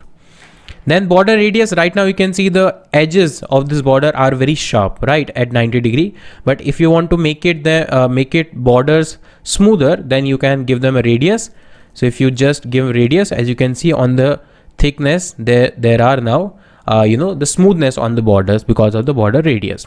Box shadow, right now there is no shadow behind the box, but if you click this option, there is some kind of a shadow behind the box. You can change the color, blur, and everything else. These are the options which you need to explore, because for every widget these options may vary, and they will definitely vary to some extent. So this was regarding the image. Then regarding the caption, if you have switched on the caption, you will get these options again: alignment, left, center, right, or maybe justified, right? Then text color, what is the text color? Let's say keep it black. Background color, if you want to keep it give a background color, we can do that. Let's say I want to give a background color like this. It's based on your choice. Typography, it means related to text. This is very important. Typography signifies about the font family, font size, font weight, font font line, or say line height. You can say font type, like it is uppercase, lowercase, or maybe sentence characters. So all these options will be under typography. So right now family is default. I can choose another font. So for example, I choose Arial. And if I want to increase or decrease the size of the font, I can do that. If I want to make it bold, I can increase the weight of the font or make it bold as well. I can make it uppercase or lowercase or sentence capitalize or maybe normal.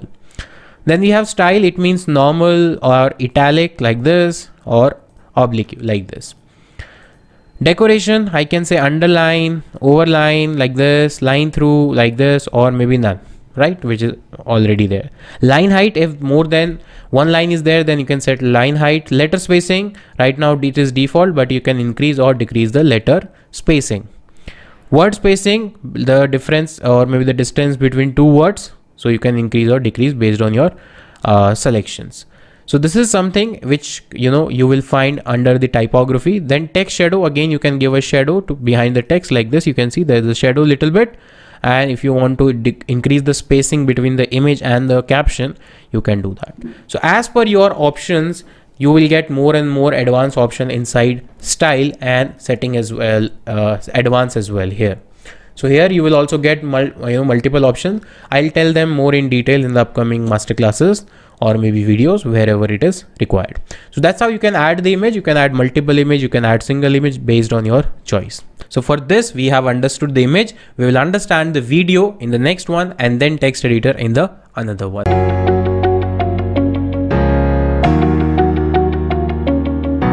Hey guys, thank you so much for joining in. Guys, now in this video, we will understand the second widget, that is video widget. So we have used a video widget, and right now there is a default video from Elementor, but we can definitely change it and we can place our own video.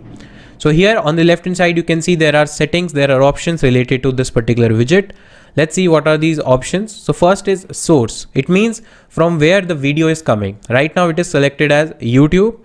There are other options as well, that Vimeo, Dailymotion, or self-hosted. It means you can directly upload your video file to this WordPress website and you can choose that file, but it is not always recommended until unless it is a very smaller file, because the more the heavier the image will be, it will reduce the loading time, or it will slower down your website as the size progresses. So never use or try to avoid this option.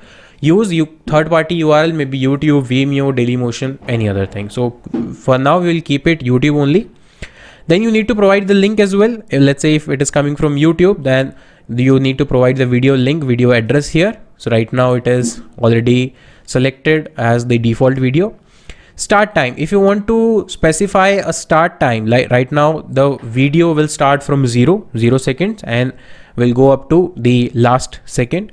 But here, if you want to specify start time, let's say I want to start the video at 20 seconds. So now when somebody plays this video, the video will be played from 20 seconds. Let's check it out. Let's click on this. Oh, sorry, my bad. The video is 15 seconds itself. So let's say 3 seconds is the time duration. So now the video will start at 3. And if I play it, you can see here that it is starting from 3, not 0. And as you know, similar to that option, end time, let's say if we want to end it at 10, so now it will start from 3 and end it to 10. So it starts from 3 and 4, 5, 6, 7, 8, 9, 10. That's it. Now it will not move forward because we have set the end time. Autoplay, do you want it to be autoplayed as soon as the page is loaded? You can do that. So if you switch on this option, every time when somebody loads this page, this will be automatically played. Played on mobile, yes, we have to play it mobile. If you want to make it mute, that by default it should not have any sound, then you can mute the video. You can keep this video playing in loop as well, that once it is end, it will again start from the same point. So you can keep it in loop. Player control like this, if it is from YouTube, then these controls will be there. If you switch it off, these controls will be gone. Now there is no play button, no pause button, and as per your previous settings, it will keep on going and going and going in a loop. Privacy mode, if you turn on the privacy mode, it means YouTube won't store information visitor on your website unless play a video, right? So that is something from YouTube side. Lazy load is that feature which you should enable every time whenever you are using a video or an iframe, because it helps you to avoid the slowness of the web page. It means all the widgets which you are using, they will definitely add a weight to your website depending on their nature. But as you are using lazy load, it means they will not get loaded until and unless the people, any person will scroll to that particular part. So you can switch it on. Suggested videos, any video or current video channel, so whatever the channel is, at the end of this video, the suggested video will be from the same channel, or maybe it can be from any other channel like this. This is the suggested video. It should be on the same channel, right? Then we have image overlay. Image overlay means if you want to keep a thumbnail, you can do that, switch it on, and then you can select a manual thumbnail instead of default thumbnail. So choose this and you can select, and same way upload or media, or maybe you can take it from your free images section. So right now this will be the thumbnail, and as soon as I click on this, the video will be played, right? Now here is the image size, full, play icon settings, what kind of icon you want, and the lightbox. And the style has almost same option like typography, play icon, CSS filter, aspect ratio. You can change the aspect ratio to 4:3 or maybe 1:1 based on your need, right? Based on your selection, you can change the aspect ratio as well, not a problem. You can increase or decrease the size. You can change, play with the color. You can play with the shadow itself. So that's how you can customize the image, the video widget like this, and based on your requirement, based on your theme requirement, place requirement, where you are actually using it, you can customize it as per your.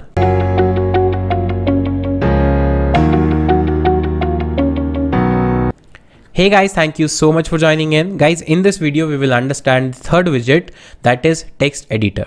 So this is the text editor, and on the left hand side, you can see there is an editor. So this editor is very similar or common to any other text editor, maybe MS Word or maybe Notepad, Notepad++, any smart editor.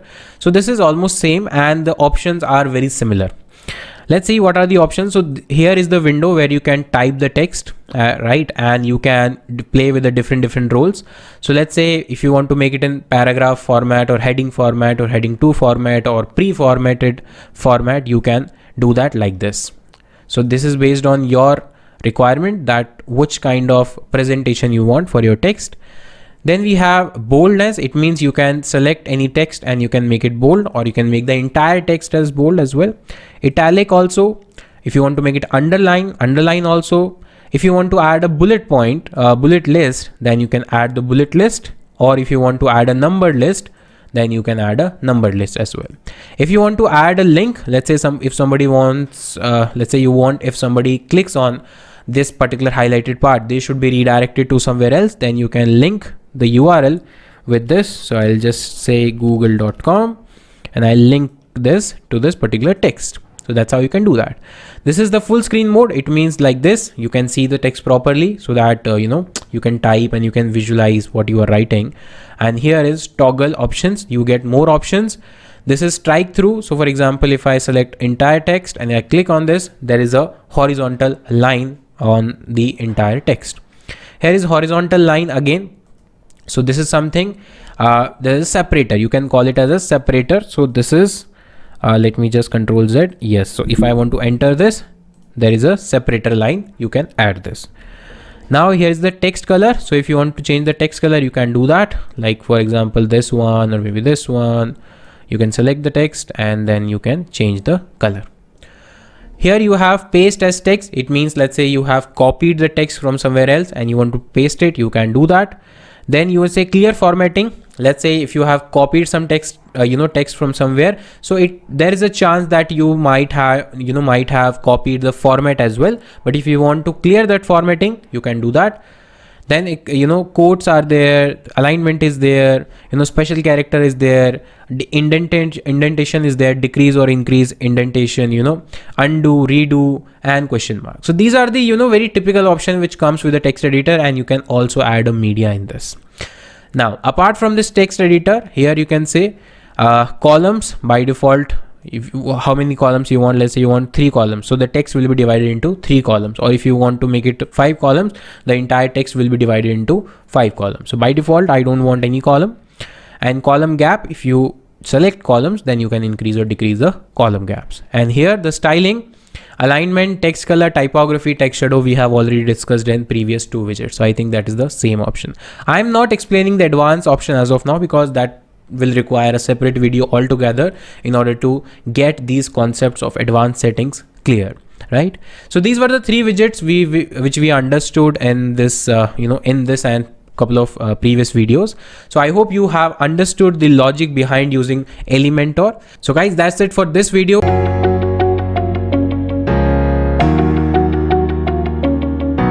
Hey beautiful people, thank you so much for joining in. Guys, in this video, we will understand how to add Google Map to your website. Google Map is used to showcase your office location or maybe store location. And in case if you have a physical store where you want to invite customers or users, then on your website, you should, or I say you must give Google Map location, because it will be easy for users to navigate to your location just by using that Google Map location or maybe pin thing. So how to add that Google Map location on your website, let's understand. So you can see on my screen right now, I am the home page. So let's say I want to add the Google Map location here in the bottom, right, just below the contact us. So how to do that? Very easily, let's understand. So I will edit this page using Elementor. So there is an option on the top of the page, edit with Elementor. This option will only be visible when you are logged into your WordPress dashboard and you have Elementor plugin installed already. Or maybe if you have imported any template supported by Elementor, then by default this option will be there. So click on this, edit with Elementor. And once you click on this option, you will be redirected to the Elementor editing window, and from there we will be adding the Google Map. So here the window is loaded. Now I want to add the Google Map at the bottom of the page. So scroll down to the bottom of the page. And here I want to add a new section. We have already discussed about the sections and the columns and the widgets in previous videos. If you haven't seen those videos, go and check it out after this video. So I will add a new section, and since it is a Google Map, so it will be full width. I'll choose a single column, click on this. And now here I will click on these 9 dots and then I'll search for Google Map like this and drag it and drop it here. By default, it will take some location of London, right? United Kingdom. So you can remove the address and you can put your address in this location. So let's say I want to put an address. So just for example, I am putting an address of my city. So let's say I am putting an address of my city. So I just enter the city name, then state name in India, and then country. So in India, it is the format that first city name, state name, and then country name. So now it is like this. So as you can see on the Google Map, the city location has been successfully captured, and it is showing this as a shadow part. So this highlighted part is known as is basically my location, and this is now visible. So if anybody clicks on this particular location, he or she will be redirected to my the address. Now here I can zoom in or zoom out. If I want to zoom in to location, I can zoom in so that it is properly visible. So if I increase so you can see Jaipur is visible, or I can zoom out as well. So based on your choice that how much zoom you want to increase. And the height of the Google Map right now, it is like this default height. If I want to increase or decrease it, I can do that, maximum to 1440 pixel. But there is no point of making this Google Maps so long in terms of height. Just keep it as it is so that just user can see it and click on it. So that's how you can add it. In styles option, you see that CSS filter if you want to keep it like blur. But why would you blur it? Because this is an important point. So no blur, I think, as per my choice.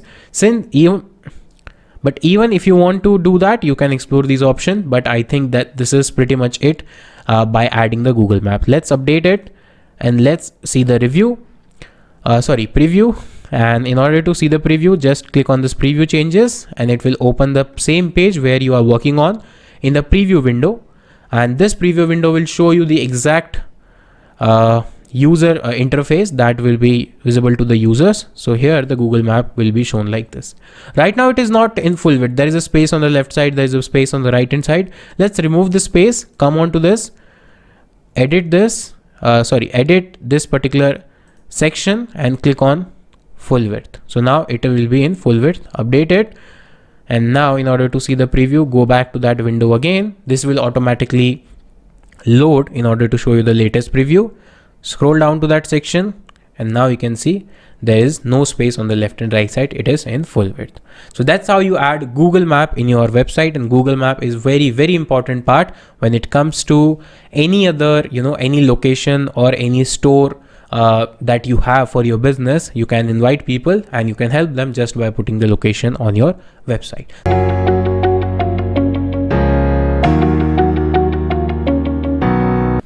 Hey guys, thank you so much for joining in. Guys, in this module, we will understand about the various call to actions buttons that you should have on your website along with a contact form. So basically, if you are creating a business website, so in most of the cases, you want your users to get in touch with you regarding the product inquiry, regarding the service inquiry, or regarding any collaboration or maybe any other information. So how would they get in touch with you? There are several methods. The first and easiest method is via contact form or query form. So as you can see on my website also, that in this template which we installed, there is a query form on the home page which says message us. You need help, you can directly message us. And here in this form there are 3 fields: name, email and message. It means any user who is willing to get in touch with me or the owner of the website, they can simply type their name, email address and the specific query or message that they has, and then they can send this message. And this particular inquiry will be sent to the owner's email ID. So whoever is there as a owner of the website or whoever's email ID is there, that email ID or that particular owner will receive all the information of that particular user on email ID. So this is something which is the agenda for this entire module. Along with that, some other options which we will discuss later on in this module. So let's try to understand how this contact form, can be created and how we can set up and integrate with the web page, and eventually how we can receive the inquiries on our email IDs. So that is something that we will start from next video.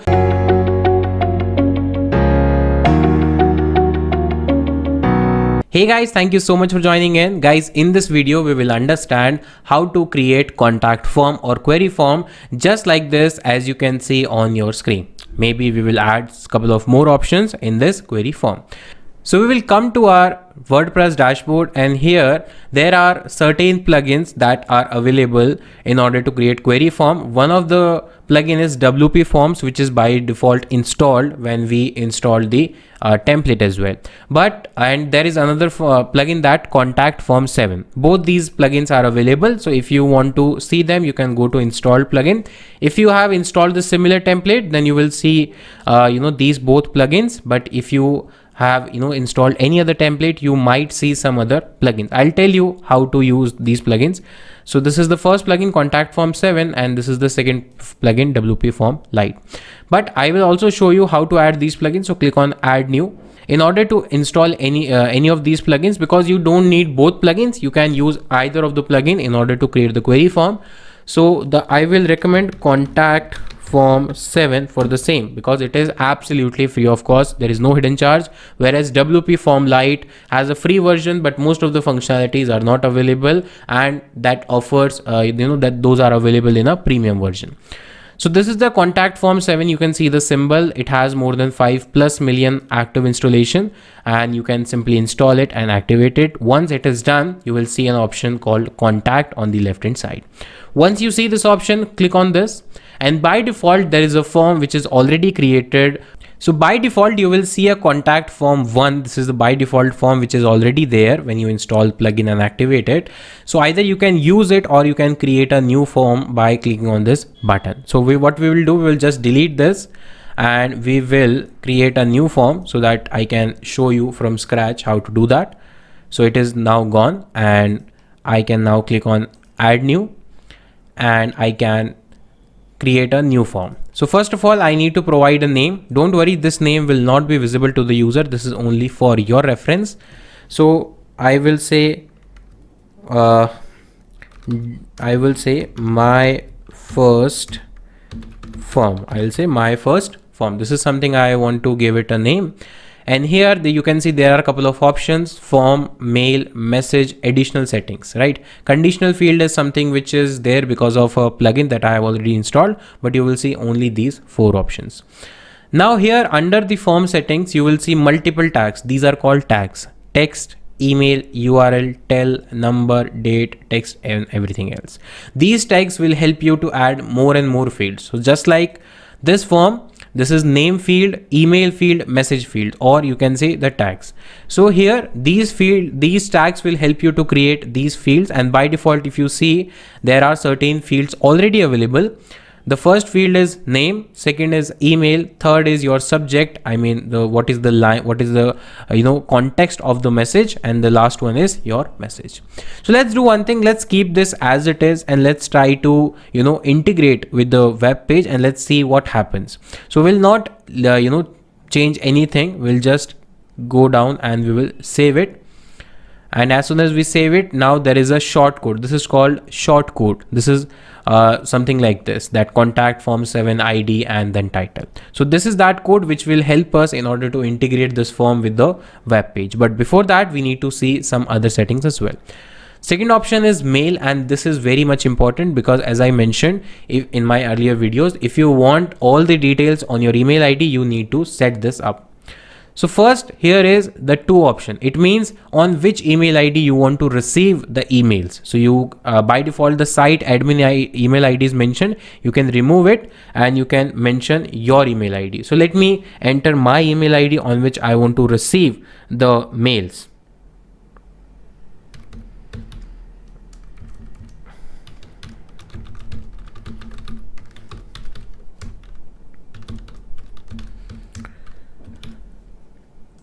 So I have mentioned the email ID on which I want to receive the emails. This can be any email ID, Yahoo, Gmail, Hotmail, or maybe any of your other email ID.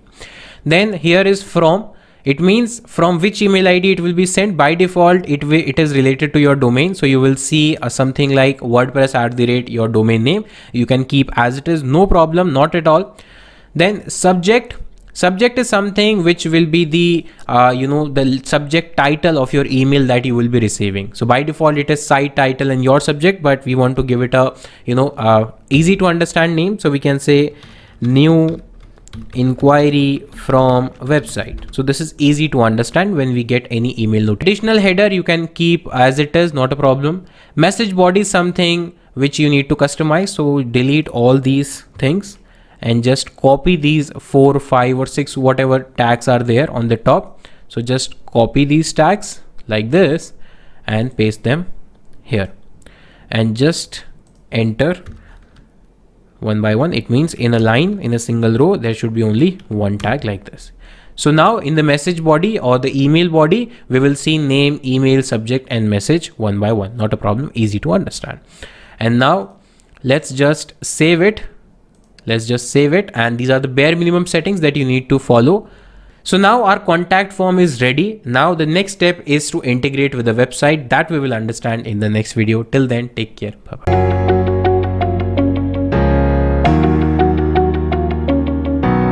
Hey guys, thank you so much for joining in. Guys, in this video, we will learn how to add contact form 7 or a query form which was made using CF7 plugin in your WordPress website. So in previous video, we understood how to create a contact form, how to set up the email settings. Now we will copy this short code over here. So we'll just copy it. We'll come to the website and we will go to that specific page on which we want to integrate it. So let's say I want to integrate on About Us page. So I'll go to About Us and we will use the Elementor page builder in order to add this. So let's finalize a place where we will add it. So let's say we will add it here on the left hand side. Instead of global presence, we will add it here. So we'll just click on edit with Elementor. We have already discussed about Elementor widgets in our previous videos and modules. If you haven't seen those videos, go and check it out after this video or session. Now here the window is loading for Elementor and we will use a widget that is called short code, right? Whenever we are copying a short code for CF7 or for any other plugin, in order to integrate, we will use that short code. So search here, search the widget short code. So here is the widget. This is the widget we will use. But before that, let's scroll down and let's delete this. So I right click and delete, right click and delete. And instead of global presence, I'll rename it contact us, right? So this is something we will give as a heading.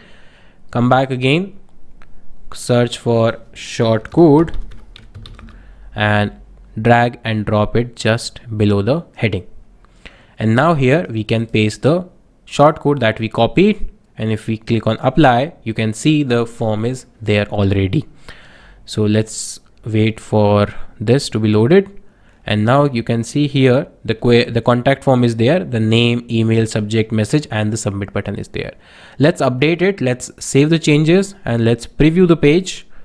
Let's preview the page and we will also do the testing.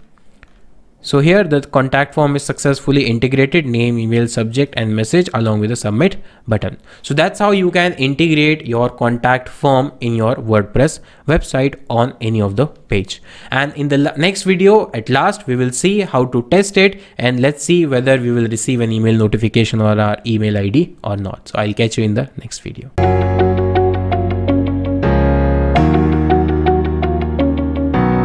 Hey guys, thank you so much for joining in, and it is the right time to test the contact form that we created in our last video and integrated it.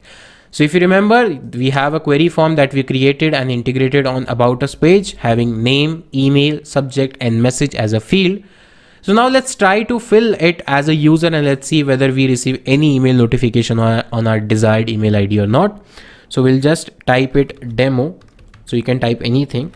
Demo @gmail.com, demo as a subject and demo as a message. So our objective is just to test whether we are receiving email notification or not and is there any error while submitting the form. So after filling out all the details, click on submit. Let's see whether we get any error or not. No, we are not getting any error.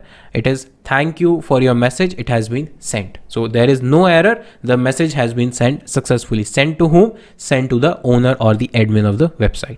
Now let's check it out on that email ID. So let me quickly log into my email address. So guys, here you can see that I have logged into my Gmail account and that is email ID. And here you can see that email has been received 0 minutes ago. Just now I have received the email, and in this email you can see the subject line, new inquiry from website. The WP Learners is the website name, and here the details are name, email ID, subject and the message. So that's how you can check whether your email, whether you are getting the email notification or not. And if you are not getting, if you face any problem, do let me know in the discussion forum or in the comment section. I'll definitely help you out. So that's how you create email for your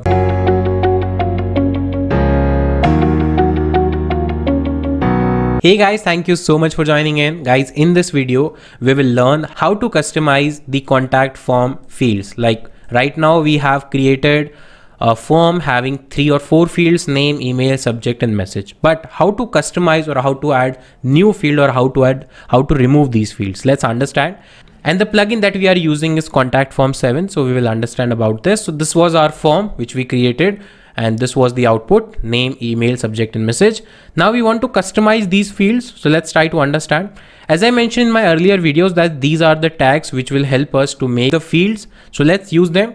So by default, let's say I want to just delete them. For example, I just want to delete all of them, and I want to add new things. So let's say I want to create a form in which there will be name, name field, email field, phone number field, a drop down field, maybe asking for any option to choose with, and then your last message field, right? So these are the 5 fields that I'll be creating. So first I need to provide the label. So what is label? Label is this text which is right above on the field. So this box is the field, and here this label shows that what this field is all about and what you need to enter in this field. So you need to provide your name. So that's what label or label provides the information. So we'll type some text. So it's a label, and we will close this as a label. So whenever you are supposed to add a label, you can do that and enter and enter. And between these for opening and closing tag, we will add the input box as well. So for this, for name, we will use as text. For name, we will use text box. So we'll click on text. Here, if you mark it as a required field, it means without filling out this field, user can't submit the form. So of course we want the name, so we make it required. You can provide a name. So let's say we say your name. I'm just keeping it in the short form, your name. Default value, if you want any default value to be already filled before the user enters anything, you can do that. Or you can enter a text. Let's say enter your you want to give an example. So like example is Rahul Singer. So you want to guide the user that in which format you want to enter the details, and you can use this text as a placeholder. It means it will be there, but as soon as user starts typing something, it will be gone. So of course I want this thing. Then this is a security plugin where definitely we can skip this, not a problem. ID attribute, if you want to provide any ID or class attribute, you can do that. Basically these are advanced fields. When you customize the form in terms of look and feel or in terms of advanced functionality, then these will be used. As of now, I'm just skipping them, and if if I feel that I'll have to explain in the upcoming videos, I'll do that. Otherwise I'll cover them in a separate masterclass. So after filling out all the details, I'll click on insert tag, and you can see here the tag is inserted, but we need to provide a label. So we'll say full name. So this will be the label, and this will be the placeholder. So this is the first field. Similarly, I can create another field. So I'll just copy this one because this is the same in everything. So I'll just copy it. I'll just paste it here. This is opening, and I'll copy this closing as well. So I'll just enter and I'll just paste it here. And instead of full name, now my second objective was email ID. So your email, right? And in order to create an email field, there is an option called email. Click on this. Again, I need to make it I need to make it required. So click on this. Here you say your email, just for your reference, because this will not be visible to the user. Default, again, you can provide example. So example is abc @example.com, whatever is, and use it as a placeholder, and then insert tag. It is that easy. It is not, maybe if you are thinking that, oh sir, it is coding, and you said that we will create our website without coding, but this is not coding. This is just an HTML tag which are auto generated. You are not supposed to write them. Then next field is phone number. So I'll just copy this label from here, paste it here, again copy this and paste it here, and instead of your email, I'll say your number. Then for that, we will have this field called tel, that is telephone. So we'll use this field, make it required. We'll say your number. Default value, you can again put an example. So for example, as per my country code, I want to guide them to enter like this in this field. my mobile number with the country code as a placeholder, and then insert tag. So that is something we can done. The next field was after the number. The next one was for I guess drop down. Yes, the next one was drop down. So there will be a drop down in which there will be multiple option. So now it says select services. So for example, let's say let's take the same example that we are providing real estate services. So let's say we have multiple sizes of apartments, 2 BHK, 3 BHK, 4 BHK, and we want users to select one of these. So let's say we choose select type of apartment, right? And now we will give a drop down. So for that drop down, there is a drop down menu here. Click on that. Required, give name as type of apartment. Again, this is based on your choice. Now enter the values which will be visible in that list or drop down, and you need to press enter after every line. So first is 1 BHK, second is 2 BHK, that is bedroom, hall, kitchen, 3 BHK, right? Allow multiple selection. No, we want them only one selection. Insert a blank item as a first option. Yes, so that initially they will not see any option. By default, blank will be selected, and then we click on insert tag. And the last one is the message. So we'll just copy this again, paste it here, copy this again, paste it here, and in the last we'll say subject. So for subject we'll say text area, because the subject or the message, the message can be a larger text, so we say text area. This is not required because not everyone has any query, so we could keep as it is, and we can leave as it is, no problem. And then at last we need to submit button. So for that we have a submit option here. Click on this. Label is submit, not a problem. ID and class you can leave as it is, and then click on submit. So that's how you can create the entire form from scratch, and we will just save it. And since we haven't changed the name of the form, so the same code will be used, but there will be some error since you have changed the tags. So just copy these tags once, copy to the body, delete the previous ones, paste it here, and in the one line you can enter only one. And we can beautify this as well, or make it in a proper symmetric. So name is we can say name. It means we can say that okay, the first entry was name. Then we can say email. This is for your reference, for admin reference, that admin will get to know. Then say number. Then we say type of apartment. Spelling is wrong, and then message, right? So there is an error, and this error will be resolved. Just replace this tag with the email tag. So for email we use this. So just copy this and paste it here, and that error will be gone. And now just save it from here. So now it's time to test it out. Now previously there were only 4 fields. Now if I refresh this, so the fields will be changed. So instead of that, now email, name, phone number, type, and everything will be there. So okay, I need to change the label. I forgot to change this label. So instead of this, I'll choose as message. Not a problem. Just click on save again and come back here, and now refresh. The label will be changed. So I don't need to copy and paste the shortcut again. So here you can see this is called label. This is label, and this value which is there inside the field is called placeholder. But as soon as I click on this and start typing, this value will be gone. So I just type, enter the details, and let's see whether we get the email ID or not. abc@gmail.com. Number is I can put a 10-digit number as of now. Select an apartment. I'll choose as 2 BHK, and message is demo. I can leave the message as well. And if you remember the required, let's say if I not enter the full name, and if I try to submit, there will be an error. And this error is, this field is required. You can't proceed without filling out this particular field, similar to all the fields, whichever are required.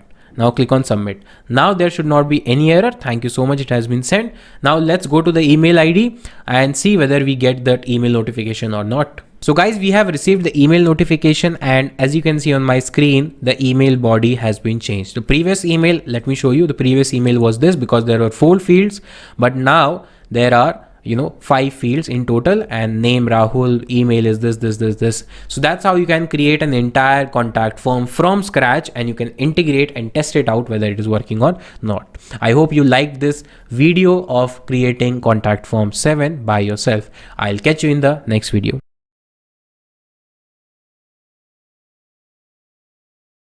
How to add a WhatsApp functionality on your WordPress website so that your visitors can easily contact you via WhatsApp or on your WhatsApp number. Right now we have a website with us. This website is all about plumbing services offered in San Francisco, right? Now, a business like plumbing services, it is a service business, right? It is not a product selling business. It is more oriented to a service class business. Now, for every such businesses, a WhatsApp functionality on website becomes essential. Why? Because nowadays people are, almost everyone is using WhatsApp, and it is very handy in order if you consider as a chatting or you say messaging app. So everybody is comfortable with messaging app, that is WhatsApp. And if you want your users to contact your business or to contact you via WhatsApp, so it is mandatory to have a WhatsApp icon. Because see, otherwise, if you are, assuming that first people will visit your website, then they will see your number. Let's say in this case, this is the number. Then they will go to their WhatsApp app or maybe the phone app, right? Then they will enter your number, save it, then come on to WhatsApp and then search for number. It is too hectic process for a normal user, right? They want a easy to go solution, and the easy to go solution is to have a WhatsApp functionality or a WhatsApp chat button right on your website. So how to add that? There are 3 simple steps. First, we will install a plugin. Second, we will configure that plugin. And third, we will see whether the WhatsApp functionality is added on the website or not. So in order to complete the first step, let's go to the WordPress dashboard. And here from the plugin sections, we will click on add new. And the plugin which I am telling you is very lightweight plugin. So you can use it without any hesitation. Search in the search bar, that is click to chat.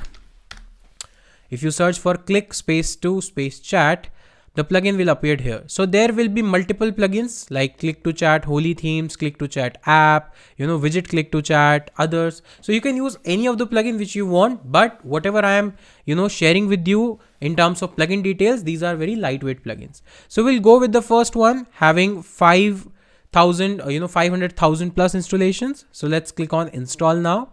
And once the installation is completed, we will just click on activate the, to activate the plugin. So installation is in progress. You can use this plugin as well. That is also a lightweight plugin. So these 2 plugins are recommended from my side. Now let's activate the plugin. So this is the first step to install and activate the plugin. Now let's go to the second step and to configure that plugin. In order to configure, click on settings, or on the left hand side, you will also see an icon or an option that is click to chat. So either you can click here or you can go here and then go to settings, greetings, other settings. So let's click on settings, and first and most, it will ask for the WhatsApp number. So whatever your WhatsApp number is, you need to enter it along with your country code. So in my case, the country code would be +91, that is India.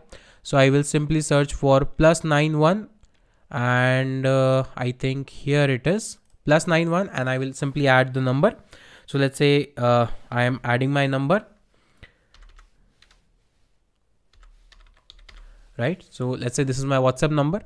Now, since this is a free version of the plugin, in the pro version you also get multiple agents and the random number, but that is the advanced functionality for a local business. For a small business, pro version is not at all compulsory. Now, pre-filled message. If you want any specific message to be pre-filled already when user clicks on the WhatsApp chat button, that you can enter here. So I would say, hi, I want to inquire about your services, for example, right? You can type any message that you want.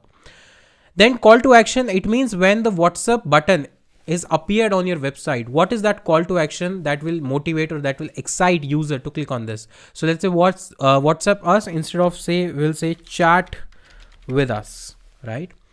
And this is The next option is about style and position. Where do you want to actually keep the WhatsApp button? I mean, in the right section, top of the website, bottom of the website, left, right, middle, where is that?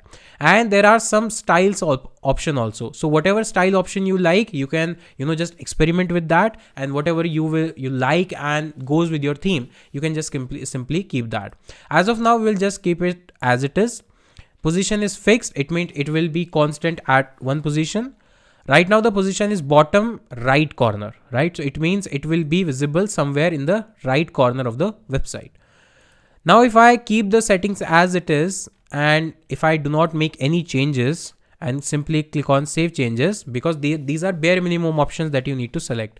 And if I go to the website and if I refresh the website once, the WhatsApp icon is right there on my website on the right hand side. Now, even if I scroll down, or I mean, if any user comes and if he scrolls down, maybe top, bottom, and navigate to other pages, like if I go to About Us page, but still the website will show the WhatsApp button on maximum pages, or I would say on entire website.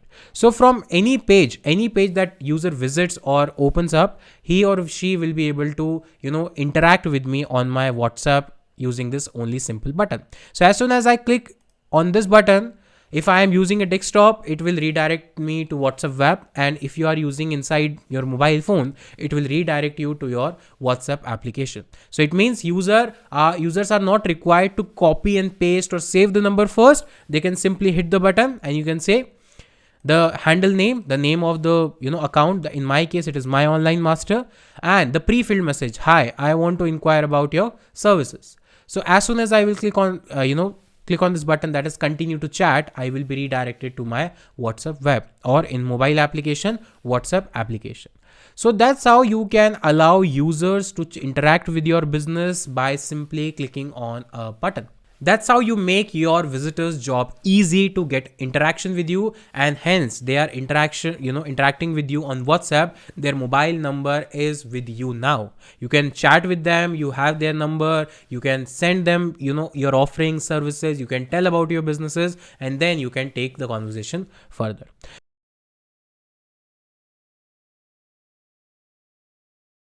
Hey, are you one of those who has a WordPress website, and are you using any type of contact form?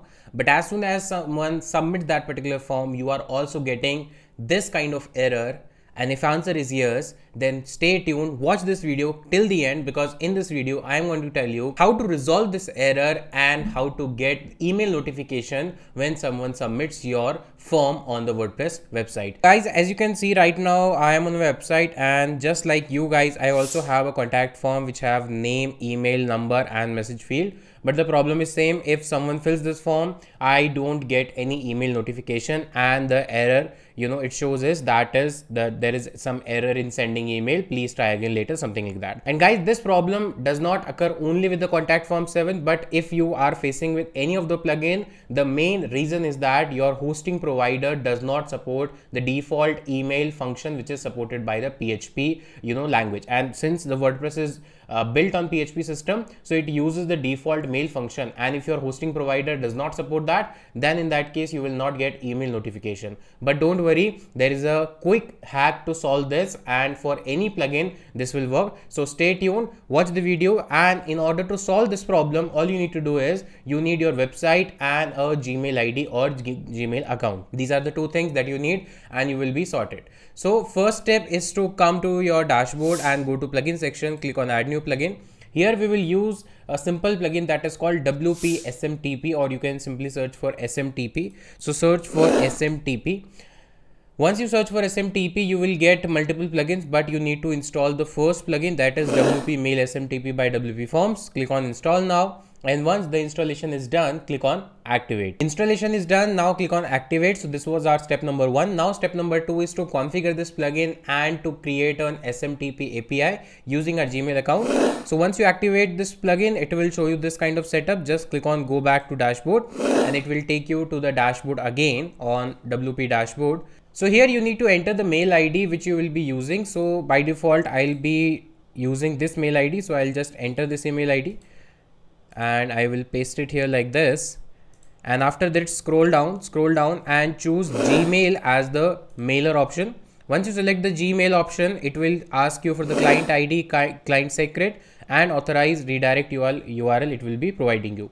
So you just need to keep this screen as it is, and meanwhile open a new tab, go on to Google and search for Google Developer Console, and please make sure that you have a Gmail account with you in order to get this done. Once you are on this platform, I'll also provide this link in the description box so you can check it out directly. So you will see this kind of a screen by default, and make sure you are logged in with any of your Gmail ID, and that Gmail ID should be yours only, or you should have the access. Now here you will click on create project. So either click on here or you can click on here as well. So here the pop-up will open, and here the click project, new project option is there. Click on that. Here you can give it a name. So not a problem. I will give name as SMTP. You can give as any name. It will not be visible to the user. Now click on create. Once you create a new project, after that the next step is to create credentials. So that is something I will be telling you in shortly. So here my project is now created. You can say project is created, and here the project is selected SMTP. Now here you need to click on enable API and services. Click on this. Once you click on this, you will search for Gmail. You will search for Gmail in the search box, and you will see Gmail API. Click on this Gmail API. Once you click on this Gmail API, here you will see an option called enable. Just click on enable. Don't worry guys, this method will work for every kind of WordPress plugin, not a problem. So just follow all the steps as it is, and if you face any problem, do let me know in the comment section. So once you enable this API, the next screen you will see is about the settings of this particular API. And don't worry, these are not technical steps. These are just user interface. Some clicks here and there, not a problem. Once you enable the API, now from the left hand side you will see authentication consent screen. Click on this. Once you click on this, then it will ask you for some details. So we will providing the details. So user type will be external. Choose on external and click on create. And then here you can give the app name. So in my case I am giving the website name, not a problem. Email, by default the same email you can select. You can leave as it is, other option. And here also you can give the same email ID that you selected above. And once you are done, click on save and continue. Then in the next screen you are not supposed to add anything. Just click on save and continue, and again click on save and continue, and it will ask you for the summary. Yes, correct. Click on back to dashboard. So once you've done with this step, now click on publish app. Click on publish app and click on confirm. Don't worry guys, don't put into the hassle that what is happening or what is not happening. This is a quick solution for your problem, and there is no there is no problem in this method. It will work flawlessly, not a problem. Once it is done, now click on credentials. On the left hand side, click on credentials. Once you click on credential, here you will see the option create credential. Click on this and click on OAuth client ID, and here you need to choose application type, that is web application, that is our website. And you can name as it is, not a problem. Here you need to add your domain name. So just go onto the website. Only the main domain name needs to be copied and pasted here. So just copy and paste. Make sure you also add HTTPS or HTTP, and then in the enter in this. And here authorized redirect URL, it will be taken from here. So authorized redirect URL, just click on this button, it will be copied. Come back here, click on add URL. Now paste this URL that you copied, and then click on create. Once you click on create, we are almost done. 90% things are done.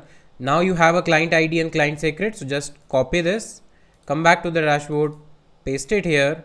And the second thing is client secret. So we'll click on copy, again come back, paste it here. And once these two things are done, we will click on save settings. So this is our 90% work done. Now we are only one click away in order to make this functionality working. That is this.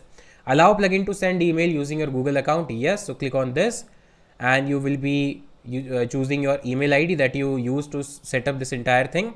You will see this screen that it is not verified, not a problem. Click on advanced, click on go to WP mail setup, and then click on continue. Once you have done this, now you are done with your setup completely. And the next step, that is last step, is to check whether now the form is working or not. Make sure that you should be able to see this, that connected as whatever your email ID is. If you are able to see this option, it means it is activated. Now come back to the website, whether it is working or not. Let's test it out. Refresh the browser once, window once, and now here let's enter some dummy details, and let's try to send this, submit this. Let's say if it submits or not. Yes, it is submitted successfully. Now let's see whether we receive any email notification or not. So here is our, what you say, the mail ID. And yes, you can see we just received an email notification, demo. You can set up this email body as per your convenient easily. So that's how you can solve this problem, which is related to you are not receiving any email when someone submits a particular form on your WordPress website, or if there is an error. This will work for every sort of plugin because it is not plugin dependent. The separate plugin, that is WP Mail SMTP, will do the trick, and it will enable you to send email notifications from your WordPress website to the user and as well as admin as well. So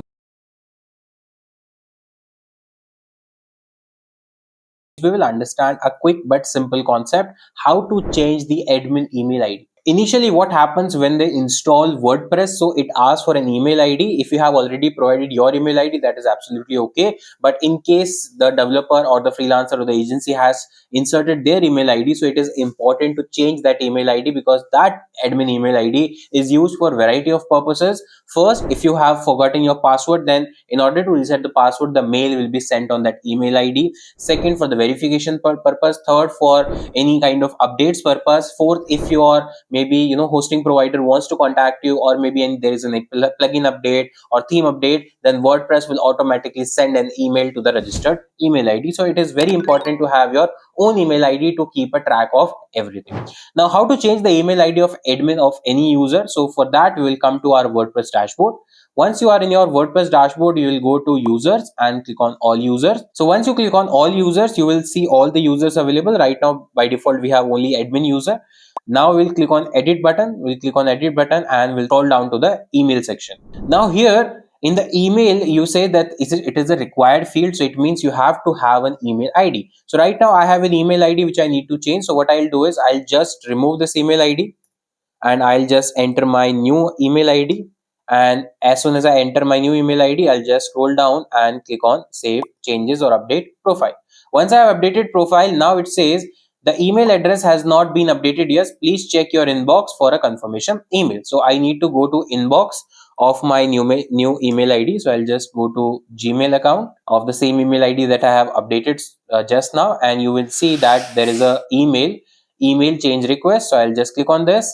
If this is correct, please click on the following link to change the email ID. Yes, I want to change it. So click on this link provided in the email. And now if I scroll down, now if you see that email ID has been changed from the old one to the new one. So I'll just scroll down and I'll just click on update profile once. And now it is done. Now if I go to users again, change, and now it is your own email ID on which you will get multiple updates and everything that you want to achieve.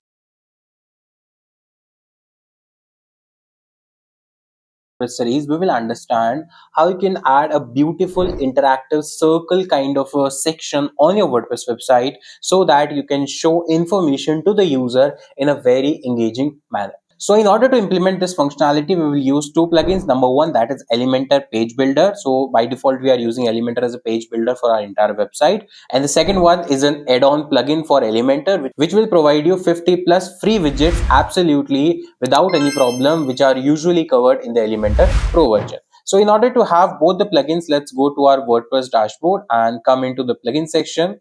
And of course, you need to click on add new plugin. So you need to have both these plugins. So just search for Elementor, and if you by default have the Elementor plugin, you can directly go to the second one. So first plugin is this Elementor Page Builder. So you need to make it install and activate it. And if you are by default having this plugin, not a problem, you can jump onto the second plugin. The second plugin is Essential Add-ons for Elementor. So this is the plugin Essential Add-ons for Elementor, and it gives you 100 plus free widgets available inside this particular plugin's free version absolutely without any problem. So you just need to install and activate this plugin as well.